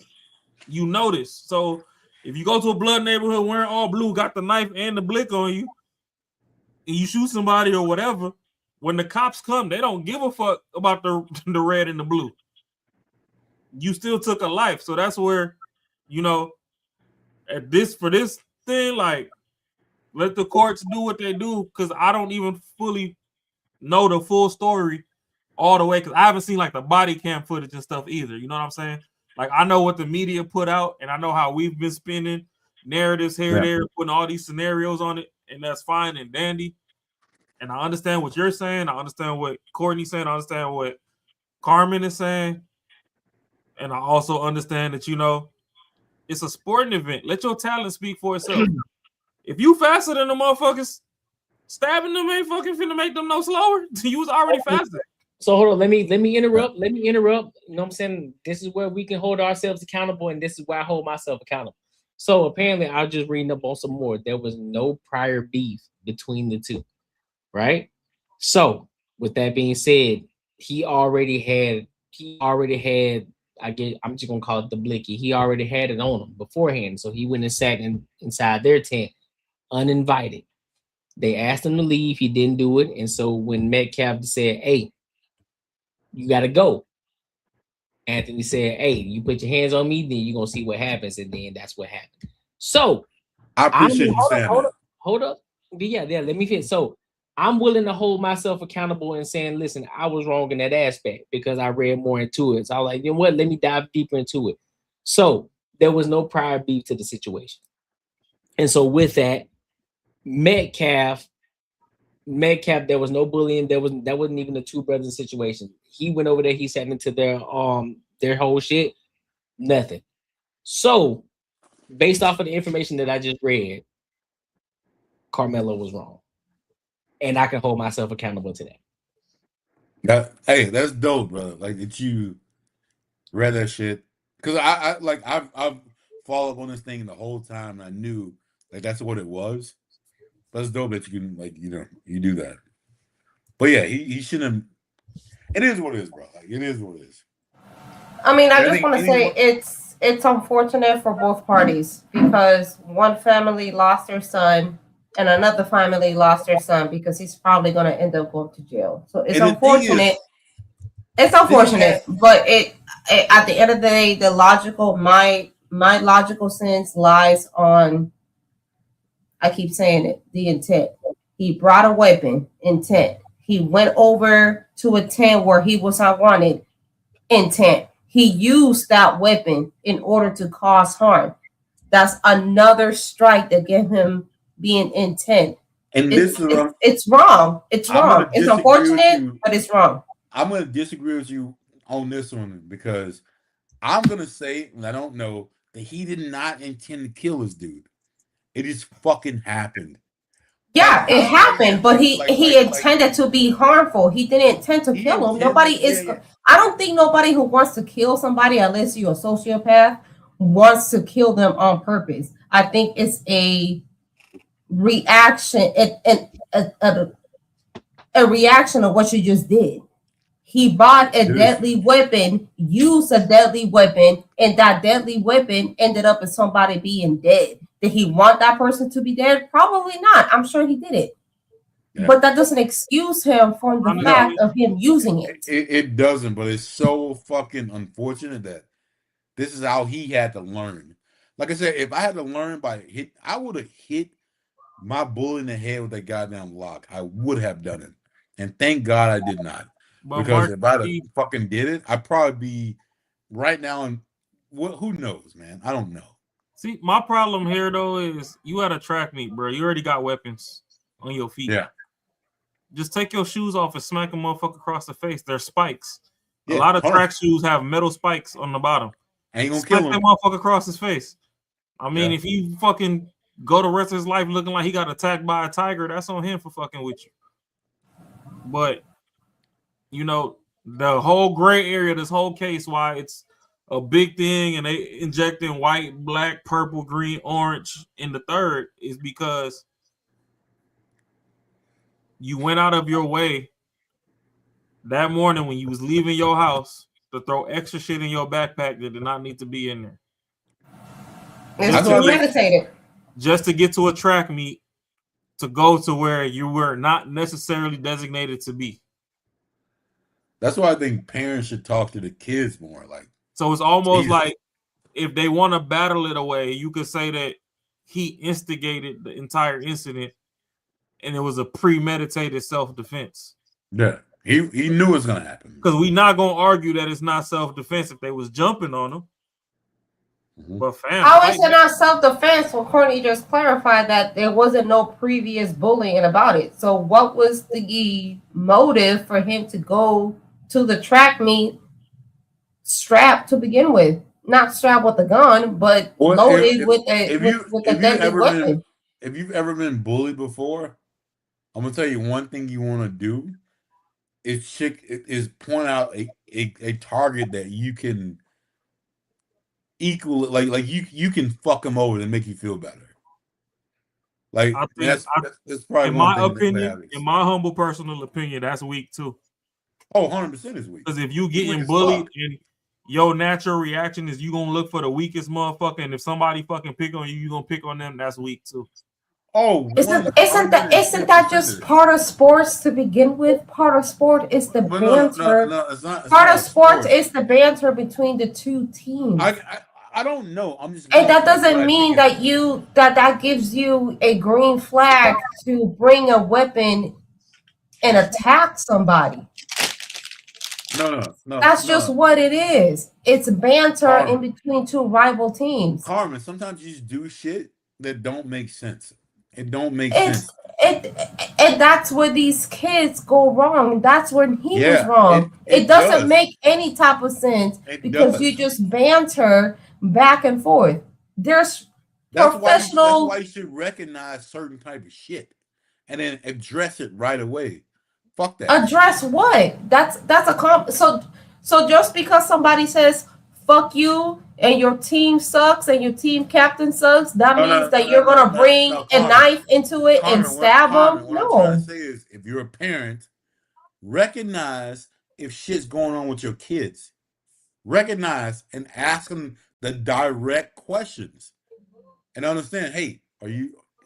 I don't know if you say, are you being bullied? But like you can ask them questions, and then fuck it, throw them a consequence.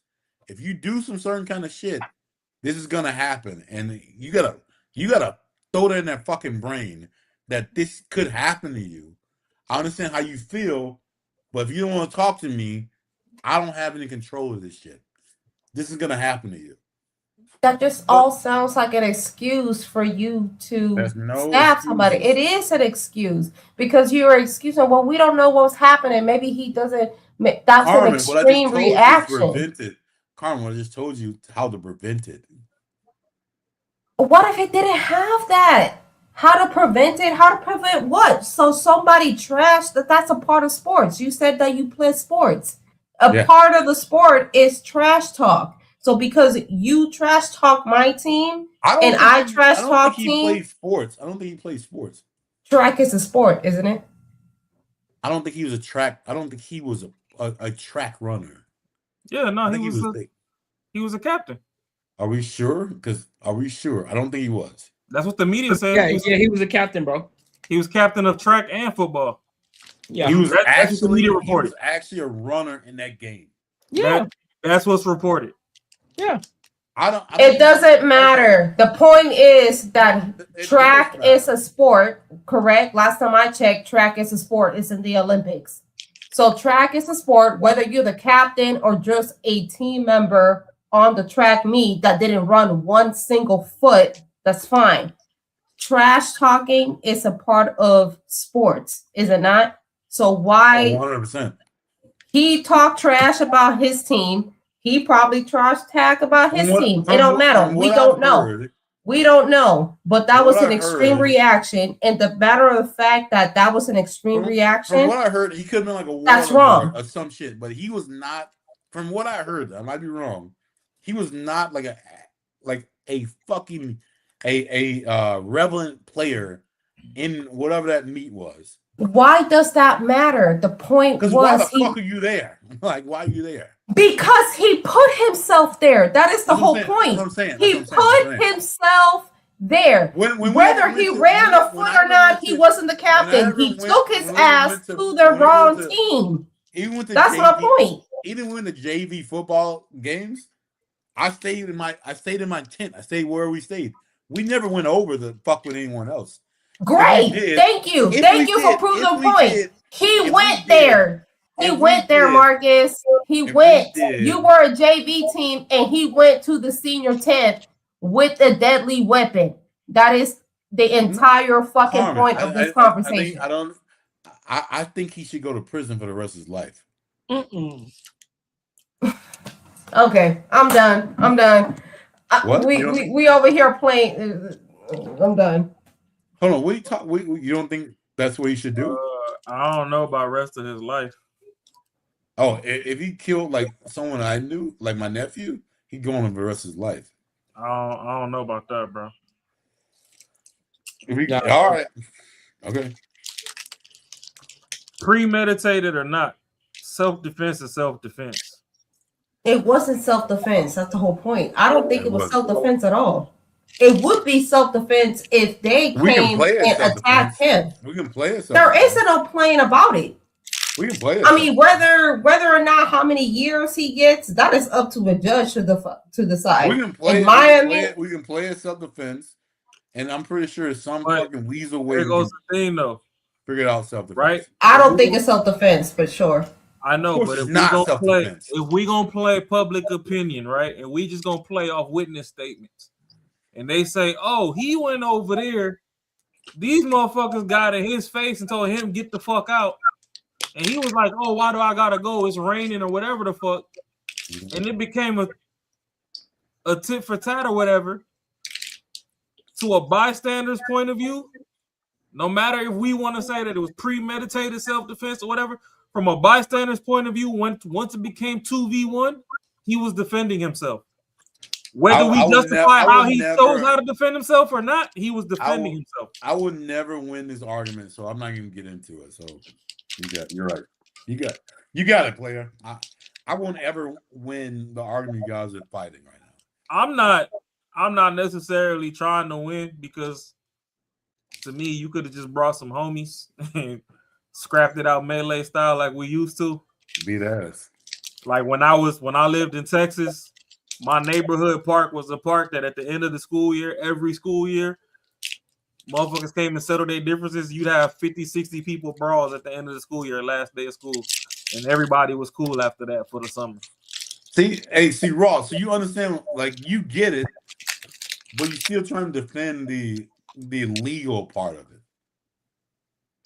So what you Marcus? So what you're arguing? You're arguing moral versus legal. You're arguing moral. You're arguing 100%. So I get you in your aspect of arguing moral. I understand you, but again, we living in the real world, right? So you got to argue legal. What's legal? I won't do that. But look, okay, I hear you, but at the end of the day. So in your mind, yeah, arguing moral, that's fair. That's fair. And I'm not saying that you're wrong for doing that. But if we're gonna argue a point, it has to be on point, right? If we're gonna argue legal, let's argue legal. If we're gonna argue moral, let's argue moral. Because if that's the case, we're gonna be arguing past each other. We're gonna be talking past each other. No, I get you. Like I'm arguing 100% moral and legal. So it aligns. You can't be doing both, because if you're arguing moral, it ain't going to align with the legal, because legal is self-defense. True. And moral is. I'm gonna lie. I'm arguing moral then. Yeah. So I'm just saying. If I was in the jury, let's just say hypothetically, all four of us were in the jury, whether to give Carmelo Anthony the life in prison or whatever. Life in prison or whatever punishment. It's not self-defense. Me personally, if I was in the jury, I would not. It's not self-defense. Why it's not self-defense? Because you made a choice to bring a deadly weapon to a track meet. You made the choice to walk over to a tent that you know you weren't welcome with. And even if you were met with hostility, that's not self-defense, because you took your ass over there. So if you met with hostility, it's not self-defense, because you knew from the get-go that you were not welcome there to begin with. So why put yourself in that situation? Now, if it was the other way around, if they brought their ass to their team's tent with hostility, then that would be self-defense, because he had the knife and whatever. But the intent, the action of it, all of that leads to that. Maybe he didn't mean to kill him. I'm sure he did not. It's unfortunate that he did. But the fact is, he made choices. He made choices that have consequences. And those consequences were deadly. I added the word premeditated to the self-defense is because either way it goes, if he wasn't the initiating aggressor of the situation, from the outside looking in, he was still defending himself. He's not defending himself. How is it defending yourself when you weren't the person that was being attacked, bro? He took him over there. He took his ass over there. He wouldn't have been attacked in the first place if he didn't take his ass over there. I'm gonna do it to you this way, Carmen. So in the 40s, right? If I was thirsty and the only running water was from the whites only fountain, you get fucked right? up. And I'm thirsty, I'm about to die, right? If I walk over to that whites only fountain to go drink some water, I went over there just to drink water. I ain't ask you to come over here and fucking call me N-word and attack me or whatever. That's different. Water.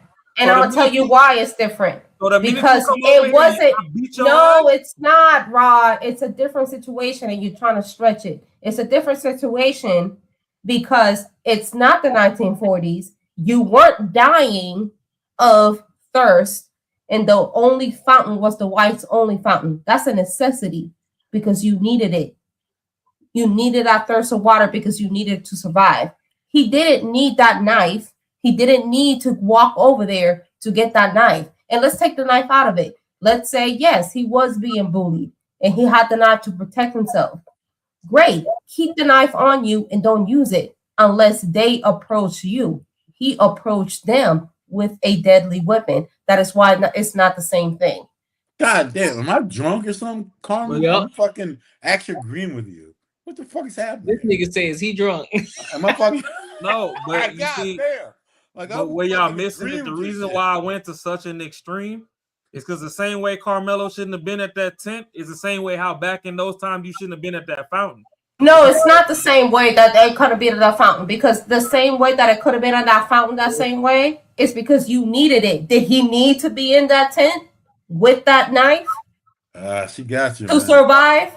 No, he didn't. You needed to do something to survive. So no, you can't use that example. And I'm sorry, Rob. I like you and all, but that's not the same thing. Did they say it was raining that day or something? That's why he was under the tent? Yeah. Nah, it wasn't raining. Like one of the okay. No, it was raining. It was raining. So his own team didn't have his own tent? And actually, No, Cody Zimmerman, it you're raining. fucking the one that's retarded as fuck. Since all of y'all in the comments just don't know how to, debate in peace. Cody Zimmerman, since you want your shine, you the one that's actually. Well, I'm not talking about George Zimmerman. I don't know what the comments talking about. That's the only reason extremes are brought up. So thank you for being our honorary retard of the hour. Yeah, no, it was raining, and that's why he said he went to that tent. And it was raining, so his own team didn't have his own tent, and he could not go to any other tent. 100%. He should have went to his own tent. I'm sorry, this is just one of those consequences where you put yourself in the consequences and then end up being badly. Let me ask you a question. Was that the only tent? You could. They say it was, yeah. So how can you go to another tent if there was no other tent? You never stay in the rain? Hold up. See now. Hold up, y'all fucking up. Okay. How could you go? I'm cool with it. If it's raining, yeah. How you gonna go to another tent if there's no other tent? If there's only one tent? Stand your ass in the fucking rain. Seriously. Hold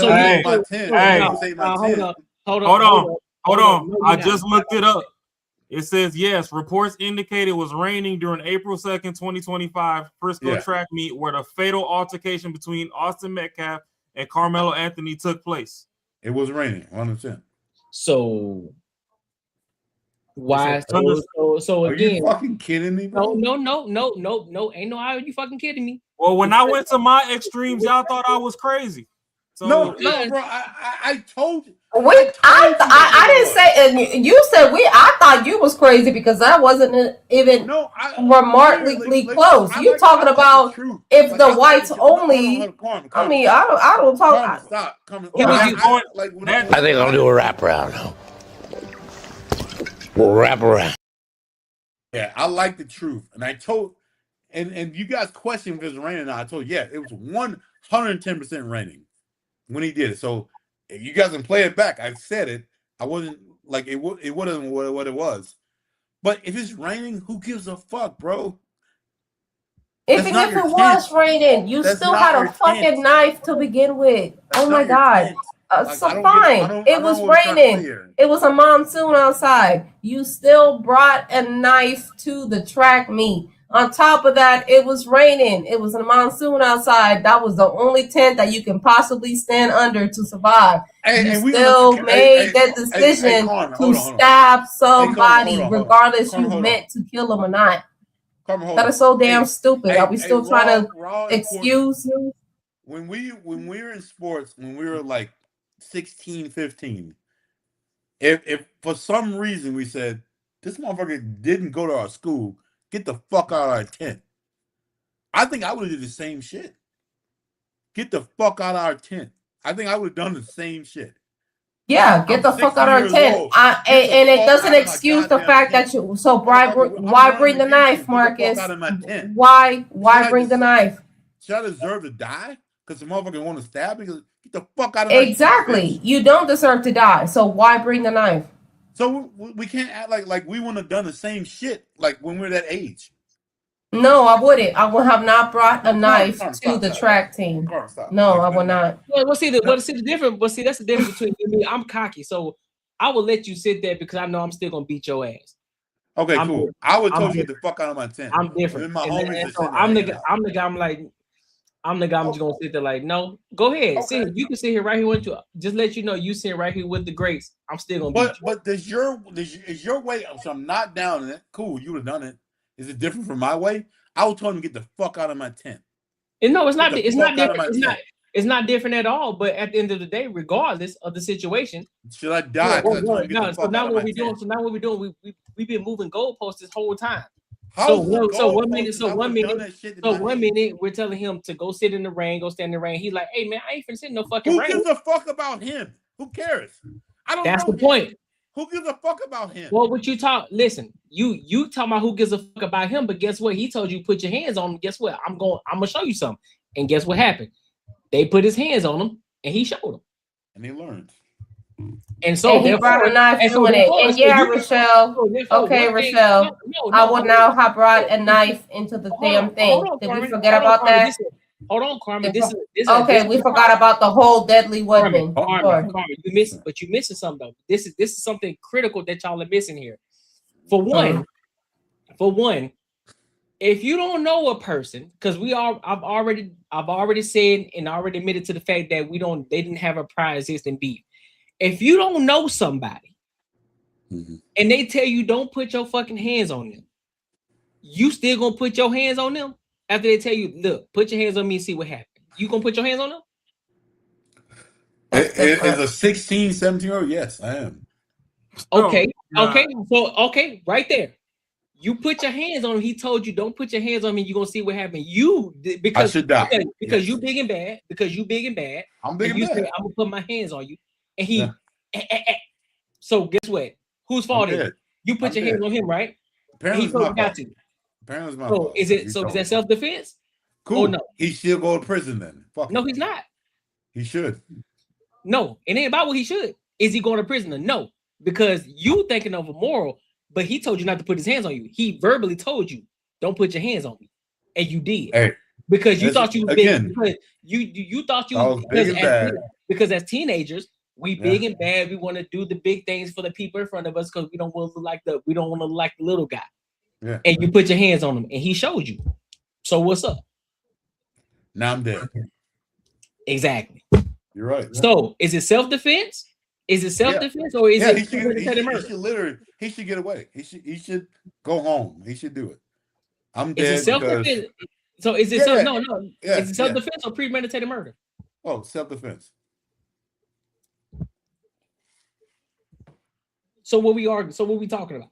Obviously, it's not self-defense because it's not the same situation. Carmen, if I put we just had this conversation about women sexualizing themselves, and if a man puts their hands on her, even barely touches her, they gonna file sexual harassment. Correct. This is not that same situation, and the difference between I'm making a parallel equivalent here. It's not a parallel equivalent, but keep going. If I tell you, don't touch me, don't put your hands on me and see what happens, but you big and bad, you decide to put your hands on me, I can only defend myself because guess what? I'm threatened for my life. No, it's not. And I'm going to tell you why. How is it not? So you don't know the fact. So that lets me know you don't understand but combat. Courtney, You don't understand. You asked me a question. I'm gonna answer. Fair. No, you can answer, if you're in but front of my that doesn't make it correct because you don't understand combat. If you put your hands on me, guess what? I get to react to you because you decided to put your hands on me after I told you and warned you don't put your hands on me. And you correct. You acted and you warned, and they still put your hands on them. Yes, self-defense. And that is the self-defense. You are correct. Exactly. So therefore, I don't get called for murder because it's self-defense. You put your hands on me. First. I didn't touch you. It is. You warned and they came to you. That is not the example that was here. And the example that you brought about the woman being that's not what this is. It's self-defense because they came up to your space, threaten you. You tell them, don't touch me. And if you touch me again, I'm going to show you what it is. And then they touch you again and you show them what it is. Yes, that's self-defense. Because they came into your space. They threatened you. Okay, then. They threatened you and you warned them and they still did it anyway. A man touches Correct? A man touches you after you tell him not to, he touches you again, and you take him to HR, right? Guess what's gonna happen? What's gonna happen? That's not the same thing. You're moving the goalposts. I'm trying to tell you what it is. So that's what it is. If I go to a frat party half naked and be like, oh, I'm half naked and I'm dancing provocatively on you, but you can't touch me, I can't claim that you rape me. No, that's not the same thing. It's not. And it's not the same thing here in this situation. Because where it's self-defense, you tell them not to mess with you. You gave them a warning and they still did it anyway. Intent, warning, they did it anyway. That's self-defense. There wasn't no intent here. Okay. So what are we arguing? So what we've been arguing this whole time is it was self-defense. Yeah. It wasn't self-defense at all because he went over there. How is it? No, hold on. Who went over where? He was under the tent because we already debunked. We already said the fact that it was raining. He was under the tent. He didn't want to get wet. They told him to move. But the guy who got unalive, they told him to move. He said, no, you touch me, then you're going to see what's going to happen. So technically speaking, the white guy put his hands on the black guy and he got showed what was up.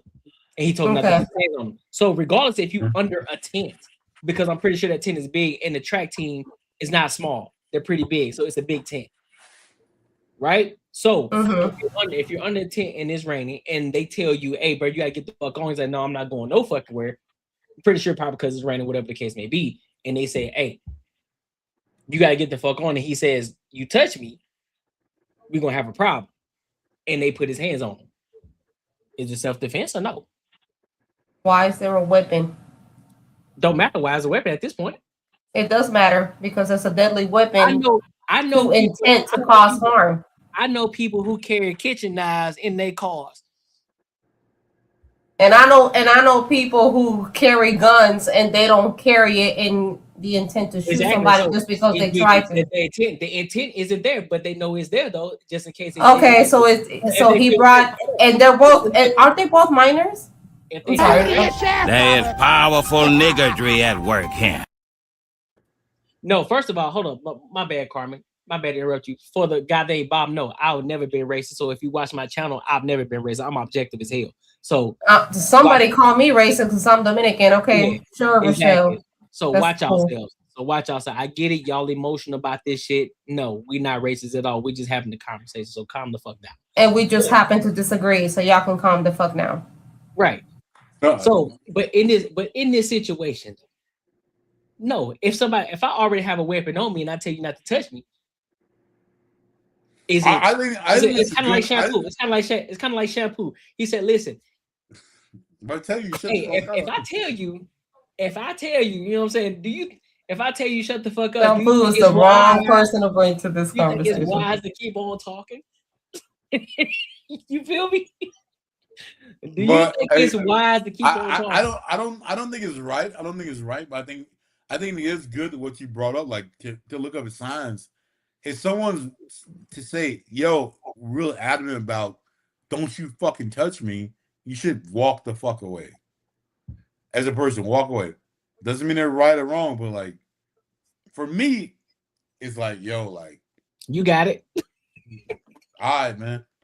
I'm not losing my life for this shit. That's what I'm saying. I'm like, you got it. Like we know, bro. This is what I'm saying. This is the difference between a lot of situations. People who understand, it's like, listen, people who've been in fights before versus people who haven't. We know certain sign language that says, "Hey, bro, hey, I promise you come over here, bro. It's gonna be a problem." You know what? I'm sorry, Courtney. I can't like with this situation right here. I will not agree with it. I got you. I feel these you. are young dudes. These are young motherfuckers who haven't experienced life yet. Like this shouldn't even be a fucking case. So like for me, nah, bro. Like, okay, Carmelo's gotta go. I got a question. In y'all opinion, what's y'all opinion on the recent case with the store owner and that 14 him? I think I'm gonna give you my personal. You can maybe I might got it wrong. Store owner was wrong because he didn't steal shit, but the young kid should never had a gun, and he pulled out. So like if you pull out a gun, you fear your life and then maybe do some shit, right? And maybe I'm wrong about how the whole fucking situation happened. My whole thing was I heard that like he ran and he had a gun and he pulled a gun on his son. Is that what it was? That's kind of what I heard. He was running, it fell out, he picked it up. Yeah. Dude said that he pointed at. So now, my opinion on that situation is no shot should have been fired at all. Because No. All right. Okay. I don't care if they stealing a bottle of water every hour on the hour by the hour. You let them go. Right? You let him go. He was already outside of the store before you even initiated chase. All right, cool. This is your gas station. You want to protect your property. Boom. Once this little motherfucker crossed the property line, that chase should have been dead. See, now y'all followed this little nigga across the street and did all this extra shit. And shot And that's what I'm saying. I'm like, they chased after him, which was wrong. The owners, the Asian people, they literally chased him. If he never had a gun, would this shit ever happened? Probably. No. Yes. No. I'm gonna say yes because he has 2 prior cases of shooting. He just aired a car out in the parking lot. If he never had a gun, this would have made fucking so much sense. The fact that they chased him so far, they have some hate in their heart. They have to let go. Yeah. Oh, that's what I'm saying. The fact that the intent was there. It's the chase. I don't doubt that. But he had a gun. He had a fucking gun at 14 years old. He never. But see, and that's something that I really don't like when a lot of y'all people do this shit with this age bullshit and this weapon shit. Like, don't get me wrong. As a parent now, I'll beat the dog shit out my kids if I caught them with a weapon. So don't get me wrong. But growing up in some of those environments, some of them little motherfuckers have to make it home, and they have to make it home by any means. I don't know the environment. Hold on, Rob. Before you keep going, that's two different. Y'all having two different conversations, though. I think the reason why we not really, but no, because think about it. You having the gun versus the reason why this man shooting you. It's two different conversations, right? Because whether he had the gun or not, he probably would have done it either way. And then so it'll be a whole different conversation. It's like, all right, so this nigga would have shot you either way. But on the other conversation, why the fuck this nigga got a gun? So it's two different conversations. So y'all be talking past each other. I don't think it's two different conversations because the whole point of that situation was that they chased after him. So whether you had a gun or not, it should be irrelevant. That's my point. That's my point. That's why I said it's two different conversations. You saw a gun because one conversation. Because one conversation. You saw a gun, you're gonna leading up to the whole gun stuff. Yeah. Where the kid fucked up at is he had the gun in the pocket of the hoodie, which weighs down the hoodie. If they didn't see how heavy the hoodie was up on entry when they told him to drop his bag, then in their mind, he got some of their merchandise. Yeah. Yeah. Now, he got out the store. They came out after him. He booked it. To me, in my head, with a king of the castle law or whatever the fuck, once he exceeds the opposite side of the sidewalk, he is no longer on your fucking property. Chase is ended.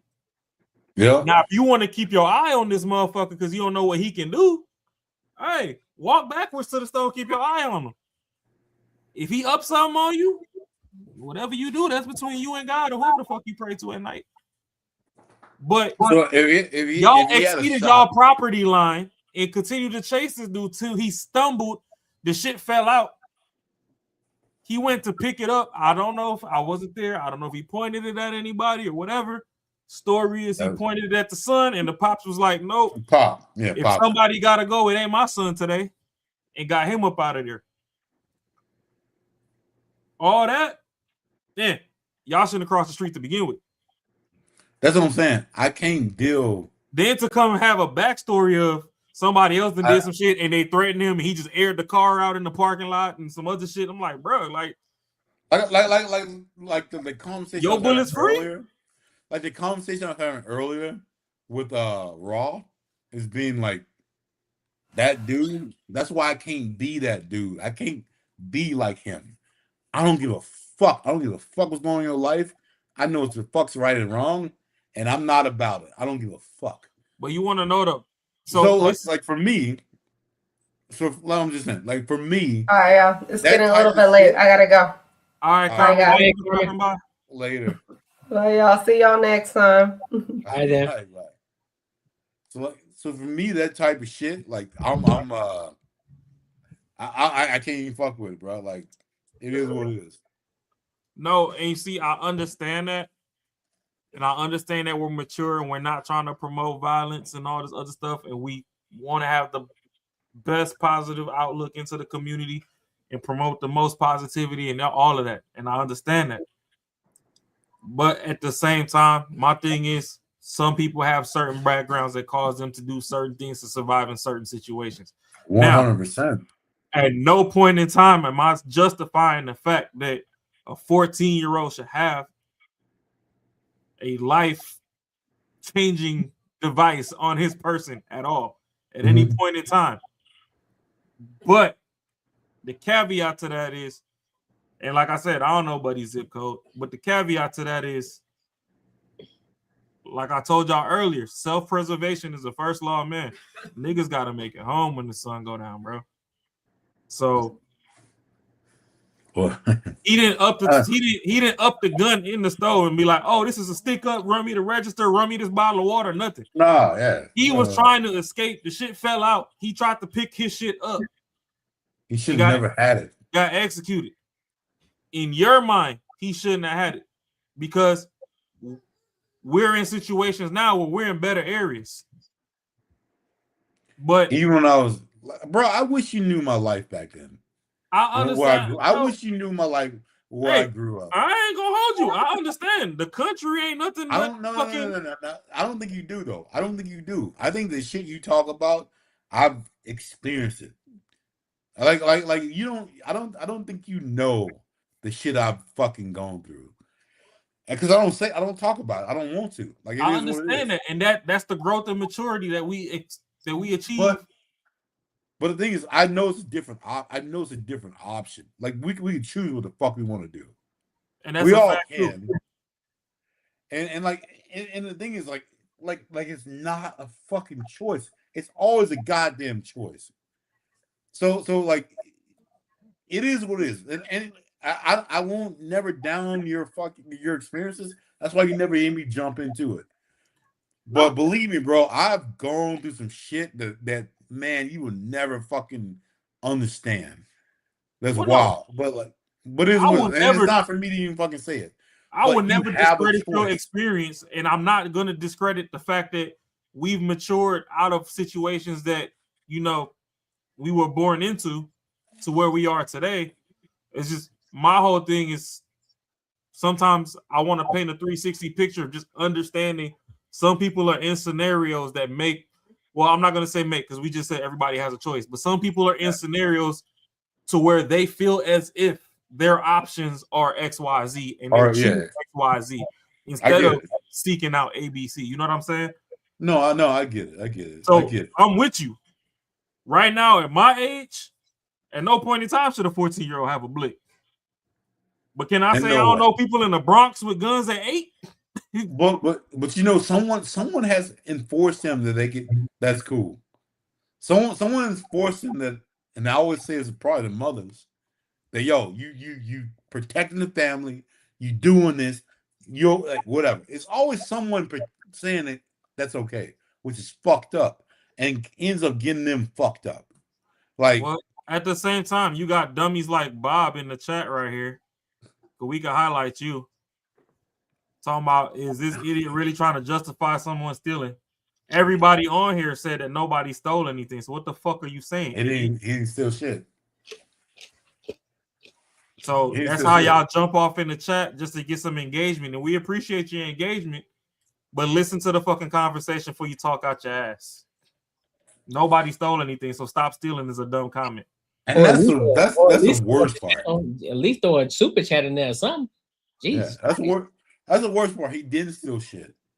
And then these cats run out of them, which it's a goddamn bottle of water. Let him go. Like, cool.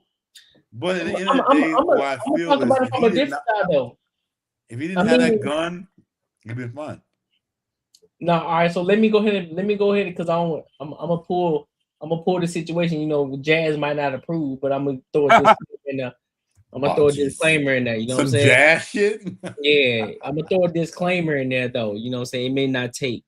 So even though I don't agree with people being unallowed over a water bottle or something as just minuscule as a water bottle or anything else smaller than that, and that he decided to put the waters back in the ring. I think we gotta look at it from the other side too, man. That's somebody's business. That's somebody's way of living. You know what I'm saying? And so you taking shit out of my house. That's like you going into my home and you stealing some shit out of my career, bro. So I get it. We gotta take it. We gotta take it outside of the fact of what we would do and how we would react to somebody stealing something out of our house or out of our shit that we built and that we have. That's somebody in there like, hey man, you in my shit, you about to steal some shit, and you running the fuck off. Hey dog, I gotta let you know. I gotta let you know we mean business over here, so I might have to chase you down. Now, is it right? No. Morally right? No. Lawfully right? No. I mean, even though he got off, but still, just chase me to the property line, bro. Like chase me to the property. Yeah, what I'm saying, like chase me to the property line. But that goes right into the fact of what we would do and how. I understand that, and that's just my wishful thinking.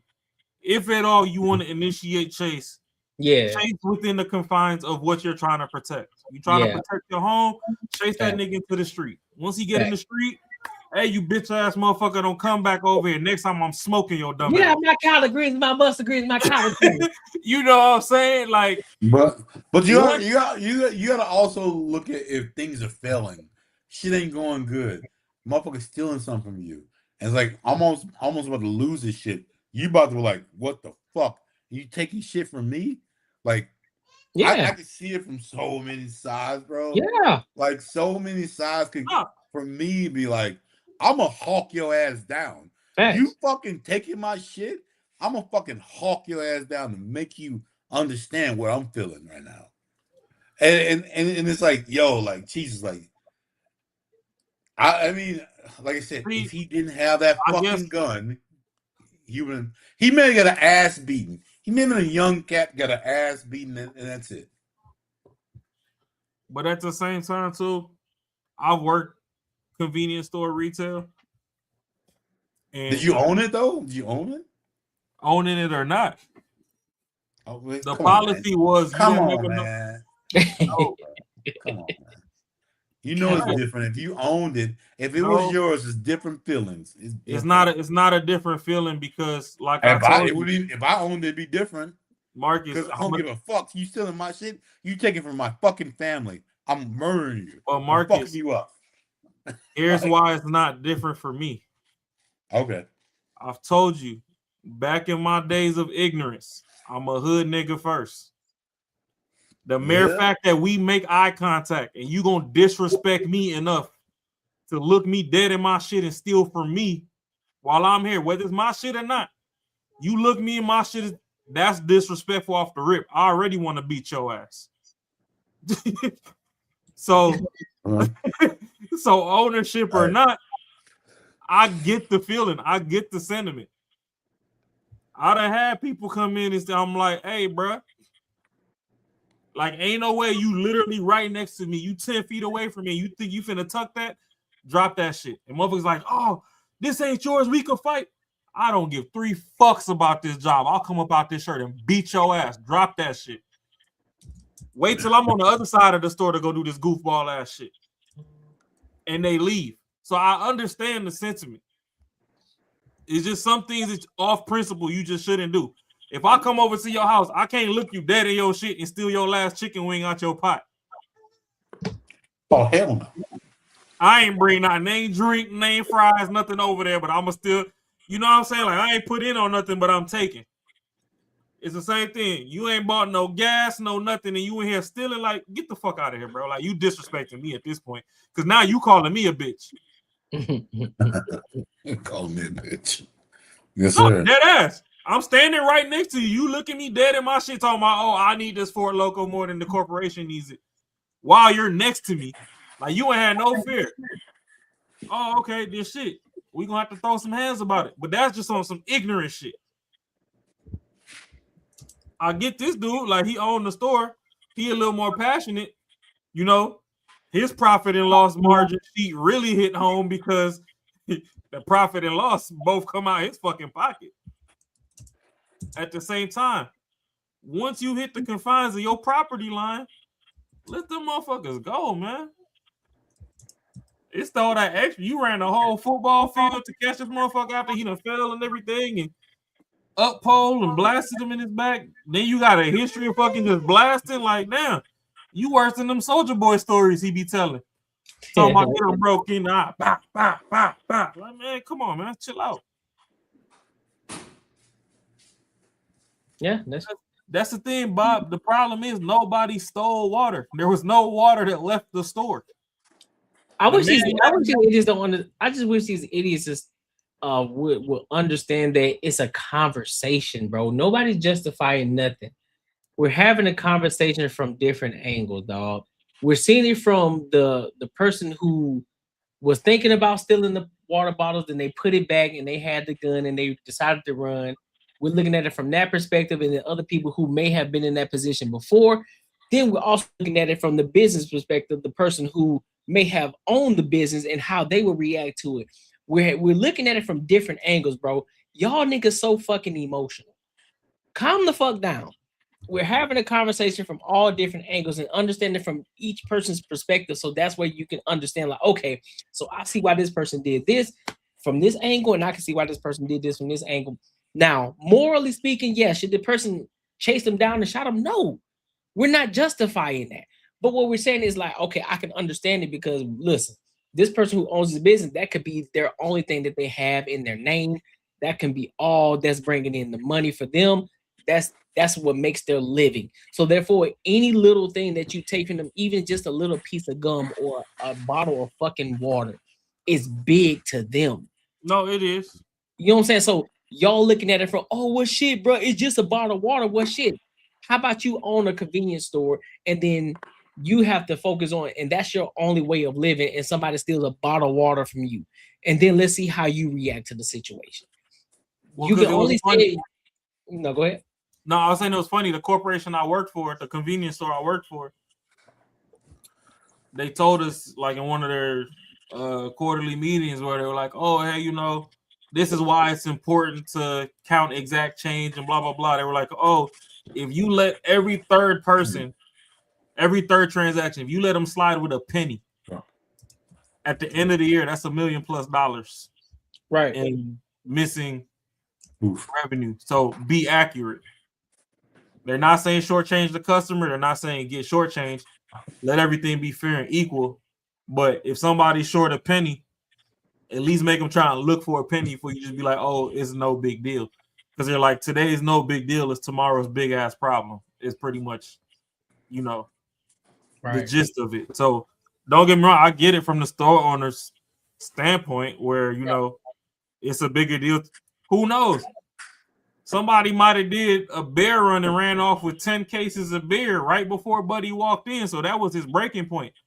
I understand that, but damn, bro, like you chased this motherfucker to a whole different county, damn near. For real. Chase that motherfucker down, bro. Like That's shit, just where I'm like, fuck, bro. Like normally you intimidate a motherfucker. You run out the store, you take the first 15, 20 feet, you don't know who might be hiding on the corners of the store. You like, yeah, you little punk, don't you come back over here, keep running, little bitch. And you walk back inside. You know what I mean? But shit, to cross the street in the third with this motherfucker, like y'all was on one. Cause now it leads me to believe, like, man, how many times has this motherfucker been stolen from? Cause like, all right, bro, so he decided he must have been fed up fully. Like, hey, man, the next person that come in here, we gonna chase their ass all the way to fuck down. Man, I mean, I think it's like if you have kids and you let them know, like some people are fucked up. Yeah. Hey, that's one of them. Don't fuck with them. Yeah. Like I think it's a good. Like, not everyone should be looked at. Yeah, you gotta let them know. That's one of them. Done. Right. I just think it's wild times, and honestly, too, with the way a lot of the social media stuff is set up, we all just go off the first angle of the first video and draw 15, 20, 30 narratives. Yeah. And then by the time this shit actually comes out, another problem is a lot of people don't walk back what they initially said. They just like, fuck it, I said what I said. It's like, sometimes if what you said was wrong, you do need to walk that shit the fuck back because it's all, you know what I mean? Yeah, because real shit though, like sometimes, yeah, a lot of it is speculation at first when you don't have all the information, but then as more information comes out, it's like, all right, bet. So now let me walk back what I said before because I didn't have this information. So it's like, all right, what I said before, yeah, I stood on it, but until we got this new information, now I have a whole different perspective on this situation. And so that's why we look at it from all different angles and we try to bring a solution to it. At the end of it, we don't believe that the Carmelo shit. Do we believe that he should have passed away? No, we don't. Rightfully so, we don't believe it. But we have to look at it from all angles, and of course, we all gonna disagree because it's part of the conversation. It's part of how panels work. Marcus gonna have his thoughts. Carmen gonna have hers. Raw gonna have his. I'm gonna have mine. And we all gonna try to mine it out as much as we possibly can, looking at it from different angles. And which is why I was like, you know what? Let me read up a little bit more up on this shit. And that's why I was able to walk it back and say, you know what? I was wrong. And that's my fault. And I'm able to hold myself accountable for it in real fucking time. Because that's part of the fucking conversation. That's what's supposed to fucking happen. You stand 10 toes on it, but if you get new information that kind of goes against what you were saying before, that's where accountability comes in. You know what? I was wrong, bro. My bad. I said I misspoke. And move the fuck on, bro. Simple. I agree. And I mean, realistically, to all the victims of all these senseless violences and whatnot, I mean, rest in peace, condolences to your peoples. Like, you know, I know sometimes when we talk about these things on podcasts and stuff, we making y'all relive traumatic experiences. We hate that it's topics, but things just need to be talked about. And you know, to the aggressors or whatever, I hope y'all find peace with what y'all did and whatnot. You know, everybody theoretically deserves grace, but whether or not you get it, that's between you and whoever the fuck you offended. Yep. But at day's end, these are scenarios and life happens, and we're gonna talk about life. That's what the podcast is at day's end. So I mean, Austin Metcalf, I think Buddy's name was. Yeah. R.I.P. to Buddy, the 14-year-old with the Chinese dude. R.I.P. to him. Condolences to the families. Like we hate poking the sore spot for y'all, but it's topics that sadly do trend and we do have to talk about. So yeah. My thing is, hey, if you got kids and you can can like do your job and pinpoint if they're getting bullied, ask them the right questions, man. Like try to figure it out. Like there's no right or wrong questions to ask them, but don't be a victim as a parent, or like to be at a point to where you're supporting shit that shouldn't be supported. Like, yeah, you should not be that. You should not be on your kid's side on fucking supporting shit. Like wow, like nah, bro. Like, but honestly, too, I think where we need to grow in our generation and going forward from where our parents was, being that the world moves shit fucking 10 times faster than it was when we were little, is we need to parent our kids, but give them enough space to trust us to tell us every and anything that's going on with them in confidence. Because I know back in the day, like a lot of our parents, they just ain't give a fuck. What I say is law. Yeah. It is what it is. I ain't trying to hear jack shit. Which in that day and age, it worked. But it worked. Yeah, motherfucker, y'all fighting with TikTok, Instagram, and all this other stuff nowadays. Yeah. Y'all might want to give them kids a little bit of grace to come and talk to y'all, let them know what the fuck they got going on. Because a lot of the stuff can't necessarily be solved in their peer circle like it used to be no more. Like y'all gonna have to intervene. And y'all gonna have to intervene early as fuck. So the earlier you let them motherfuckers open up to you, the better. And I would say this too, though, and 100%. also just be if you're involved enough in your child's life, you can see patterns, you can see the ways that they behave, right? You will know when they're sick, you will know when they're about to lie, you will know when they're telling the truth. If you're involved in their life, and I'm not talking about being involved as far as being their friend, but being a parent to them, right? And being that wise person and understanding your child and what's going on in the actual world, and teaching them and building the foundation. I know raw, so that's my thing. Building that foundation, right? Building the foundation with your kid, and rightfully so.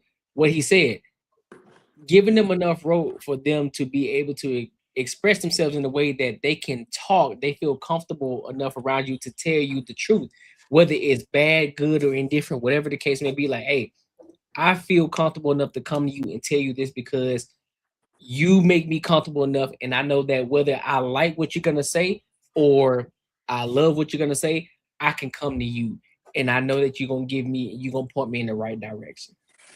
That's what parenting is about. It's not about being a fucking friend. It's not about being the yes man to your child. It's about parenting your fucking child, bro. And if you pay attention to your kid and you're involved with your kid, you're asking them questions. If you gotta, sometimes you're gonna have to bum rush them. Like, hey, let me know what the fuck is going on with you right now. I don't do closed doors around this bitch. What the fuck is going on? Talk to me. Sit the fuck down, or you gonna sit here for an hour or so until you tell me something. Whatever it is that you got to do in order for them to start speaking and actually express themselves, and letting them know that it's a comfortable space for you to talk to them, and you ain't gonna just bum rush them and then tell you some shit that you don't want to hear. That's what in this, especially in this day and age, like Ross said, you know what I'm saying, with the social media age, yeah, you got to give them space to be able to talk and express themselves, but of course, respectfully, because you ain't finna talk to me any kind of way, because I'm gonna bust your head open. Yeah, that's a fact. Talk to me, you know what I'm saying? We gonna talk, we gonna have a conversation. I'm gonna sit down, I'm gonna listen to you, I'm gonna take in everything that you're saying, and then I'm gonna spit out, you know what I'm saying? I'm just gonna make sure I do the best I can to lead you in the right direction. It's like, I bet you got this going on, but from my experiences and the things that I'm still learning and what I've seen so far, I can lead you in this direction. This is probably the best way for you to go. And if I don't know, guess what? I'm gonna do the best I can to figure out what's gonna help you, and I'm gonna do the best I can because I am the protector of you. So I'm gonna make sure that you're straight. So I'll do everything I possibly can to make sure you're good. Simple as that. And that's gonna build that trust. That's gonna build that foundation with them. And I think that's what's gonna help with a lot of these children today, bro. They just need somebody. They just need somebody that's there for them on a consistent basis. This, because I think, and to be honest with you, with this Carmelo situation, I think this was a lack of parenting. I think this was a situation of, hey, dog, something was going on with him that he didn't. There wasn't a space that was open enough for him to express to his parents that 100%. Yeah. something was going. Wasn't. I mean, I wouldn't say something was going on because it wasn't a previous beef, but something had to be going on for him to say, you know, I'm gonna have a knife, wherever it was, and I'm on edge. So if you touch me, it's on. So somebody had an influence on this kid, dog. Somebody had an influence on him. Who? Yeah. We don't know. So, and I think that's it was something that happened. It was something that happened. Dog. That's why I think parents are critical. It's like, hey, dog, you need when the kids start to turn, when the child is born all the way up to they fucking 18 years old, you need to be involved as much as you possibly can. I get it, you work, you gotta do what you gotta do, but you gotta be involved as much as you possibly can. You need to tell the mom, y'all are a united front. You and the mom are a united front. Hey, whatever is going on, you need to let me know what the fuck is going on. I don't want no secrets, so that way I can be involved. So if I wasn't there at the meeting, or if I wasn't there at the situation, you can let me know what happened, and I can come in and I can give my guidance wherever I can, even though I wasn't there. She needs to be the united front when you ain't there, and vice versa. That's how it needs to work. Yeah. This shit shouldn't happen. Real talk. Because I think that's another way that we've strayed too as a society is, well, at least in the first world. Mm-hmm. We done got so busy and strapped with bills and stuff that by the time we get home, we so fully depleted that we have nothing left for the people that are closest and matter the most. Yep.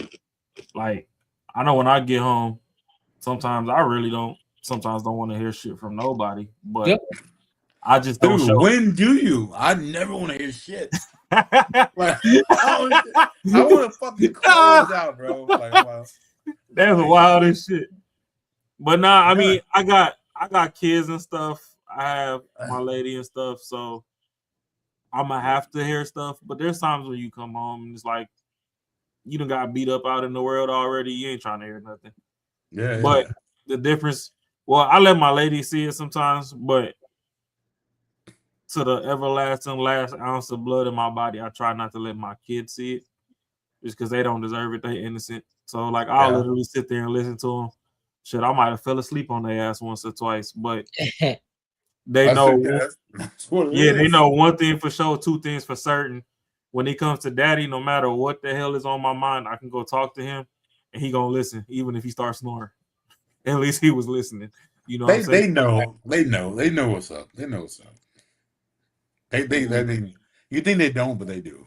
Yeah, and my lady, it'll just be like, "Oh, hey, my fault. I didn't mean to fall asleep on you. We could just talk that day night." Like, because at the same time, at the same time, with your girl. Oh yeah. Go ahead. No, I'm sorry. The biggest one with your girl. I'm gonna ask y'all. Do your girl want you to? Hey, would you ever cry in front of me? Type shit. Nah. I had some. Yeah, I've had that happen. My girl has said that if you need to cry in front of me, you can, but she ain't never like necessarily begged to see me cry type shit. No, yeah. My thing is like, bro, I'll be real with you, man. Like, there's some shit I like, especially in my office. Like, I'll listen to music. I'll start thinking about my parents and shit like that. Yeah, and I'll let it out, bro. I'm cool. But the thing is, I would never do that in front of my girl because she asking too many questions that don't mean shit. You know what I mean? Like, understand? Like it's always like, oh, do I need it? Like, no, I'm good. Like I'm good. If I'm crying, I'm cool.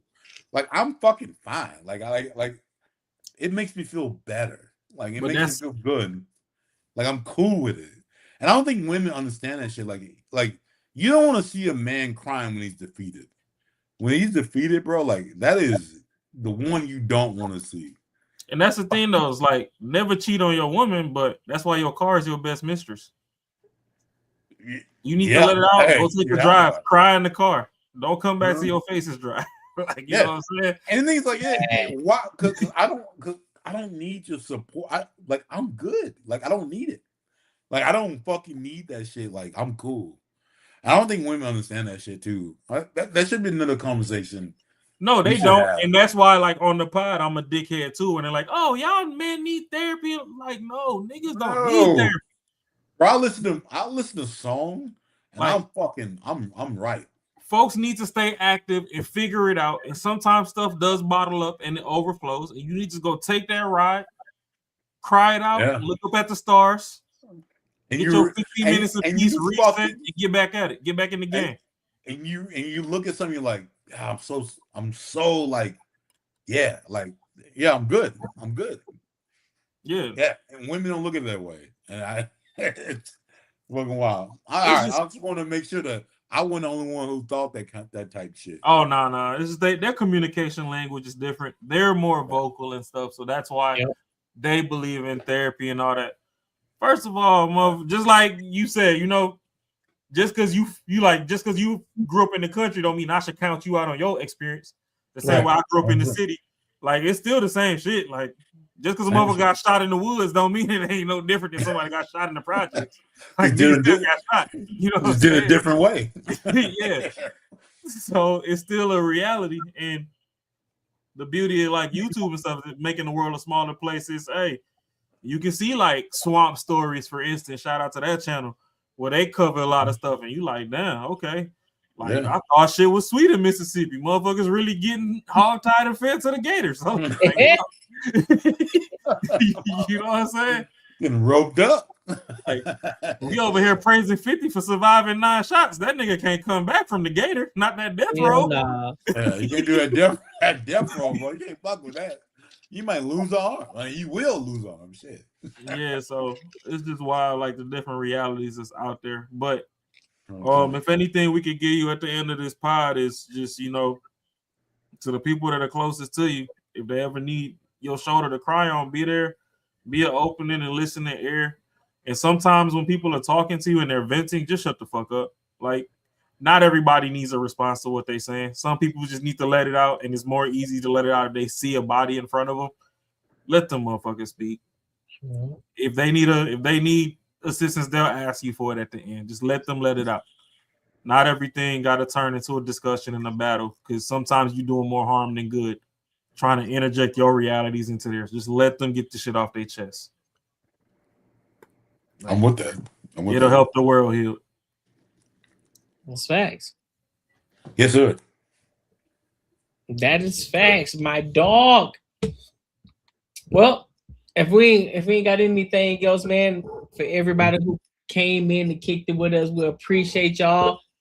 We thank y'all. Make sure y'all are here Sunday for the solo show, the Cornelia Show, man. And until next time, my good people, we will holla.